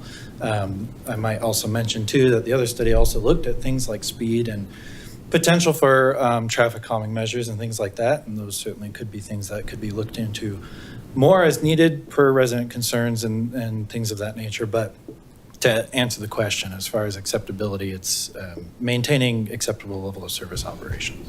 Okay, so that then actually brings up another question for me. So I know we're already trying to figure out ways to get people to stop cutting through because it's creating a safety issue for the residents along that corridor. So if we made it just deeply uncomfortable for people to be cutting through on that, what does that do for the traffic then going on Marshall? I know we're obviously mitigating some of that with improvements next year, but has that been studied if we don't have any cut-through traffic on Coal Creek, what that does overall? Right, so it's definitely a huge benefit for the improvements at Marshall to go through, and that was accounted for in our long-term projections of our analysis, and we look at what that does, and that definitely will have an impact. The specific degree of impact is somewhat hard to quantify just because people are people and they may still choose other routes. But we certainly feel confident that based on how operations improve at Marshall and McCaslin with those improvements, that there would definitely be lower delays that would incentivize cut-through behaviors. Okay. Yeah, thank you. If there's no cut-through that goes to Marshall, then we're talking for our development, I have to go look at some numbers, but it's about 26 vehicles in the AM peak hour and 32 vehicles in the PM peak hour that we identified as possible cut-through that this project would add. So that would then get shifted back onto Marshall. Okay, so, do we have, and you might not have this readily available, but what does that do for wait times if we have zero cut-through traffic and everybody's filtered through in and out on Marshall? I know you had a percentage of 20 to 30 being directed or basically cutting through on Coal Creek, but if that doesn't exist, what percentage, if you know offhand, I'm not trying to put you on the spot, but I'm curious what percentage then would increase on Marshall and what that would do to any sort of delays? Right, so we did not specifically look at a condition where we did no distribution for cut through on Coal Creek, so I can't specifically give you a number for that. But as I stated earlier, based on the improvements that would be done to the intersection and the acceptable levels of service that are achieved with that improvement, the volumes we're talking about aren't particularly substantial. That may sound a bit odd, but as part of the total volumes that go through that intersection, it wouldn't be changing it a lot. So I can only imagine that it wouldn't have a substantial increase in delays. Okay, that's helpful. Thank you so much. Since you're up here, I have a couple questions for you because the Fox Tuttle report, and it's interesting because we use Fox Tuttle also. The study projects 138 AM peak hour trips and 175 PM peak hour trips, roughly one vehicle every 26 seconds, all exiting through that one driveway, and then 225 feet to Marshall Road, two-lane collector, and it basically says a maximum queuing length of like 25 feet, which is half a vehicle. If there's a car moving every 26 seconds, I'm not sure I can follow that math in terms of where these cars are stacking up or how they're getting absorbed just magically on Marshall and 76th Street if you've got literally 175 cars coming out in 1 hour. So it goes into the modeling that we use to come up with those numbers as far as what the analysis produces. To try and spare getting too technical as far as that goes, 25 feet is considered the standard length for a passenger vehicle. So you're talking a vehicle that would wait there, and it's connected with those delays. So if a delay is acceptable, then you keep those queues short, and they really go hand in hand. Right, but it's not a signalized intersection. These are both stop signs. Right, and so the analysis accounts for that. So we look at the full volumes that go through and we look at the potentials for delay. And essentially what that queue length in the report is saying is there is enough gaps that you won't see substantial queues of vehicles stacking up. You'll have potential for one or two maybe, but you'll have enough gaps that they'll be able to stop and then be able to turn. Now, your traffic analysis is independent of pedestrian movement then, right? What we're trying to do here is create more reasons to walk. But again, this is a stop sign, and if you got a queue length of 4 cars and pedestrians are drifting across it, like how do pedestrian movements or micromobility get factored into your analysis? Or cyclists. or actually, that's a really good point. Marshall Road is a cycling mecca. How does that, get worked in? So those do get looked at. We do have those numbers and we do assess that. The reality is it's not a substantial volume. It takes quite a large amount of, for example, at a stop-controlled intersection for pedestrians to really change delays. Part of this is just due to pedestrian behaviors. A lot of people will instinctively read the intersection, they'll wait. Some people will, if you've got a vehicle that's pulled up past the stop sign, you'll get those pedestrians that will cut behind them and walk across the street to not impede, things like that. So those numbers are there, and we do look at that to some degree as part of our analysis. Yeah, I mean, and some of this goes back to, and it's not just this project, in 2020, we had the opportunity to kind of participate on a tunnel underneath Marshall Road to connect to the bikeway, but, the funds didn't make any sense right after the fire. And that, the absence of that, in any sort of direct way for anyone to go from here to here, then it intensifies all these vehicles trying to leave here. Then you got pedestrians trying to frogger across here. Not to mention, as Councilmember Foster mentioned, you've got a lot of bikers that are always on Marshall Road. So I just wanted to understand, and I get it. We're asking questions that become scenario 7, 8, 9, and 10 on any sort of model. I get it. It's just a question of what and how do you factor these things in, where you now have 400 plus new residents in this area, some of whom want to walk to Costco, some would rather not have to drive to Whole Foods, who are trying to transit at the same time that 176 cars are leaving at the same exact time. And how do you sort of not run into the situation where more people will want to drive, or start ordering DoorDash just to bring more cars in here so they don't have to drive? Yeah, really good thoughts there. I'll just note and let you get into the technical side that the way we envision the pedestrian connectivity here is going south on 76. To go north, that little sliver, let's see, I have my mouse here. This is CDOT property. There's potential for coordination with Public Works to improve that and add an ADA access ramp at the corner here, but currently that's not contemplated. Right. There may be enough right-of-way space to do so, but as it stands today, that's just not something we've planned for. So we'd be shuffling pedestrian south. I don't know if that pedestrian cross would be here or if it would be further south once you kind of keep walking along Guardian Storage, and then there you guys I'm sure are aware the little pedestrian walkway between Costco and Target that just kind of goes to nowhere. So I think that's also a natural location for it. It's just pending collaboration with planning and Public Works. No, and actually you did bring this up. We did talk about that when we had the concept conversation, and this is the nice, normal way to get over to the BRT because you can use the intersection with the signal. Yeah, but when it comes to bikes, I think you bring up some really good points. I don't know. I guess I'd defer to you on how you guys include that in your analysis. And I'll just add on the comments that have been mentioned so far. I don't know if you've ever been to that Costco gas station on the weekend. There's an ocean of cars lined up ready to get gas, and I don't know what the numbers are. I got to imagine there's a vehicle exiting a gas pump every 2 to 3 minutes or less.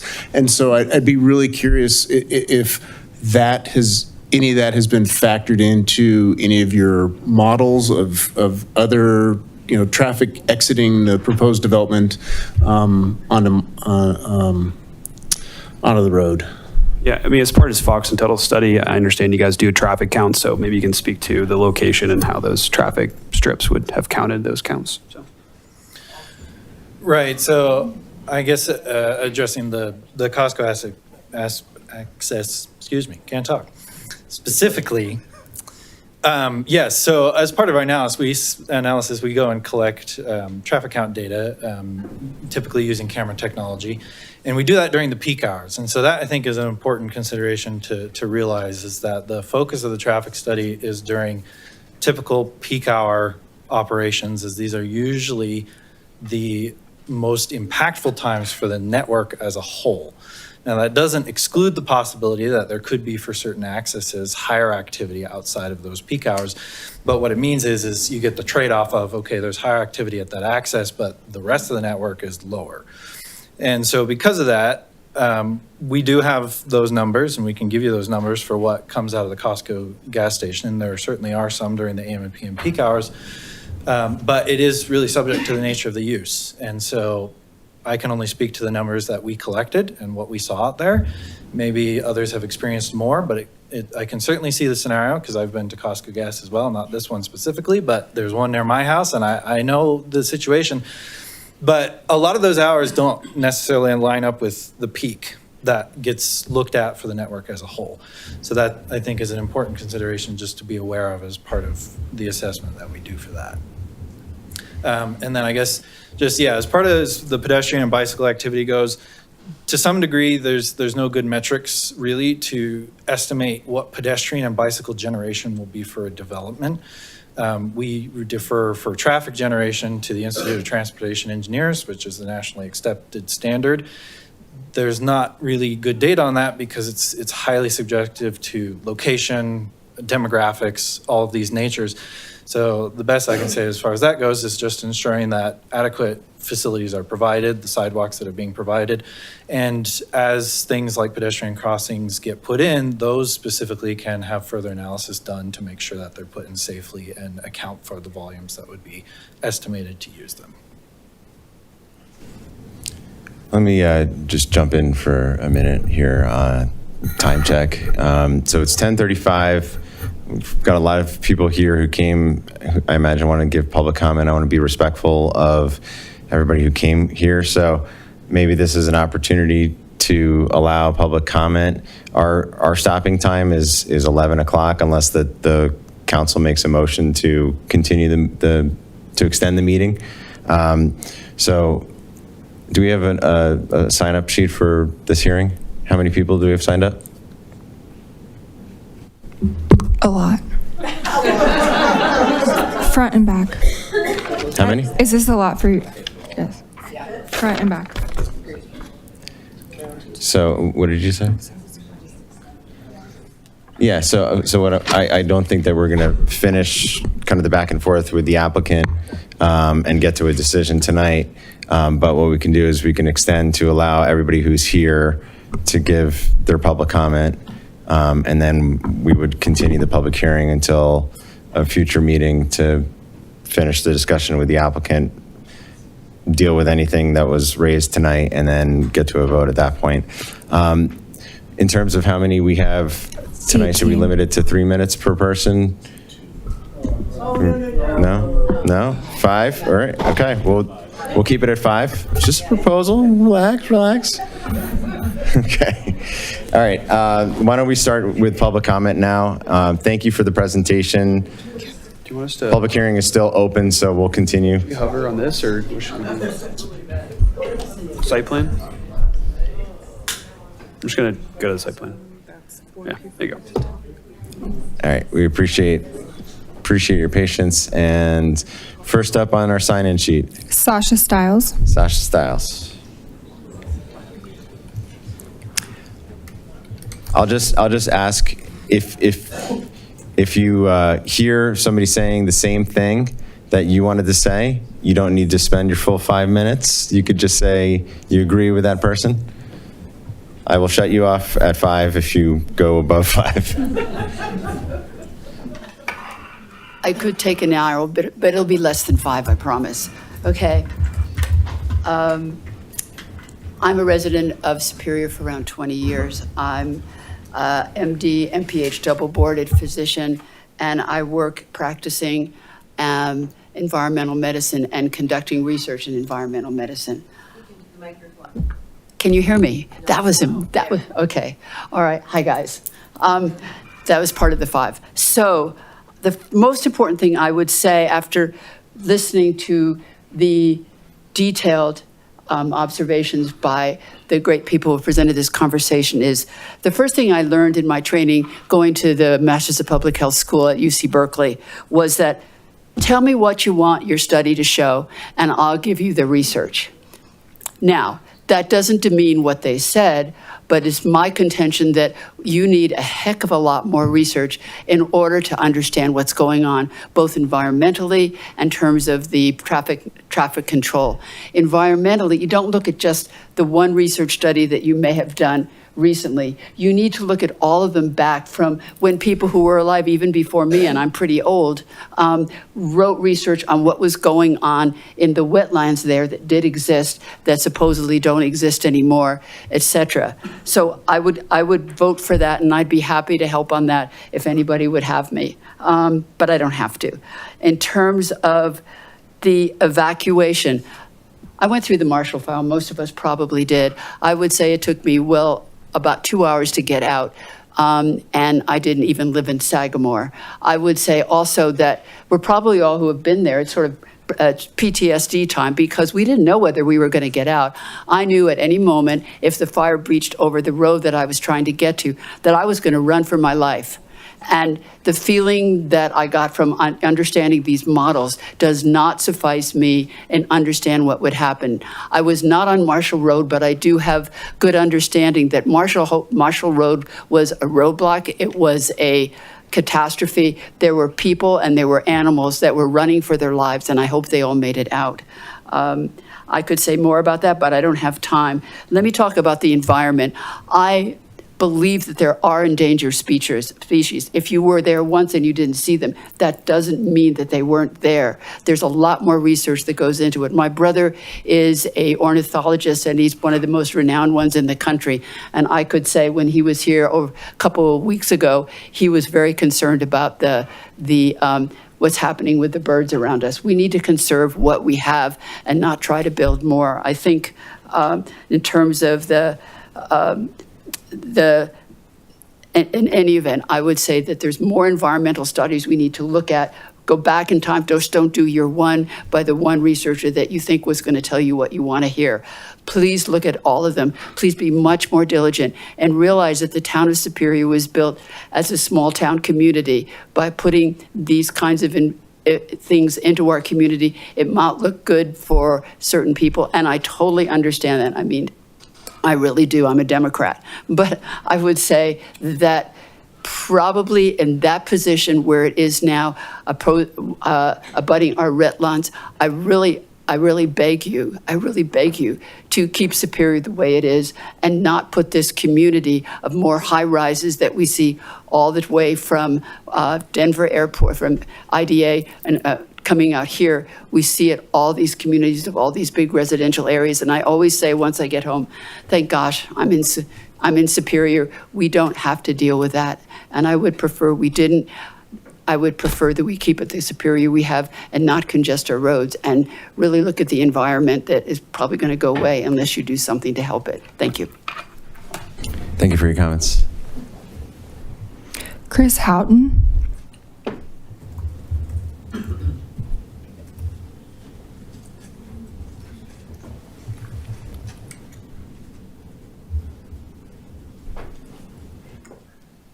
Hi, I've been a resident. Thank you, by the way, for the opportunity to share a couple of thoughts.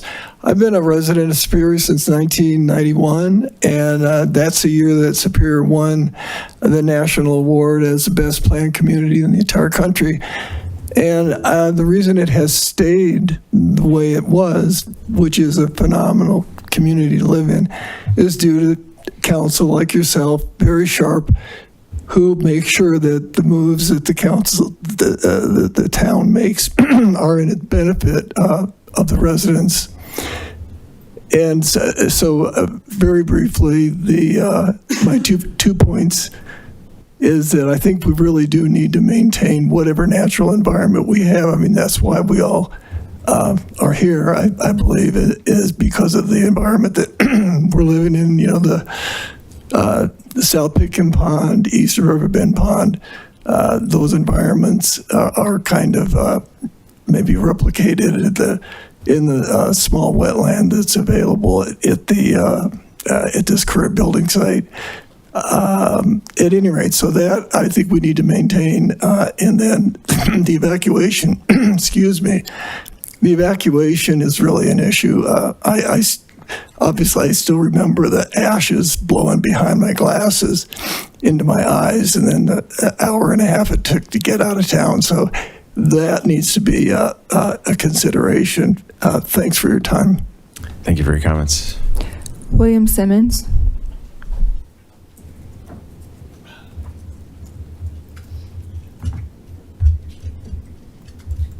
Okay, I will be brief. First, thank you all for your insightful questions because I think they're right on the mark. I was the first president of the Homeowners Association in Coal Creek Crossing. We also have the current president. And I think we're keeping our ears to the wires and what we're hearing back are concerns that haven't been answered tonight. And your questions speak to those as well. We're seeing a build out that is, it appears to be likely incompatible with the neighborhoods that are already in place now. And I think the second main concern that the neighborhoods that have been up here, not just Coal Creek Crossing, Sagamore, Rogers Farm, Original Town have, is that the evacuation problems that we had when we had our fire are not answered as far as the concerns that still remain. We're hearing there are assumptions and variables that just can't be taken into account, and therefore we can't come up with enough conclusions. And yet at the same time, it's only going to take 4 more minutes to evacuate from the neighborhood that's now going to be built here. I urge you to please consider very carefully how incompatible this build out is with the neighborhoods that are already there. We have already resources, and I know that there's a future to look to, but we have 200 somewhere in the neighborhood of vacancies already that are unfilled with apartments in downtown right now. But really primarily are those concerns of people that I appreciate you looking into and your questions speak to now. As always, thank you so much for what you're doing and the time that you put in. Thank you for your comments. Diana Lever is next, and then after Diana is Cassie Venicelli.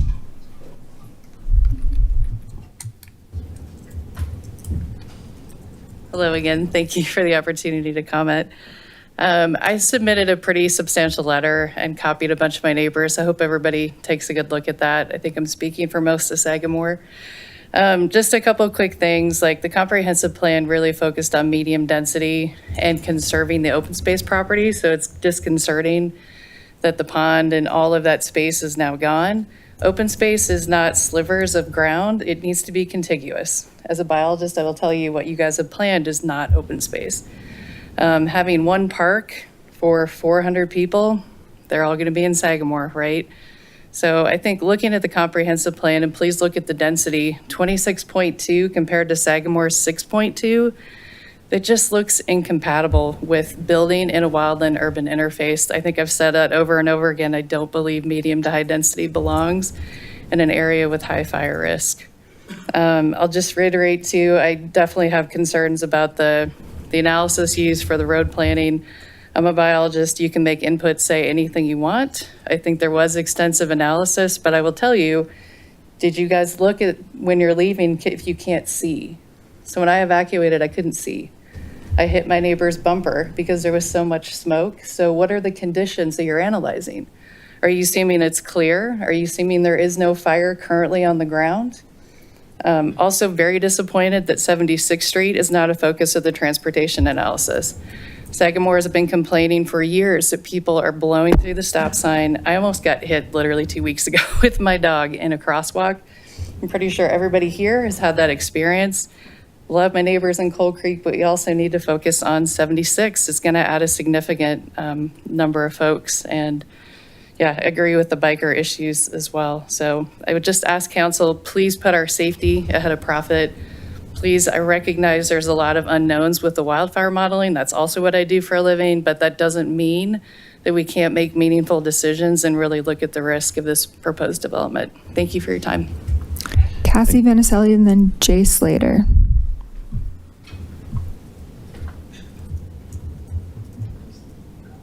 Hello, Cassie Vanacek. I am a resident here. I have been kind and bullet pointed my points instead of going into them. I know that a lot of my neighbors and stuff are here to talk about the fires, so I wanted to touch on some other things. We talked about pedestrians and bikers. I would love to invite into the next meeting, since this will be continued, maybe Boulder Mountain Bike Alliance. I think they would have a lot to say as far as the increased traffic on Marshall. So I think they'd be a good person. As far as I want to speak to the town priorities, a lot of what I've heard throughout different meetings, it seems like financial gain is often prioritized over community safety and environmental conservation. I know they talked about wildlife, considered the water on the land isn't considered a wetland, but if you go to Colorado Parks and Wildlife, you can see that we do have a lot of loss of wetland. You guys just stood at the Migratory Bird Festival Day. My brain's really tired at this point. Talking about conservation, that's all about conservation and conserving the animals and what comes through here. But then, we're talking about taking away, it's a wetland, and to their point, they said, if it's not irrigated, then it would dry up, but it's zoned as agriculture. So in the foreseeable future, it's going to be irrigated, the land around it. So as far as to wildlife concerned, they talked about the red-tailed hawk. Well, of course, if they choose to build when it's not nesting season, then they're not going to see activity, but that doesn't mean that nest is not utilized. And being someone that works for a department that I won't disclose my position to protect that, but I feel like I'm well-versed in speaking to those things. And then environmental impact, they talked about the milkweed. You can replant milkweed, but if you're doing rock landscaping and you're spraying pesticides, then are we really protecting the monarchs, which are actually being moved from threatened to endangered? So I'm just touching on points. This is recorded so you guys can go back. Housing accessibility, they talk about, great 7 units, or for our senior citizens out of all of the complex, and 51 units are labeled as affordable. And, it just feels like they're kind of like, here, we're going to make people happy by saying it's affordable housing for families, maybe for 2 people and 1 child, but it's not really accessible, affordable housing. It's a couple of units are affordable, and then the rest is for who knows what. And then just frustration over, we just keep going back and forth. It seems like the fire victims and the people of the community have spoken on this and the traffic things. And it just feels like our words, we come up here, we talk, but then they just kind of get dismissed. So that's all I have to say. Thank you for your time. Thank you for your comments. Jay Slater and Donnell Slater, you can line up behind.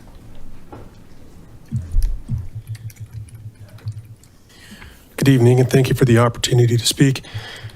Last week, many of us in this room were here to see the same presentation that was given to the Planning Commission. Following that, there was a vote in favor. 80% of the Planning Commission voted against Carmel's plan development for this property. That was 2 yes votes and 7 no votes. As you know, the Planning Commission recently released their comprehensive plan for Superior, and I think David Harper summed it up best when he was saying that basically, the comprehensive plan for Superior is to keep Superior superior for existing and future residents. The Planning Commission reviewed Carmel's plan development through the lens of the comprehensive plan and came up with the determination that Carmel's plan development is not right for this property. They cited traffic concerns, evacuation concerns, density concerns, fire concerns, building in a floodplain, and putting 50-foot buildings in a pond that's been there for over 100 years. I urge you to follow the recommendation of the Planning Commission and vote no on Carmel's plan development for this property. Thank you. Thank you for your comments. Donnell Slater and then David Harper. Hello again.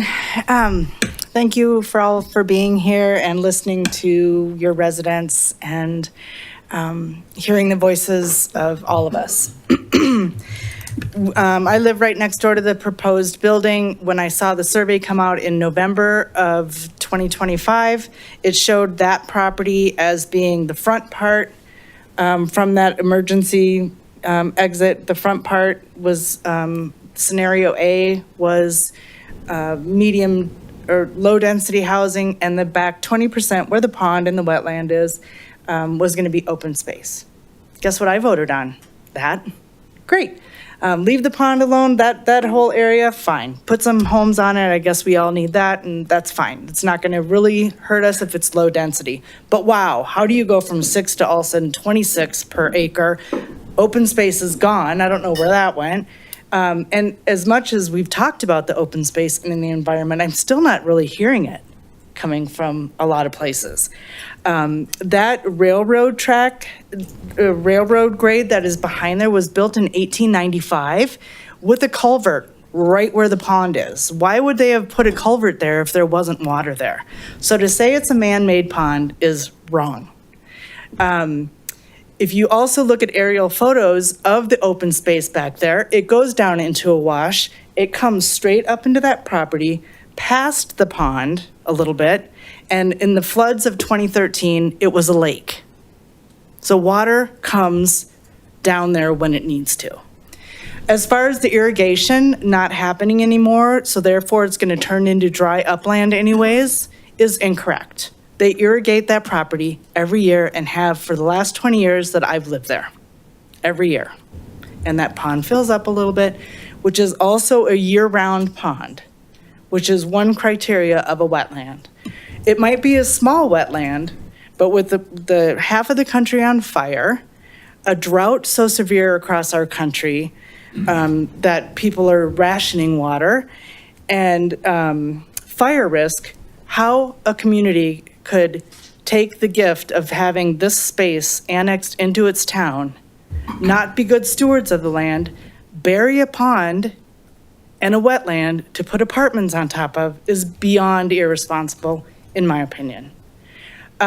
Dredging and filling of wetlands is prohibited and needs permits as of 2024 in the state of Colorado. I don't even know what dredging and filling a wetland looks like when there's turtles, fish, nesting birds, frogs, snakes, coyotes, and a slew of lynx, slew of other animals that utilize that pond, with proof of pictures that I put on the Facebook page of Superior Community. That was from my trail cam. How we can even consider that is unbelievable in 2026 and the way our environment is right now. So that's really my thoughts. Thank you. All right, thank you for your comments. David Harper. Before we hear from David Harper, let's entertain a motion to extend. So moved. Second. How long? 30 minutes? I was going to say an hour, just given the number of people that are still on the list, just to give us enough cushion just in case. And is that right? Second the hour. Okay, we got a motion from Councilmember Foster to extend for 1 hour to allow the public comment, and then second from Councilmember Shaw. All in favor? Any opposed? All right, passes unanimously. David Harper. And who's on deck? And next up is Deb Yates. I promise not to take the hour. I should begin by saying that I'm here to present my own views as a resident. In particular, I am not representing the Planning Commission, even though you just reappointed me to it. The overall theme of because Mr. Slater said, he stole my line. The overall theme of the comprehensive plan is to keep Superior superior. Higher density, high-rise housing is concentrated in downtown and around the Safeway Marketplace on Colton. The rest of the town has lower density, low-rise housing. The comp plan's themes for the future emphasizes a strong preference for single-unit homes and open space. Houses are limited by town code to 32 feet, so a 50-foot building will dwarf them, rather like the Alta Flatirons buildings dwarfing downtown at the moment. Superior currently has about 175 vacant apartments. Another 300 should be finished next year. This proposal does not provide missing housing. It's not missing. There are only 29 condos, townhomes, and single-family homes for sale in Superior under $700,000 at the moment. What we really need are more affordable opportunities for entry-level ownership and opportunities for people in large homes to downsize to smaller ones. because Superior's population is aging. This may seem like a dream, but people are working on it. The Colorado American Dream Act went into effect this year. It should provide condo builders better protection from alleged construction defects, among other provisions. Modular construction can also make houses less expensive. Take another view of this development. Imagine it was already built and we were asked to approve Guardian Storage and the CDOT storage facility. Would we do it? I don't think so. So why would we approve residential when they are already there? This area is much better suited to light industrial like Guardian Storage or possibly lower density residential. The $6.3 million promised you is a large sum of money, but to know how much it's really worth, you'd need to compare it, for instance, to the amount town would get from 100 individual homes. This kind of comparison should be done and never has been. From another perspective, the current statistical value of a human life used by government agencies in cost-benefit calculations is actually about $11 million. This development puts 336 apartments on the front line for the next Marshall Fire, which is twice the number of houses in Sagamore. Evacuation arrangements include 2 emergency exits with locked barriers across them. Would that make you feel safe? We do not allow construction in 100-year floodplains for a reason. That's only a 1% chance of a flood annually. We should think very carefully about construction in fire zones because we don't know how the risk compares, but 1% certainly seems quite possible. Superior has built over 1,300 homes in recent years. At least another 300 are under construction. That's about 25% of all the homes in Superior. Good to build homes so people can move here, but not at the expense of existing residents. We can afford to wait for a development project that meets the town's needs at lower risk than this one, or better yet, actually help make it happen. This proposal may include 50 affordable units, but that includes couples making $96,000 per year. These units do not shelter the homeless. This is the wrong project for this location. The town does not need it, and residents don't want it. I support the Planning Commission's recommendation to reject it, and I believe you should too. Thank you for listening to me. Thank you for your comments. Deb Yates, Ron Ehrman.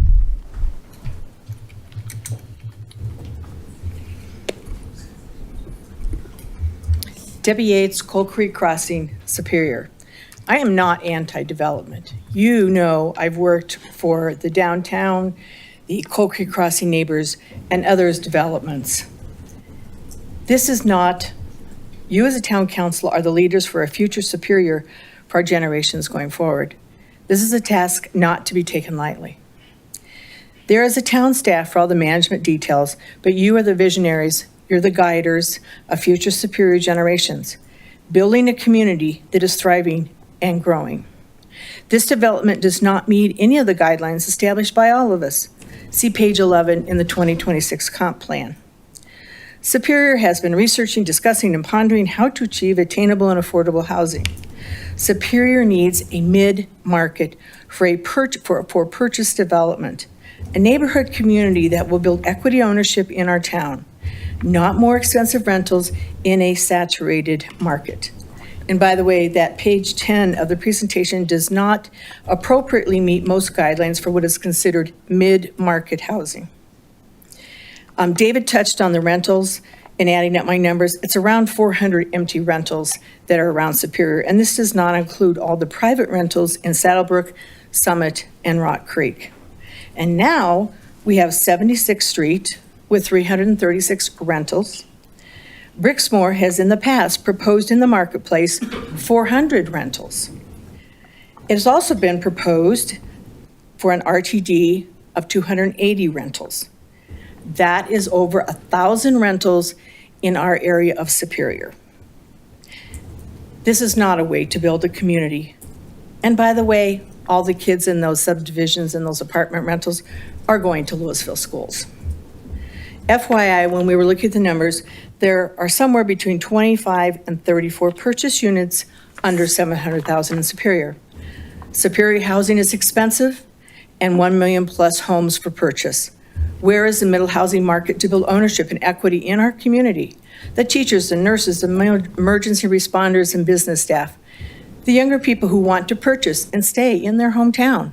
Those are your kids. They want to live here and they want to build equity. Seniors want to purchase smaller homes. Many longtime residents have $1 million in equity and will suffer a major tax consequence if they rent. Seniors don't want to rent. That is too much uncertainty over their housing costs. I meet and chat with seniors who would love to downsize and free up their long-term family homes for a new generation. They won't because there are no smaller purchase options in their community where they have lived for 30 years. You, on the council, have aging parents who are facing challenging new living needs. How many times have I heard, my parents would like to move close by, but there are not any smaller options for purchase. Building 336 rentals is not meeting the express needs for our Superior community. The developer, Carmel Partners, a multi-billion-dollar corporation, on their website reads, "We specialize in purchasing and developing multifamily rental assets in targeted U.S. markets with a relatively limited supply and high barriers to entry." That says Superior exactly. To Carmel, our community is rental assets, not home ownership. There are only 3 possible areas in Superior to meet your residents' desire for development: Zaharias, Town 15, which the town owns, and 76th Street. The town should proactively reach out to partners who can develop this land for purchase and ownership in Superior. Use your vision and your power to develop the land in a way that meets our needs. Take a breath. Be in the driver's seat and seek out strong partners and developers who want to purchase in the mid-market. This path does pay out financially. Just maybe not as much revenue as Carmel would generate on their rentals. This rental project offers no additional benefits for our residents. Vote no on this development. Thank you. Thank you for your comments. Ron Ehrman, Elliot Fladden.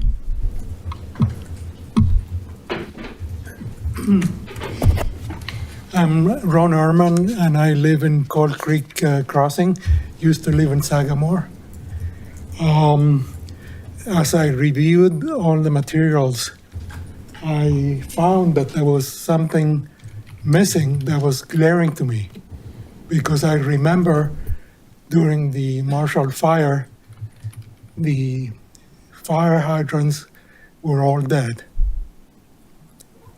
And this is not a hypothetical scenario. This is what happened. And there's a study that details why it happened.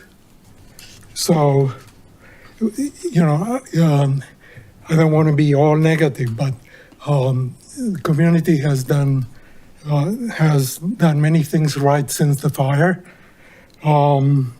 Hundreds of homes have been rebuilt with fire-resistant materials. There's been widespread vegetation management, and there have been enhanced evacuation planning and community education efforts. So strong pluses.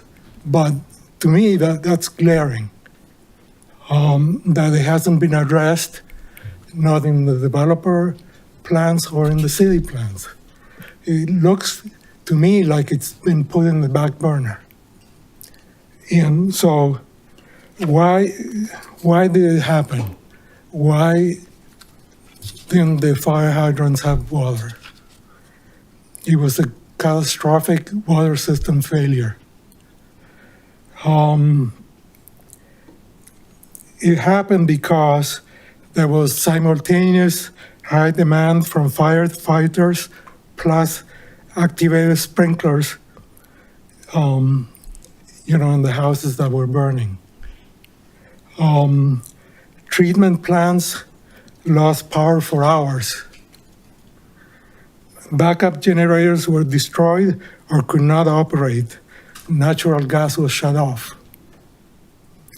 And hundreds of broken service lines from the burning homes caused 15 to 90% water loss. These failures are documented in official after-action reports and the 2025 Water Research Foundation case study, Project 5192. The details I sent in an email to you. So I want to skip through some things in the interest of time. So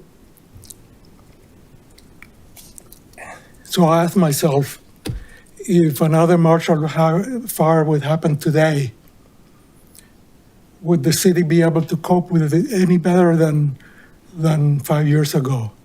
The answer, I don't know, but I'm guessing the answer is no, because the root causes haven't been addressed.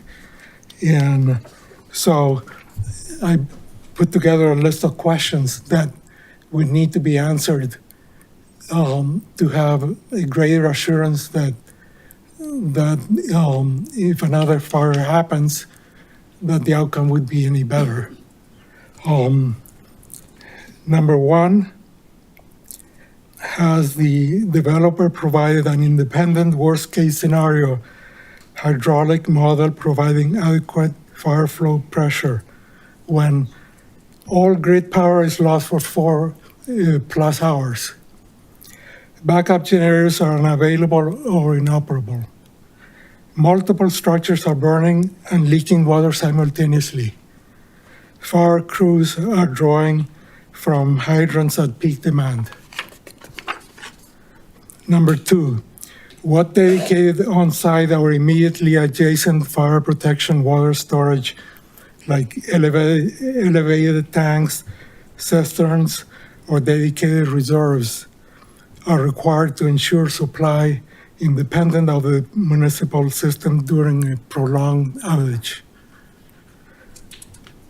Number three, what redundant power, backup power systems beyond natural gas generators that can be shut off will be mandated? For example, diesel generators with 24 to 48 hours of on-site fuel, or microgrid solar battery solutions. And I have two more, so have I run out of time? You're at 5 minutes. If you can wrap it up, please. So you have it in my email. Thank you for your comments. Elliot Fladden, Agata Dominguez. I'm Elliot Flayden, and I'm going to be the dissenter tonight. I'm a Superior resident who's asking me to approve 015. One thing first, look around this room and count me in it. We are not a representative sample of Superior. A hearing draws the people who feel the most strongly. Tonight, mostly opposition. But that's not the people. The ones who live in these homes, the quiet majority who didn't give up an evening to fight this, who decided to watch the NBA finals, who didn't even know this is on the agenda. That's the majority. That's the people. And we don't know who that is. And even if this room was the majority, your job isn't to please the majority. Your job is to do what's best for Superior, not win a popularity contest, to make the hard calls. Now, what is the hard call that has been on this agenda? I'm not going to wave it away. I raised it at the Planning Commission meeting. It is fire evacuation. It's real, but it's a real concern, not a disqualifying one. It can be addressed and balanced, and once it is, this project is a no-brainer. Now, why do I say that? Surviving a wildfire is a race between not one clock, but 2 clocks. 2 clocks. First clock we talked about tonight extensively, how long it takes to get out. That's obvious. This is going to cause problems here. Maybe those problems can be mitigated. But that second clock, what is it? It's how long you have to get out. That has not been paid attention to in this meeting. That has not been paid attention to with the comments tonight. And it has not been addressed for a simple reason. that second clock is drastically in favor of this project, just as much, if not more, than the first clock is against it. And you've got to weigh both clocks against each other. Now, why do I say that? That second clock, what drives a wildfire? What drove the Marshall Fire? It's open grassland without fire breaks. What does this project cause? It causes fire breaks. It's built with fire retardant material. The field that this project is built on is not some benefit to the community when you look at fire mitigation. It is a lit fuse that can explode at any time. And that fuse brings no money to this community, money that this community needs for fire mitigation. Fire mitigation, where we have the goats grazing, we have the parks, which we can barely afford, clearing out brush and doing other items, that costs funds that this town scarce has. This project, if approved, brings money to this town. This project, if approved, brings fire mitigation to this town on that alone. This project, if approved, brings a fire break to that area where instead of being a lit fuse, it is a defensive wall against the fire spreading from that spot. All of those items extend that second clock. So while everyone in this room says, be concerned, we're worried about the fire, we're worried about the unknowns. Well, guess what? Fire survival depends on more than just evacuation time. It also depends on how much time you have. And this project, just in terms of fire mitigation, is beneficial in that way.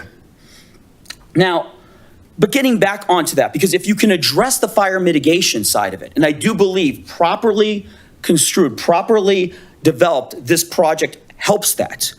We get to the other part, what matters to this town and its future. And the fact is that parcel where it's sitting now does nothing for this town. It doesn't bring money in. It doesn't help our budget. It doesn't support the Superior marketplace. And those are all real concerns that if you weigh life science in the correct way, we can get to. Real concerns that make this project a no-brainer. So let me end with the real frame. We live with unknowns in this town. The next fire, the next wind. That's the community we chose, the community we found ourselves in. But being afraid of the unknown is not the same thing as making an intelligent decision about it. The intelligent decision is to address evacuation at the FDP, the final development plan, build the brakes and alerts, take the $3.5 million that this project's been estimated in one-time fees, not yearly money, that we'll be getting with it, and not freeze because the future can't be guaranteed. Address the fire concern, balance it, and this becomes a no-brainer. Approve 015. Thank you. Thank you for your comments. Hagara Dominguez, Derek Orr. Good evening. I'm Agatha Dominguez, and I'm here to represent my parents, Giuseppe and Marta Oriamuno. They own 3 houses in Sagamore, and they also have a restaurant in Boulder, Colorado, which they've been on for 26 years now. When my parents decided to expand their business, their first thing they wanted to do was come to Superior.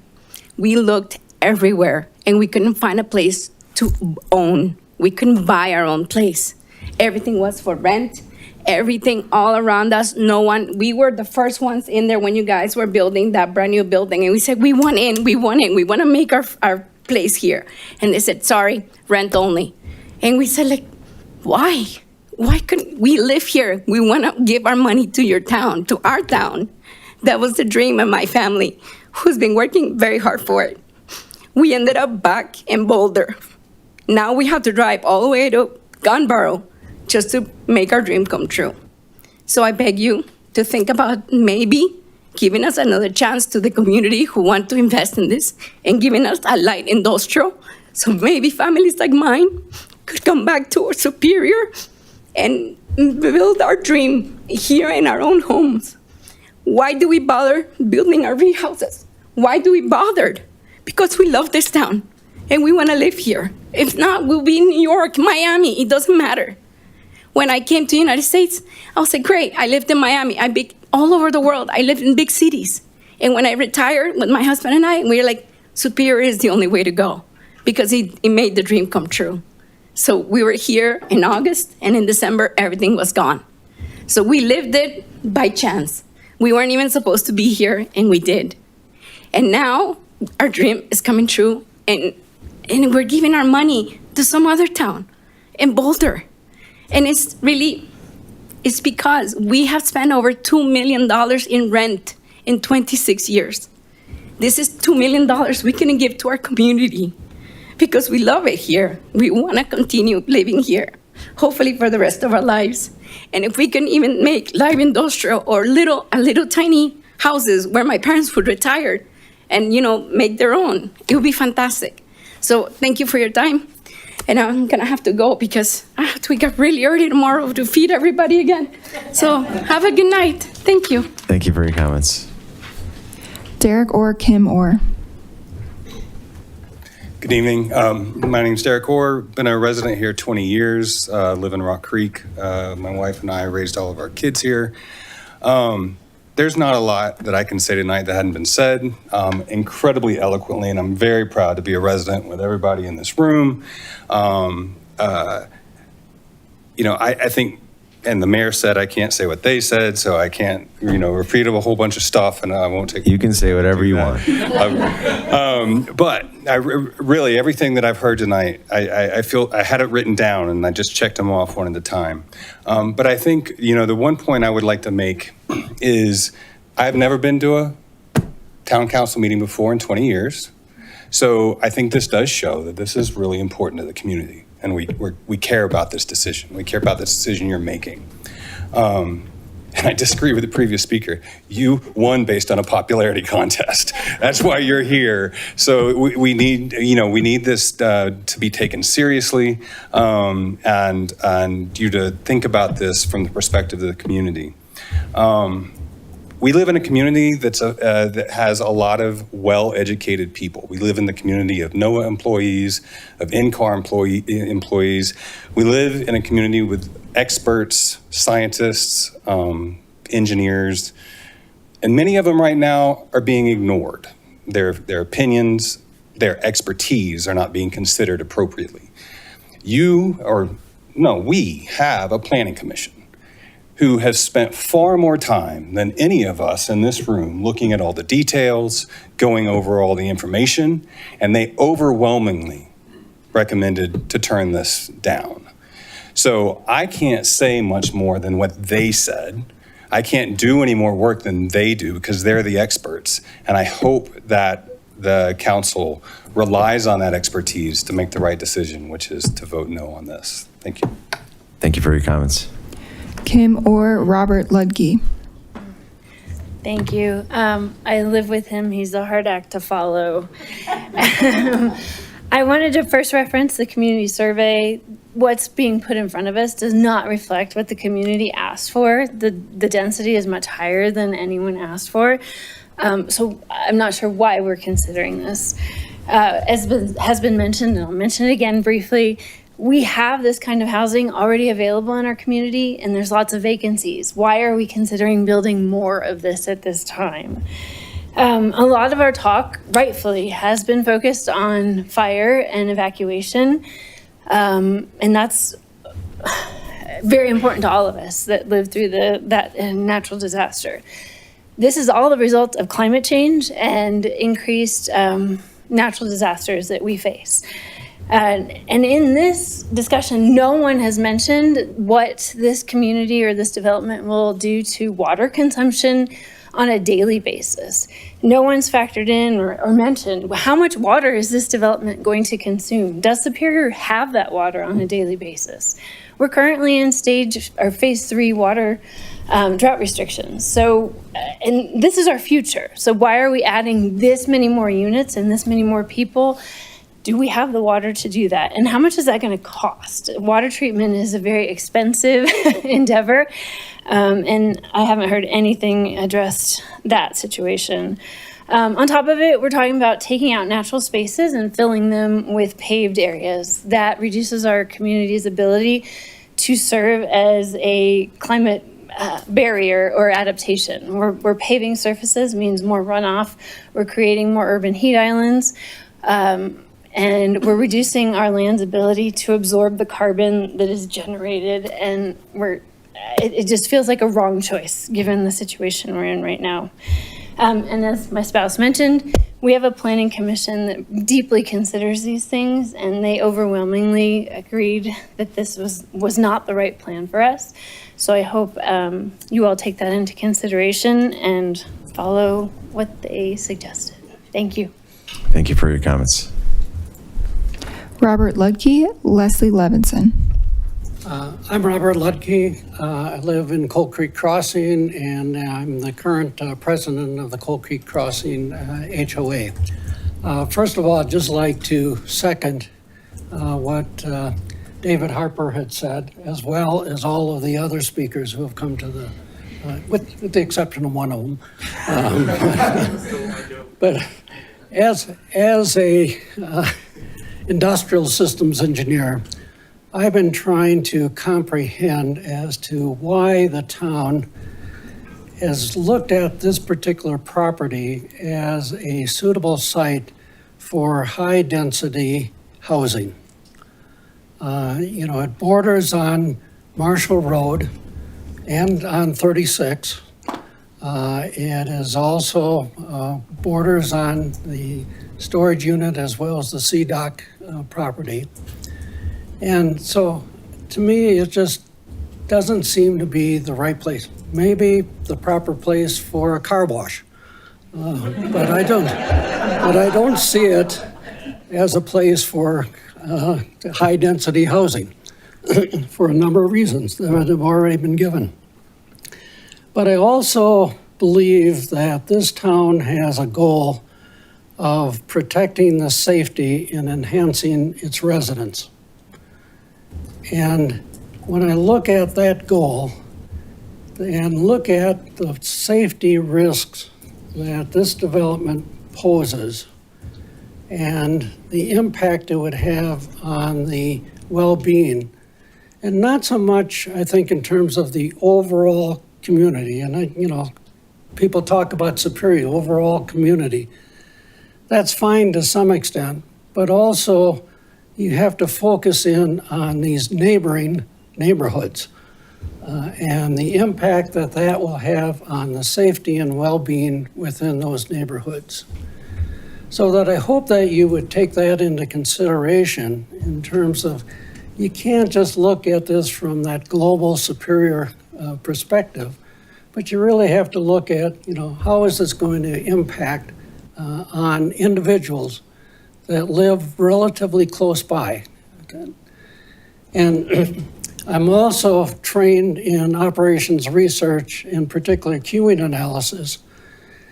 And so if we had hours, I could basically review and critique what has been said in terms of the traffic studies and the evacuation strategies that have been supposedly presented. And in that regard, I think that there are a number of assumptions that have not been made. And what I would like to see from particularly the evaluation strategy perspective is, has that study that they've been presented actually been validated by what happened during the Marshall wildfire? Because, for those of us who've lived through that, 76th Street going west was closed because that's where the fire was coming from. So the question I have is, for those properties on that corner, where are they going to go? I would like to know how many, from that study perspective, they have going west on Marshall Road, as compared to going down 76th Street to Sagamore and then, or Coal Creek Drive. And then the other thing is that all that traffic was funneled onto one exit onto 36. So, there's some basic things that were simply not presented. And so I would just like for you to consider, really look at this from the safety and the well-being of residents, and do what the Planning Commission has done through extensive study and analysis of this plan development. I was there at that meeting. It took over 4 hours. It's just like tonight, it's taken over. But please take a look, and I urge you to accept the recommendation of the Planning Commission to deny this plan development. Thank you. Thank you for your comments. Leslie Levinson, Jean Gass.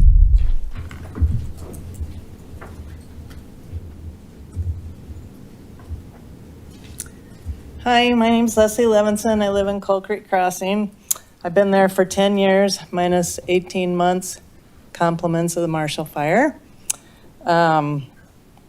Although I agree with many residents here citing the inadequate infrastructure available to support this new and seemingly oversized apartment development in Superior, I think there's also another really huge issue that we have here in Superior in the Front Range that I haven't heard mentioned anyway.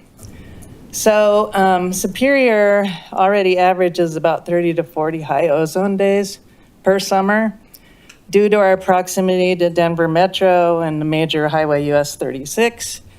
We are frequently ranked among, I think, top 10 in the US for ground level ozone. I had approximately 1.5 to 2 extra cars per unit of that 336 apartment development. There would be an extra 400 plus cars to add to the regional background pollution that we have already here. So adding those 400 or more cars in proximity to US 36 will worsen the local air quality in our neighborhoods, there's no doubt. I'm curious if the Town of Superior Planning Commission will require an air quality impact assessment before moving ahead with this or a similar larger type development. Some other pertinent points to consider. The Front Range is currently classified by the EPA as a non-attainment area for ground level ozone. Adding a concentrated source of 400 plus new vehicles directly adjacent to US 36 would worsen our existing air quality crisis. I think the town must look at the cumulative impact of these new tailpipe ingredients combining with existing highway traffic, especially in hot, stagnant summer days when ozone action days are already frequent. Also, the cold start pollution threat to neighboring homes. Vehicles emit their highest concentration of toxic pollutants during the first 60 seconds of a cold start before catalytic converters warm up. Concentrating hundreds of daily morning cold starts in a single parking structure or lot creates a localized hotspot of raw pollution. Because this site sits near already existing residential neighborhoods, these toxic emissions will drift straight into our backyards before the cars even reach the highway. So those are just some things to consider I wanted to bring up. I don't think I'd heard anybody talk about this issue. I think it's a big issue for Superior. Like I said, I've lived here for 10 years. And in that 10 years, my respiratory function has worsened. So I think it's a problem for all the residents that live in Superior, and I think it's something that we need to pay more attention to. Thank you for letting me give my comments. Thank you for your comments. Jean Gass, Roberto Camacho Barranco. Hi, I live in the Coal Creek Crossing neighborhood, and I just want to say I really appreciate all the great details that this group has put together in terms of why we should not be approving this development. And I echo many of these thoughts about, fire and safety and congestion. And just also did want to add another point was I heard from the developer they're going to put a sidewalk along, the frontage of their property there. But there was a lot of talk about collaborating with the town about a variety of things. So I assume by collaborating meant they weren't going to pay for them. They're going to expect the town to pay for things. So for example, for these people to be able to walk somewhere there would have to be crosswalks installed, potentially lighted crosswalks like we have even on, say, Coal Creek Drive and such. And there's sidewalks that don't really connect this to the RTD very easily. So it seems like there's also extra cost, even if the town was going to make this viable and make it viable for people to be able to move in and out of this neighborhood, in terms of, as pedestrians or bicyclists, et cetera. So I urge the town council to vote no on this proposal for all the many, many reasons we've heard here tonight. Thank you. Thank you for your comments.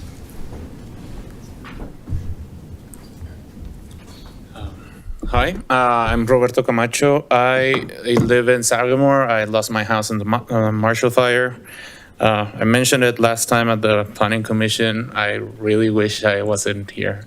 Like, it was really traumatizing having to be here every month or whatever, trying to get our, I learned so much about easements and all of that, right? And I've met Neil a bunch of times.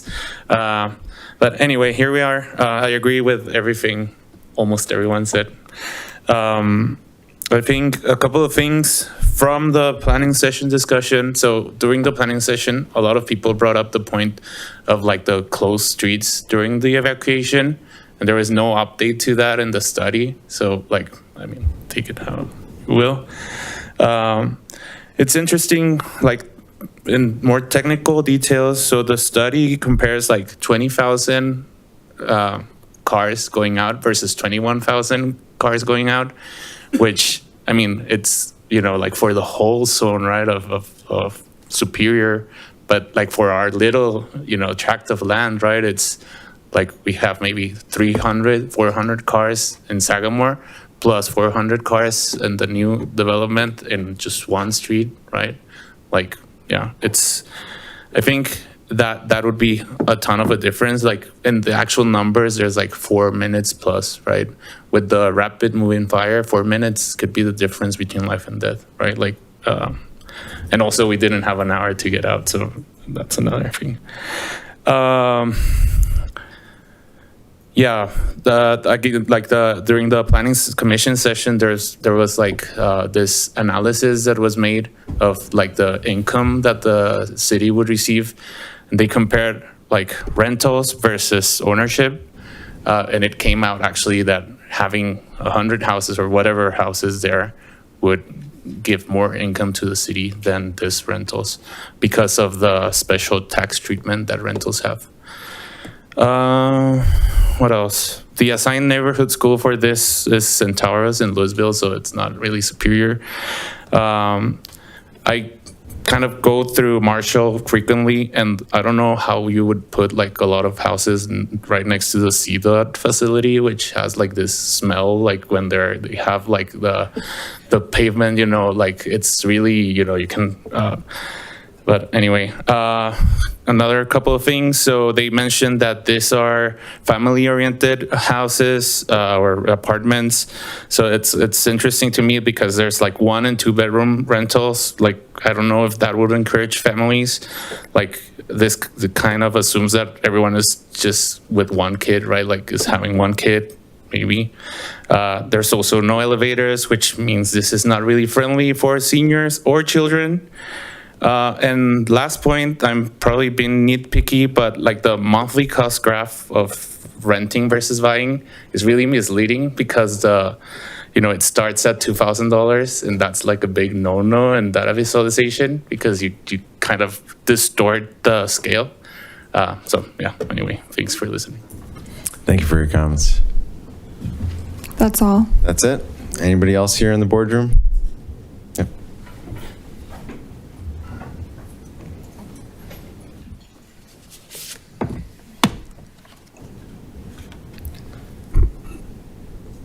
On behalf of Brixmore Property Group, we would like to express our support for the proposed residential development near our property in Boulder County. Carmel Partners initially reached out regarding this proposed development in October 2024 and has continued to provide updates as they become available. Brixmore appreciates Carmel's proactive outreach and efforts to solicit Brixmore's feedback throughout the refinement and finalization of this proposed development. We believe that increased residential density in this area could benefit the broader community.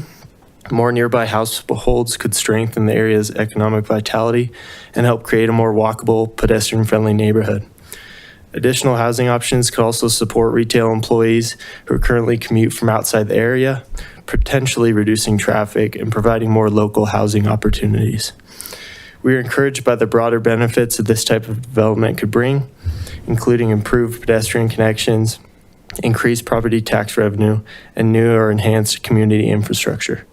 Overall, we believe this proposed residential project could positively impact the town of Superior, the local community, and the surrounding area. Additionally, we hope this development may create future opportunities to adapt portions of Superior Marketplace to changing market conditions and community needs. This could include modernized, flexible zoning that combines residential, retail, and other uses, helping ensure Superior Marketplace remains a vibrant and sustainable community asset for years to come. Thank you for considering Brickmore's perspective. Thank you for your comments. All right, anybody else here in the boardroom like to give public comment? All right, seeing none, I'll turn into Zoom, and we've got Kevin Cohen. Hi, everybody. My name's Kevin Cohen. I'm one of the business owners at the Guardian Storage, just to the south of the proposed project. Can everybody hear me okay? Yep, loud and clear. Okay. I'm not here to voice support or opposition to the project. I do recognize that as a business owner, I have different interests and concerns from the residents, although I will point out my everyday office is at our property on 76th Street, and I was forced to flee from the Marshall Fire in what was a very scary moment for me that day. So I definitely do share in the concerns. But I do want to say that I appreciate the fact that Harris and Carmel reached out to me early in the process to see what concerns I would have about their project. I communicated one of my concerns would just be losing visibility to our property and our signage from Highway 36, and kindly requested that if there was anything they could do to preserve that sight line, it would be appreciated. And Harris recently shared some project renderings that showed me that our signage would still be available. So I just wanted to speak up and say that I do think that that type of outreach to residents and businesses is important. And Harris and Carmel went about that process the right way and taking feedback. And I just wanted to say I appreciate it. Thank you. Thank you for your comments. Alexander Stickelberger, you had your hand up, but I see your hand is down now.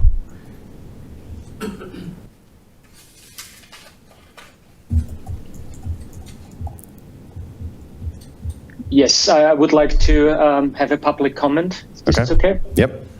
I'm Alexander Stickelberger, a resident of Sagamore neighborhood. As a resident, I don't understand what was presented today in terms of the stress test and the analysis of different use cases. I think it was a good sales pitch, but at the time of the Marshall Fire, I had to flee on foot out of the neighborhood because I couldn't get out.